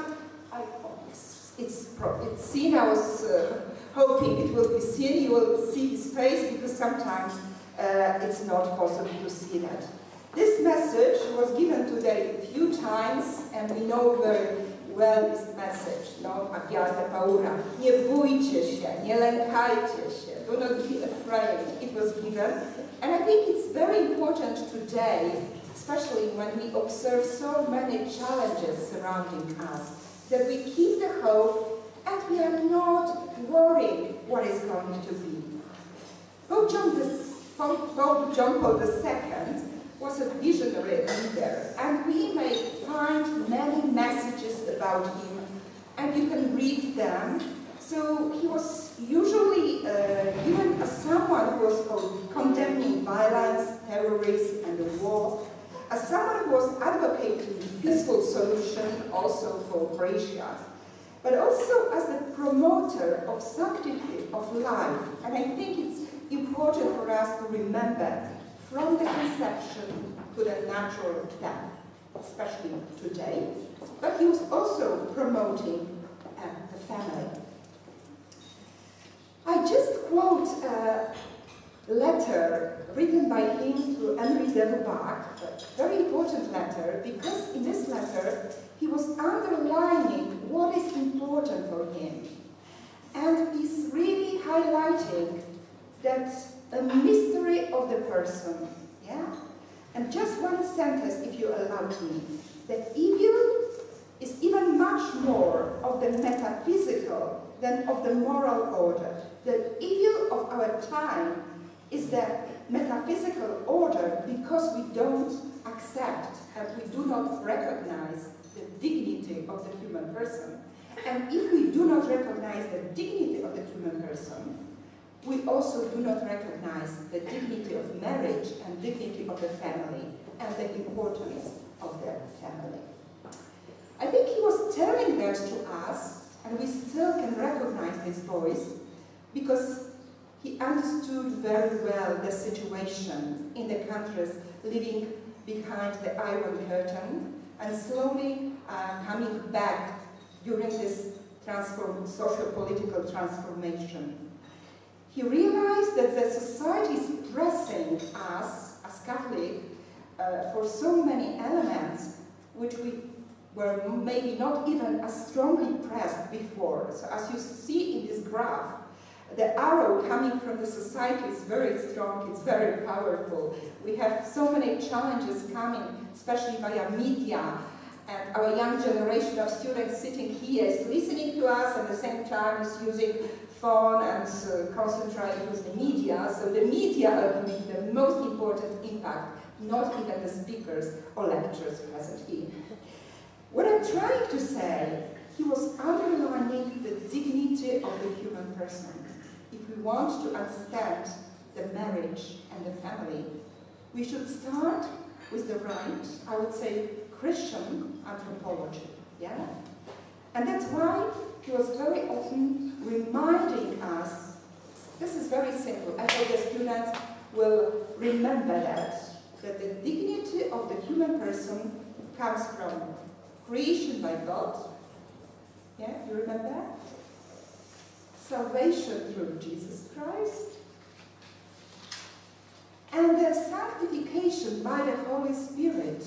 So whatever we say about the human being, this is creation by God, salvation through Jesus Christ, and sanctification by the Holy Spirit. If we remember that, we keep the dignity and we keep the proper understanding of marriage and family. My first source came to me unexpectedly. Some days ago, in Polish październik and Croatian listopad, which means October, the 5th and the 6th of October in Solin, which was mentioned today a few times, that was mentioned, there was a big conference, very similar to this one, commemorating the visit of John Paul II to Solin and Split. And there were professors from Croatia, from the Catholic Faculty of Theology, University of Split, who prepared some presentation. And I just asked them for 2 or 3 slides from that presentation, because I think they are very interesting for us and to the topic I decided to explain to you. So you see the date, the 5th and the 6th of October, and the professors are Professor Jadranka Karmas and Dr. Angelina Gaspar. They use research methods of the content analysis, and they also use comparative analysis. So they were trying to search for certain keywords, and the keywords were very simple. John Paul II, or the Pope, John Paul II, or just John Paul II in a very simple way, and they were trying to analyze the sources coming from secular and the religious data. So there were sources coming from newsletters, magazines, but being online, journals, from the secular and the religious context. And as you see, there were 2 main questions. How do religious and secular Croatian digital media portray Pope John Paul II? And the second one, do Pope's messages still resonate in Croatia?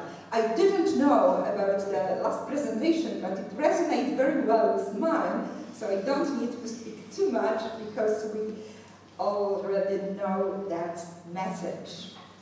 Hopefully it's possible to see that. They decided to start and analyze the media, secular and religious media on the both sides, and as you see, they found more than 4,585 mentioning of John Paul II in secular media online, and 22,351 mentioning of John Paul II in religious media. You may recognize the certain media which are present in Croatia, also the secular, but also religious, like Duhovnost, Svijetlovjere, and so on. Okay? You may see how many times probably the Catholic News Agency, it's easy to recognize at once, was mentioning John Paul II, Ivan Paweł, so many times. Yes, more than 20,000 times. How he was presented, very, very shortly. By secular media, it's very interesting because this presentation was very positive. Maybe not really connected with faith or Christianity, but very positive. He was a merciful Polish Pope, charismatic, eloquent, promoter of the interreligious dialogue, Pope of the Traveler, so it's really a connection with what we had before. Energetic, living saint. Pope who loved Croatia was very often recognized. The role of Vatican diplomacy, of international recognition of Croatia. So it's a message coming from secular media that John Paul II is important for Croatia, but this message is not strongly connected with Christianity, yeah? But still very, very positive, which is optimistic, let's say. Religious media. What the religious media are telling about John Paul II, according to that research? It's much more connected with faith and Christianity. Authentic, self-giving, intimacy with Christ. The presentation of his prayer. Yes? Catholic gentleman. What a description, Catholic gentleman. Yeah. Hope of Croatian hope. It's even rhyme. Hope of Croatian hope. Yes? See that. Giant of faith. Teacher of truth. That's very strong, very powerful message given. Very often the message of new evangelization, so proclaiming the gospel to those who were evangelized but maybe lost it, was given. But also the message of family, supporter of the family. Today, a few times we were mentioning the motto, the topic of the third pilgrimage, which was the family, the way of the church and its people. So it was also connected with the family. Just to make it short, the conclusion which are coming from this research are the Pope was connected with essential human and Christian values, is a role model. I'm very thankful for the lecture before me, speaking about the role model, and is Christian educator, authentic witness of faith, but also supporter of the family or family values. I think John Paul II recognized what was typical for most of the Central Eastern European countries, being behind the Iron Curtain, that sometimes the families were destroyed or damaged by the communist regime. So supporting family was quite important. Okay? I said about it, so you know that the family, the way of the church and its people. And it's very interesting because the 100th apostolic trip, so it was just beautiful name given. I'm recalling a little bit from Familiaris Consortio, much more to our students, because this is also the direct invitation to students to read Familiaris Consortio. I think if you read it in Polish and English, maybe in Croatian, you may start, you may compare the languages and see the similarities and differences. By the way, I've been learning my English reading Bible in Polish and in English and Greek, so it was very, very helpful for the English today. John Paul II was telling many times that the family should become what you are. Yeah? This message, especially today in the European Union, seems to be very important. So he was recalling the family as intimate community of life and love. But this community has the mission to become more and more what it is. And the mission is to revealing the God's love for humanity and the Christ love to the church. I think, and I hope, that the students recognize the four tasks given to the family, like forming a community of persons, serving life, participating in the development of society, and sharing the life and mission of the church. That was my second source. So I'm trying to squeeze, I'm not telling too much. I've been telling today a lot, so I will squeeze a little bit. My third source was the questionnaire given to students, thanks to help of some professors from the University of Zadar and from the University of Zagreb, Theology Faculty. We managed to send a short questionnaire, but it was in English language, I'm sorry, so probably for some of the students there was a problem to respond to that questionnaire. There were more than 200 responses, but some of them we didn't take because we didn't get the responses. So in reality, we got about 100 responses coming from the students between 19, 20 until 23 years old. So this is quite a young generation. And we asked them 10 questions. What is very funny, at least it was funny for me, when we were asked about the name of John Paul II, and were giving 4 different names, Bergoglio was the first name given by the students. So let's say half of them, they recognized that Wojtyła was John Paul II's name, family name, but some of them were so connected with Pope Francis that very often we got the response Bergoglio. We were given some phrases for them to recognize. Are these phrases written by John Paul II or said by John Paul II or not? And it was much better. They recognized very well. I will show you in a moment. You also see more questions. Why is the family so important for Pope John Paul II? Is Pope John Paul II perceived in Croatia as the promoter or supporter of the family? And what do you think, very similar to your question about John Paul II? Just to make it shorter, in the reference to his teaching, very often students were referring to the sentences of the family as community of love and life. Domestic church didn't. No one responded that there was something about domestic church. So it's a big correlation with what our young generation from the communication department told us. Yes, the students recognize certain message, but maybe they're not so close to the church and faith, yes, as it was for the generation of fathers and grandfathers, I would say. What was John Paul II's perception of the family?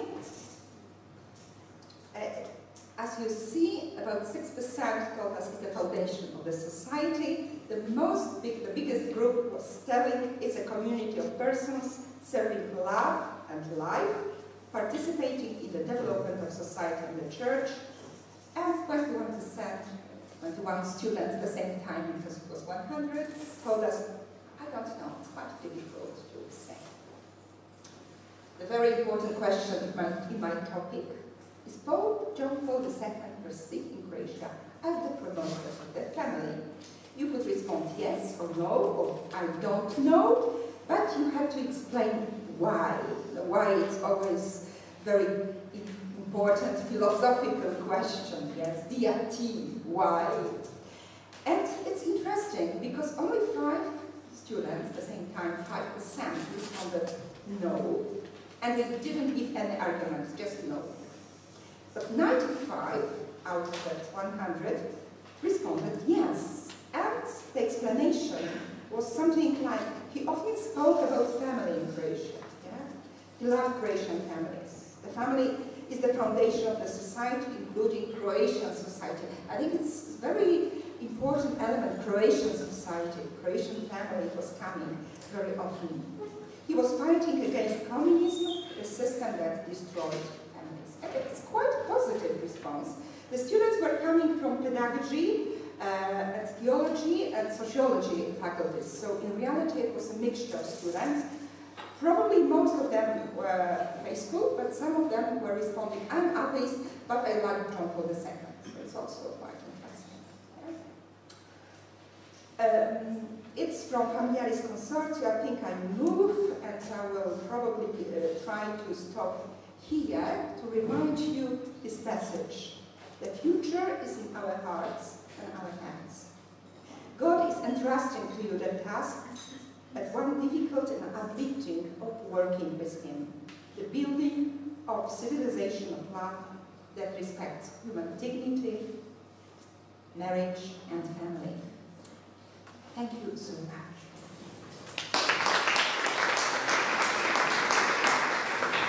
Thank you very much for the speech. Thank you very much for the presentation.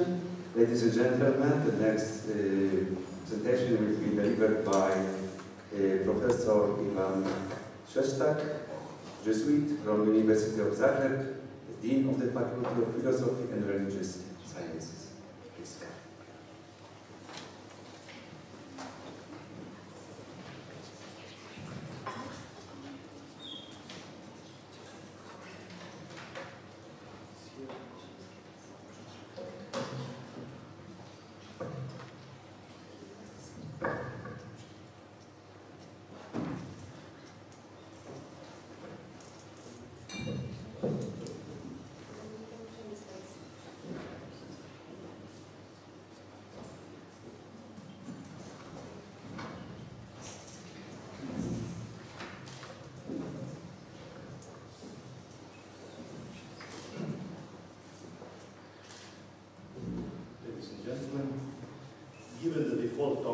this presentation should cover the period since the election of Cardinal Karol Wojtyła as the head of the Catholic Church, i.e. from October the 16th, 1978, until the cessation of the existence of the political entity called the Socialist Federal Republic of Yugoslavia, which happened to be June the 25th, 1991.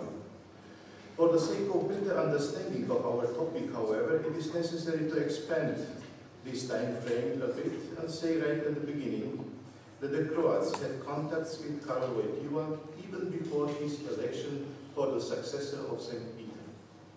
Without mentioning these connections, their subsequent mutual relations would certainly seem quite incomprehensible.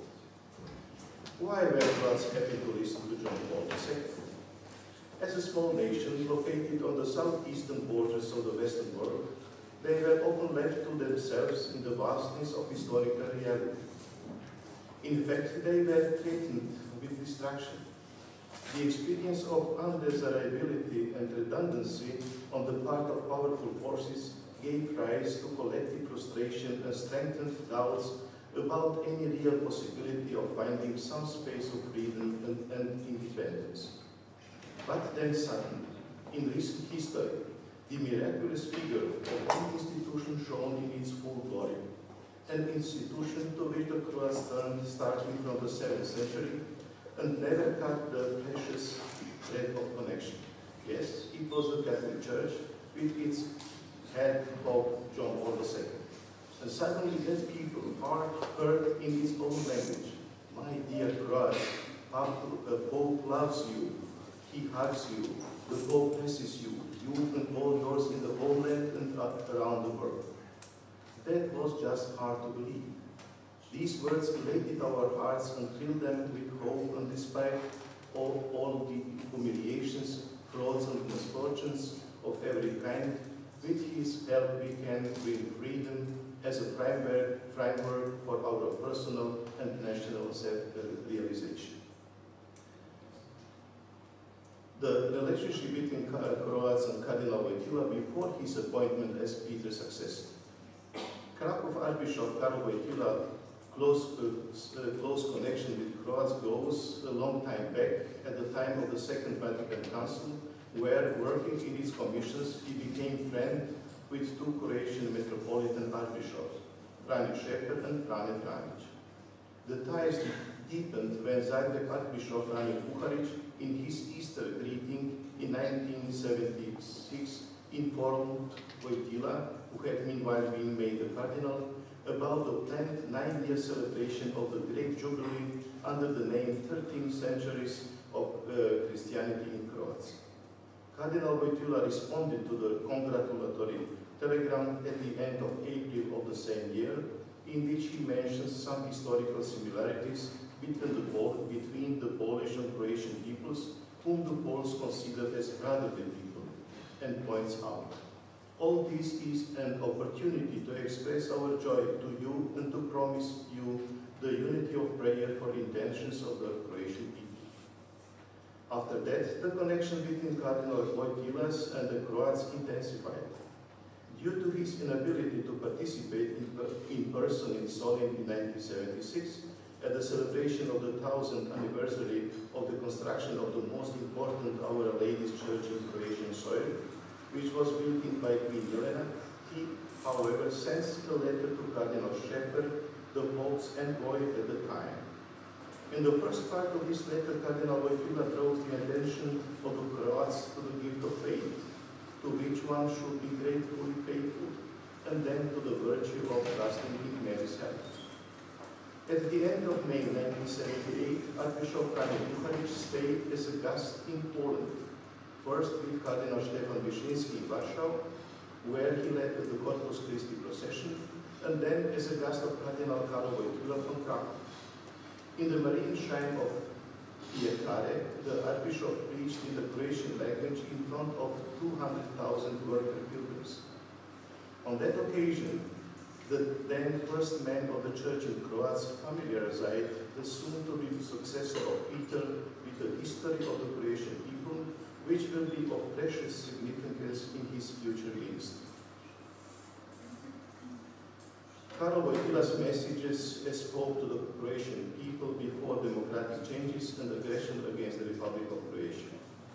It is interesting that the Holy Father, in the year of his election, sends a Christmas card to Archbishop Buharic and all members of the Bishops' Conference, but do not mention Yugoslavia.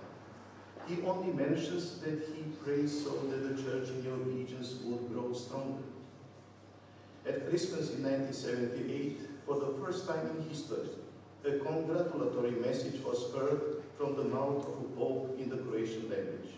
Merry Christmas and blessed be the birth of Jesus. Sretan Božić i na dobro vam došlo porođenje Isusovo.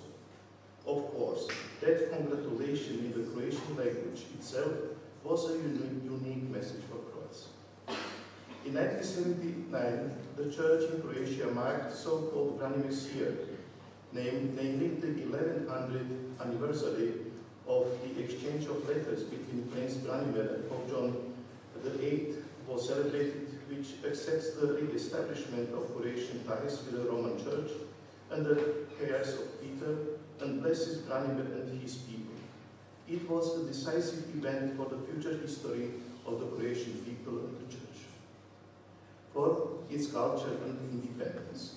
In his sermon at the Mass in Basilica of St. Peter in Vatican, in front of 10,000 cheering Croats, he emphasized three values that adore the Croats: fidelity to Christ and the Gospel, love and devotion to the Pope of Rome, and devotion to the Mother of God. This will be the tenor of all subsequent addresses of the Holy Father in meetings with Croats. The Holy Father ended his sermon with the words, "May my dear Croats, thank you for this meeting, for this declaration of renewed loyalty. As Pope John VIII once did, so I rejoice today in your faith, your love, your faithfulness to Jesus Christ and His Church. The Pope loves you, the Pope embraces and welcomes you, the Pope blesses you. Amen." Through his legate, Cardinal Scheffer, on August the 22nd, at the final celebration of Branimir's year in Wien, he once again reminiscent to the entire nation about the events of that jubilee, wishing them to bear spiritual fruits and share his apostolic blessing to everyone. From these lines it can be read that in his message the Pope appeals for creative fidelity to the traditional adherence of Croats to Christ and the Church, which however finds its practical application in the construction of a temporal social order, namely through Christians whose lives are worthy of trust because they are moral people. Up until the beginning of the open aggression against the Republic of Croatia in the summer of 1991, the Holy Father John Paul II continued to regularly send Easter and New Year's greetings to Croats. He was greeting them in their own language in all his many trips around the world, placing in their hearts fidelity to their Christian faith tradition, also supporting their national consciousness. On July the 25th, 1986, in a meeting with young Croats on the occasion of a program of Croatian cultural heritage in Castel Gandolfo, he expressed for the first time his desire to visit Croatia. His messages had a strong resonance with young people. The communist authorities were well aware of this, and in 1983, after returning from Rome from the already traditional May Day pilgrimage, they invited the participants to informative interviews, treated them, and some had their passports confiscated. From the beginning of January 1991, he began to invite the Croats to the prayer for the peace. In these dramatic moments of suffering and fear in certain parts of the world, and in your homeland as well, I encourage you to pray to God for peace, for rejecting the attacks of mistrust and rivalry, and for respect for basic human rights, and for respecting the dignity of rights of the people. Messages of John Paul II during the aggression against the Republic of Croatia. For the initial orientation, it should be mentioned here that at that time the Pope's messages consisted of encouraging prayer for peace, for building trust and respect for the dignity of every human being, which finds its most obvious expression in respect for human rights, but also in respect for the dignity and right of peoples to self-determination. In his telegram to the President of the Republic of Croatia, Dr. Franjo Tuđman, John Paul II, on June the 29th, 1991, expressed his solidarity with the suffering of the people. The news about new acts of violence and the loss of human lives in Croatia is a cause of great concern for the Holy See. I express my solidarity with the sufferings of the population of that republic and raise my voice to encourage all initiatives aimed at ending the use of force and creating conditions conducive to dialogue between different national groups. I pray God to inspire everyone with feelings of respect and fraternity in order to preserve the legitimate aspirations of individual parties so that the civil peace can quickly be restored. While the attacks aimed at occupying strategic point in Croatia were already ongoing, John Paul II appealed to young Croats at the general audience on July the 24th, 1991. While your homeland, despite great difficulties, stands up for the defense of freedom and democracy, know how to preserve human and Christian dignity. Therefore, resist the temptation of violence and any form of provocation, which are the denial of humanity and civilization. The only path that leads to the future and peaceful coexistence is mutual respect, sincere dialogue, and effective cooperation in solving existing problems. And don't stop praying together to Mary, the Queen of Peace, because nothing is impossible with God. I invoke God's blessing and peace upon you and your homeland. The Holy Father was not only addressing the Croats in these already difficult days, but also the international community to help Croatia. In addition, on September the 5th, 1991, the Holy Father invited all the bishops of the world to pray with their faithful for peace in Croatia. That request, not anticipated by anybody, undoubtedly having a strong political message, was announced by John Paul II in a letter to Cardinal Puharic. During his visit to Diocese of Vicenza, the Pope looks back at the war destructions and the refugee crisis in Croatia with unprecedented political concern and disgust. All this is happening today in Europe, despite accepting international obligations to eliminate war once and for all. All the severity of the moment was expressed by the Pope on September 22nd, 1991, at the square of St. Peter, asserting that what is happening in these countries is not worthy of man, not worthy of Europe, thus appealing, of course, to decisive international factors to stop the violence. In October 1991, in view of increasingly dire news from Croatia, John Paul II makes increasingly loud and increasingly powerful appeals to international political circles. Truly impressive was the Pope's Christmas message on 1991, in which in one part he invited the entire human race, calm or scattered and frightened humanity, to ask for peace, a gift and a task for every man of noble and generous feeling. Enough with hatred and violence. Let there be no more war in Yugoslavia, let there be no more war in the dear country of Croatia and in the surrounding areas where passions and violence challenge reason and goodwill. On January 11, 1992, John Paul II received the diplomatic corps and again pointed out the fact of many initiatives and efforts undertaken by the Holy See in order to achieve peace in the area of the countries of the former Yugoslavia. None of that helped them. Therefore, the right to self-determination remains. You are very, very well acquainted with the position of the Holy See on the recognition of states that arise anew from changes in European circumstances. I will limit myself today to stressing that the nations have the right to choose their way of thinking on collective life. It belongs to them to provide themselves with the means that will enable them to realize their own legitimate aspirations which are freely and democratically determined. It is certain that the future of a country or a continent cannot be built with bombs. Final thoughts. Based on the messages, it can be concluded that the Holy Father John Paul II knew very well the ecclesiastical and political history of the Croatian people, including the most recent one, which covers the time of the existence of the Socialist Federal Republic of Yugoslavia and its communist regime. Messages of St. Paul II during his pontificate given by this topic can be delivered into those he uttered from the beginning of the papal appointment up until those that he delivered after the destruction of the introduction of democracy in Croatia. The messages in that first period can be simplified and reduced to the common denominator of fidelity to Christ, the Roman High Priest, and devotion to the Mother of God. These are the values that adorned the Croats throughout their entire history and became a tradition to which one should remain faithful, but not as if according to some petrified greatness, and should be constantly deepened in the sense of a personal relationship with Christ and Our Lady.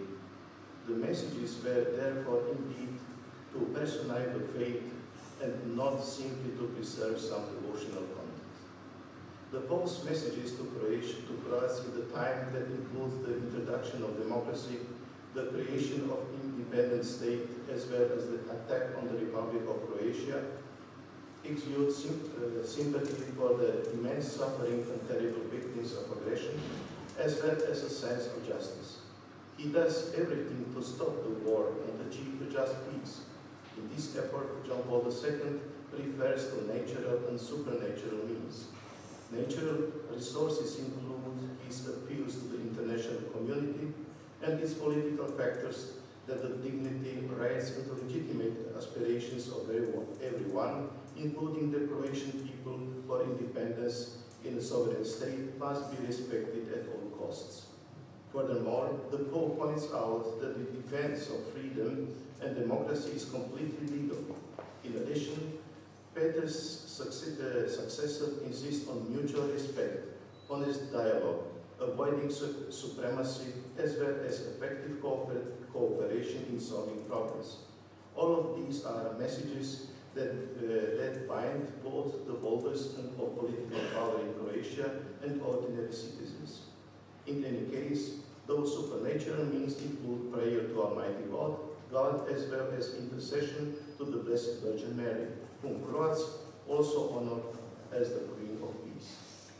Croats are very grateful to the Pope John Paul II, našem papi. We say, if it weren't for him, we wouldn't exist either.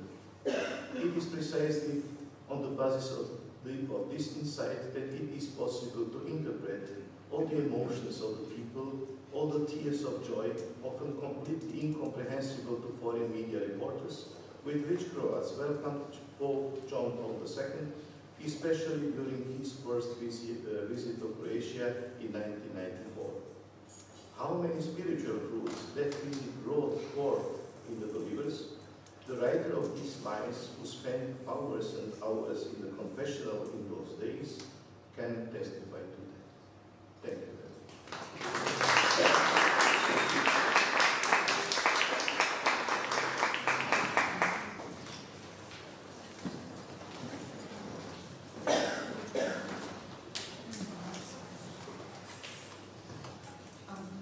Thank you very much. I think we still have some problems, but hopefully you will be able to get the message.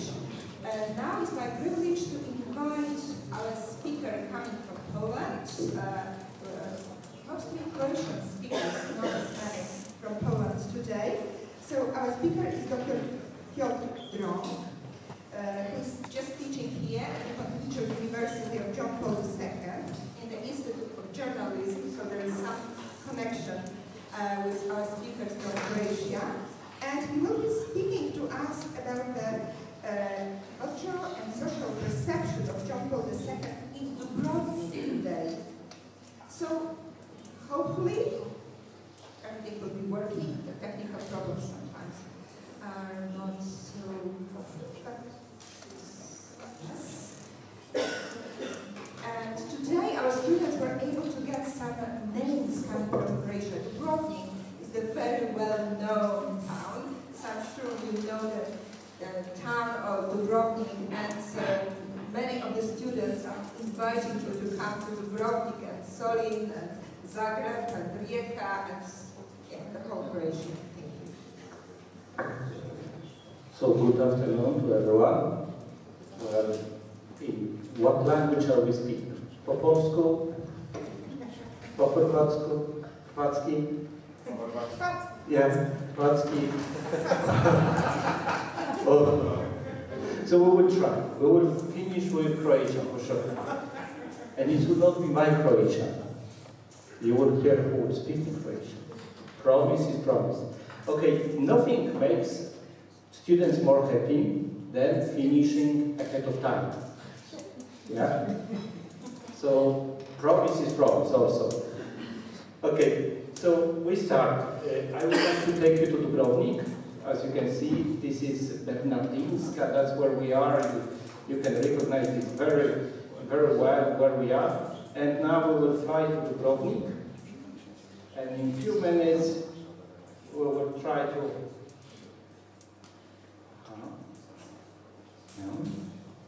And we will fly to Dubrovnik. So Dubrovnik is really almost at the end of Croatia. This is the Croatia, it's like a dragon here with the head, with a little bit of wings, almost like the dragon here.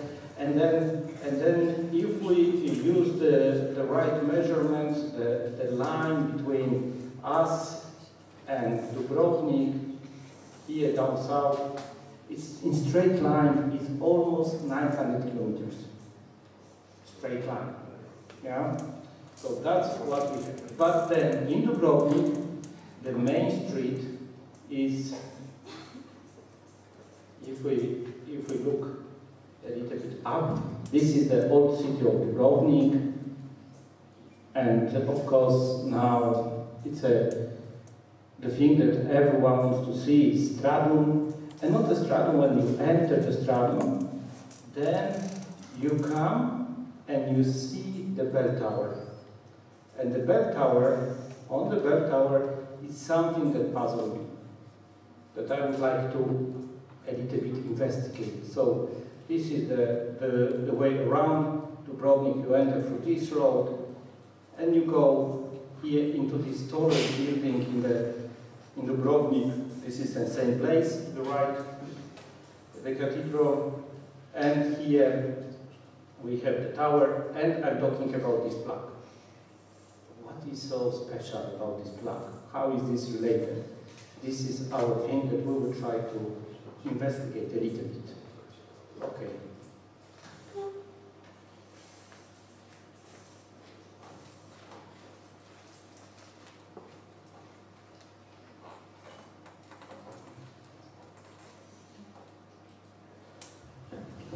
Okay, the whole day we investigate the Jumbo 2 and the connection Jumbo 2 and Croatia. It's rather difficult to come up with something, almost everything we explore. All the dates, anything, and I'm trying to find the cherry on the top of dessert. And Dubrovnik is a pearl of Adriatic, a cherry on the top of dessert. The title is about the cultural and social perception of John Paul II in Dubrovnik today and after his stay as a part of the 100th Papal pilgrimage and the flight to Croatia. Interestingly enough, I did not put this in, but this was put by the graphic, by invitation. As you can see, we started in this place. In this place, yesterday we started, Maria Bystrica, and we're finishing with this picture, with Dubrovnik. So properly speaking, the last lecture needs to be about Dubrovnik. So it will be. We talk about the memory. Memory is a difficult phenomenon. How to keep things still alive. How to make it in such a way that would be outstanding for us. We will talk about the date of 6th of June, 2003. 2 years, less than 2 years before the death of John Paul II. 2003, JP2 comes to Dubrovnik. This is, of course, on this famous pilgrimage that we referred, the 100th pilgrimage. Our rector made a reference that the next day is the solemnity of Pentecost, and also 8th of June, very important for our university, as we are because of the foundation of Saint Hedwig. So this is the program. Very briefly, just to lay down. In Dubrovnik, John Paul II needs to beatify. Nowadays, the present Pope does not do beatifications. He usually sends people out to do the beatification, but JP2 was keen on doing beatification by himself. And the next day is solemnity of Pentecost. All of this is within these few days, and John Paul II is really less than 2 years before his death. He makes a reference in his homily, and that's what I found, because very often we talk about that this is the very first Pope from Croatia. For sure it's from Poland, from Slavic nations, but there was also a Pope from Dubrovnik. And he makes a reference to this man in his homily. In the footsteps, I'm quoting John Paul II, in the footsteps of my predecessor, Pius IV, who was Archbishop here, I have come with a joy to this ancient and glorious city of Dubrovnik, a city proud of its history and its tradition of freedom, justice, and advancements of the common good. So these are that he relates to this man. He was the Italian, as you can see, Dubrovnik back then is called Ragusa. It's with the connection a little bit of Venice. That's how we have also the Pope Pius IV from Dubrovnik. So, and John Paul II remembers about that. And then let's return back to the thing that you saw on the bell tower. On the bell tower, we see a quotation from John Paul II. This is at the end of beatification mass in Dubrovnik. He tells to the people there, I have always wanted to visit Dubrovnik. Today, this has happened. Thanks be to God. Okay, we can think about that. John Paul II was a gentleman, perfect gentleman. He was always saying this. No, JP2 never said to any other city in the world such things. He greeted the city, he greeted the people, but he never said, I wanted to come. Today, Cardinal Dziwisz also testified about that. He said, John Paul II was shocked that Dubrovnik is attacked. Today morning he testified also about that. Dubrovnik has had a special place in the heart of John Paul II. And this happened 2 years before his death, that divine providence allowed him to come. Okay, he also finishes saying, may God bless the birthplace of the new blessed, the city of Dubrovnik and all of Croatia. So that's what we have at the end of his mass. So these words were put on this bell tower here. This is the place from where JP2 blessed, and here he said, not really here, but he said, Dugo sam vremena želio posjetiti Dubrovnik. Ta se moja želja danas ispunila. Zahvaljujem Bogu na tome. So this is what we have there and the main Champs-Élysées of Dubrovnik. This was 2003. Then we need to relate somehow to whether the people of Dubrovnik appreciate it. Or maybe this was just a casual thing. In 2004, a year before the death, less than a year before death, people of Dubrovnik went to Vatican and they gave the honorary citizenship of Dubrovnik. So this is something that also there was reciprocated, this kindness, the love for each other, that here we have response of John Paul II, that he refers to the delegation. Please allow me to read. You have come to consign the document of honorary citizenship, which the city of Dubrovnik has wished to grant me as a confirmation of deep bonds that throughout the century have united it to the pontiffs, and to commemorate the pastoral visit I had the joy of making on the 6th of June of last year. I still vividly remember the various moments of that apostolic pilgrimage, on which precisely in Dubrovnik I proclaim a blessed and illustrious daughter of Croatia, Maria of Jesus Crucified Petković, native of Blado on the island of Korčula. So we see that there is response. But did they remember about John Paul II later? 10 years later, 2013, on the anniversary, this was not 6, but this was 12, but nevertheless 12, there was unveiling of a monument of John Paul II. Just for clarification, this is the old Dubrovnik, and there are 3 Dominican houses that they exist without ceasing from very beginning of foundation. One is here in Krakow, the other is in Vienna, and the third one is in Dubrovnik, Dominican houses. But their Mass, Holy Mass, took place here in this harbor. And there is another Dominican church, so if you are looking for this statue, don't go to the old Dubrovnik, you need to go to the harbor of Gruz. And there you will find this statue. So this was unveiled by Bishop Med Urzinic. I think now that he's in Rijeka, if it's if I'm corrected, since 2022. I think that's the thing, and I think that he was Zadar and then Rijeka or something like this. Could be. Yeah, so that's the monument of John Paul II that looks much younger. Then the last thing, 2023, the year that we are now.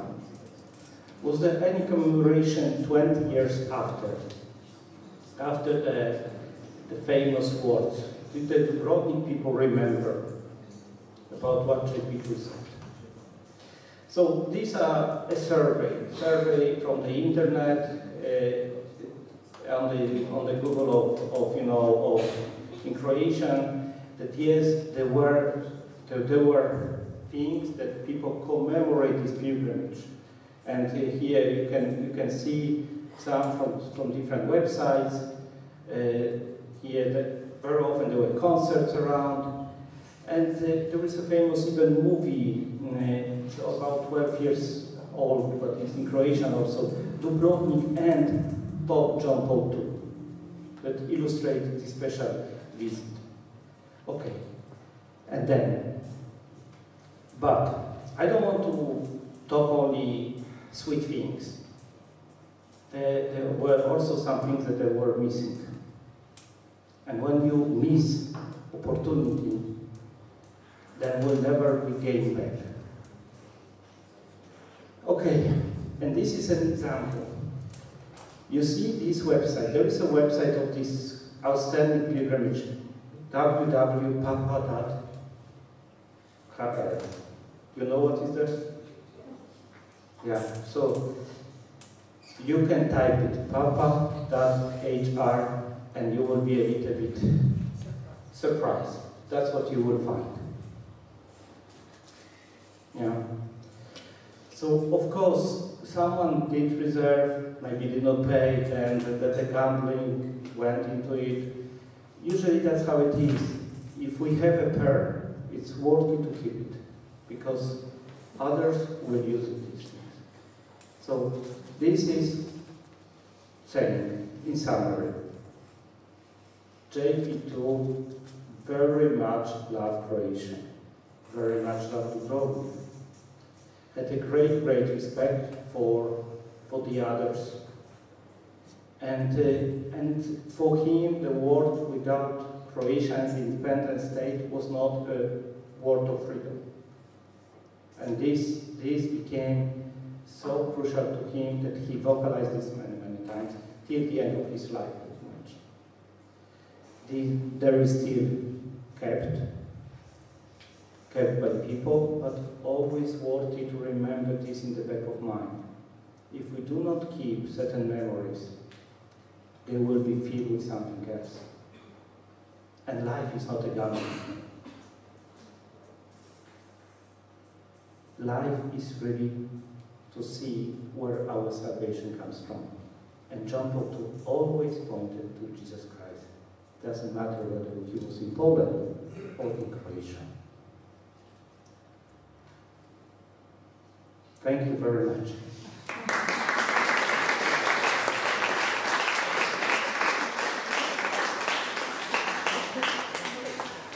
I promise you to finish with Croatian, so please allow me one thing in Croatian. 2 minuty. Tak. Just wait a moment. This is something that I wanted to show you just to illustrate these things that happened there. These famous words that John Paul II said. So these are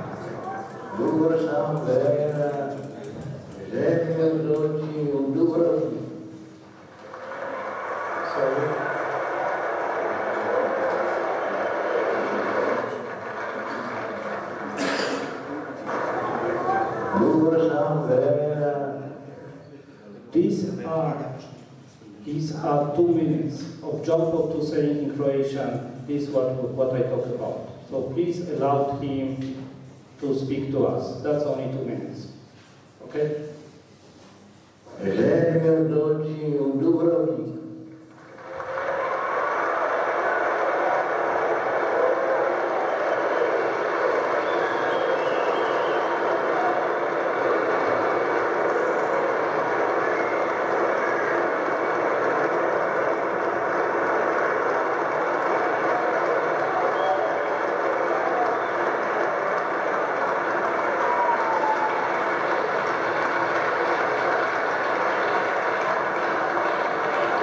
Ta se moja želja danas ostvarila. Zahvaljujem Bogu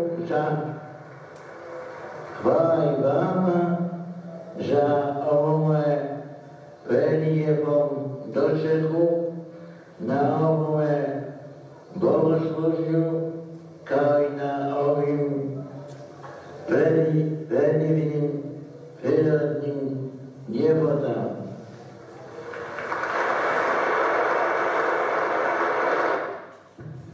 Why did I decide for Pope to speak back then? It was hot day. It was a task. This was not a part of homily. He could have skipped it. He wanted to say these things. He wanted to make sure that the world will hear that Pope loves Dubrovnik, that Pope loves Croatia. Thank you.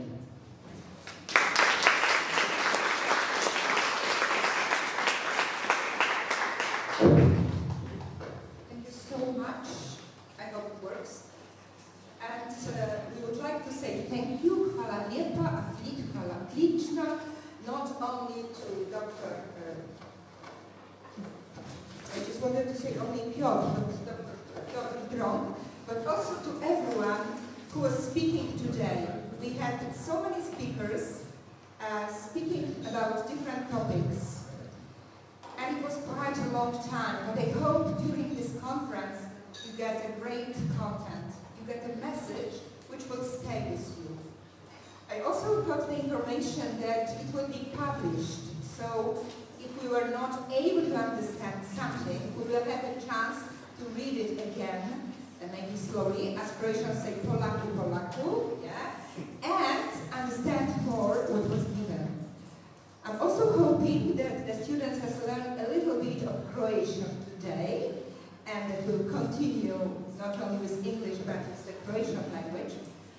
But we should say thank you, huge thank you to the organizer of the conference, to our honorary consul Paweł Kaszuba, because we met today.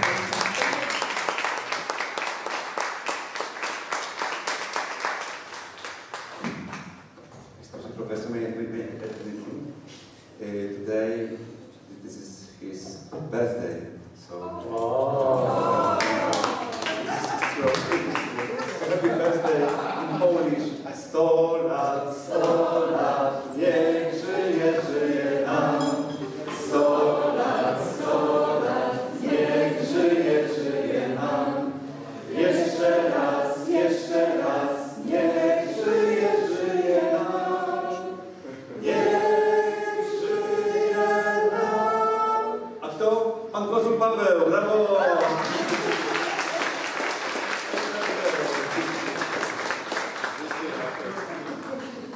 Thank you very much. So the day is full of surprises today, I can see. And I just would like to say that it doesn't matter if we speak in Polish or Croatian or any other languages, we know he was our Pope. Nasz Papa, nasz papież, but please don't forget about his teaching, don't forget about his message. Go to his encyclicals, but also go to his homilies and speeches, because the way he was speaking was really very, very powerful, even in the end of his day, as it was presented here. Chwała, chwała lepa, thank you so much, dziękuję bardzo wszystkim, także studentom, którzy wytrwali, i oddaję głos księdzu profesorowi. Thank you very much. Thank our television. Thank you very much for your great job. Thank you very much. I thank my team, Ania, Claudia, Sylvia, and Urszula. Thank you for your help. Thank you very much.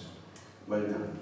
And I would like to invite you for a new conference, which will be held in Zadar in May. The conference will be connected with family and education, so please join us in Zadar next year.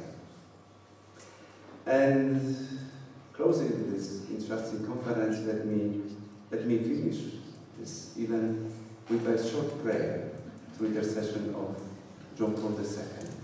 So please stand up and let's pray for our countries, for every one of us, for our universities,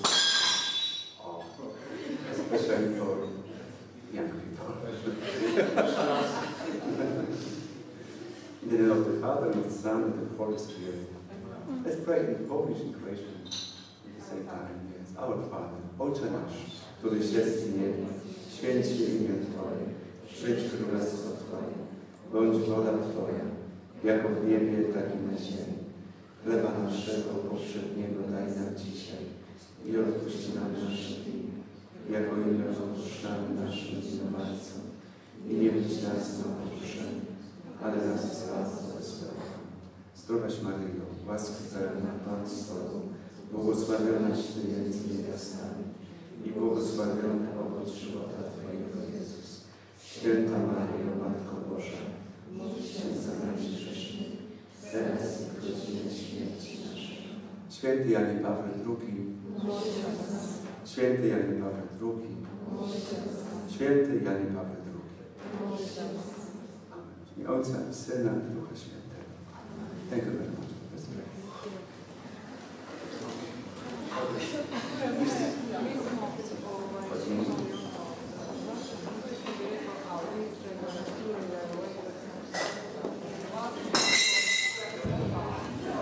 One moment.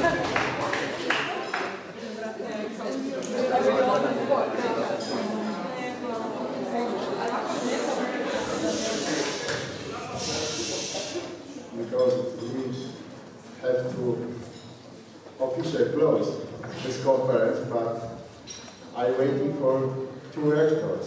But I'm looking forward, I cannot find the one that is for me close officially. I would like, behind rectors, behind all officials who came earlier, thank you, friends, very friends, for accepting our invitation, idea, and come to Krakow, because we know that this conference with idea between two nation creation in Poland are for us very important. Yes. Therefore, I would like thanks behind two lectors. Thanks for all who prepared speeches, because the speeches are very important. And I think that the speeches and wrote what you earlier in the speech will be in history very important, especially for university, Upper University in Krakow. I think that another John Paul II, I think, will be for us father for two nations who can connect in the yesterday, today, and in future. Because when we talk about John Paul II, we can always find moments when creation in Polish nation looking for find this places, ideas, futures, families, and roots also. Therefore, I think it's very fantastic for two nations creation and Polish. Thank you very much for all. Thank you very much for audience, students, because usually we think that this conference, if we wanted to organize, is only for you, because we oldest, you youngest people, and you have talked about this today and the future. Thank you very much for all. Thank you.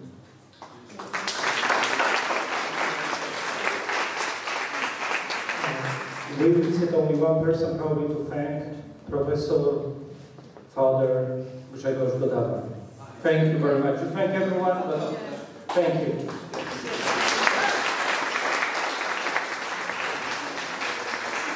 Do widzenia u Widiwosem.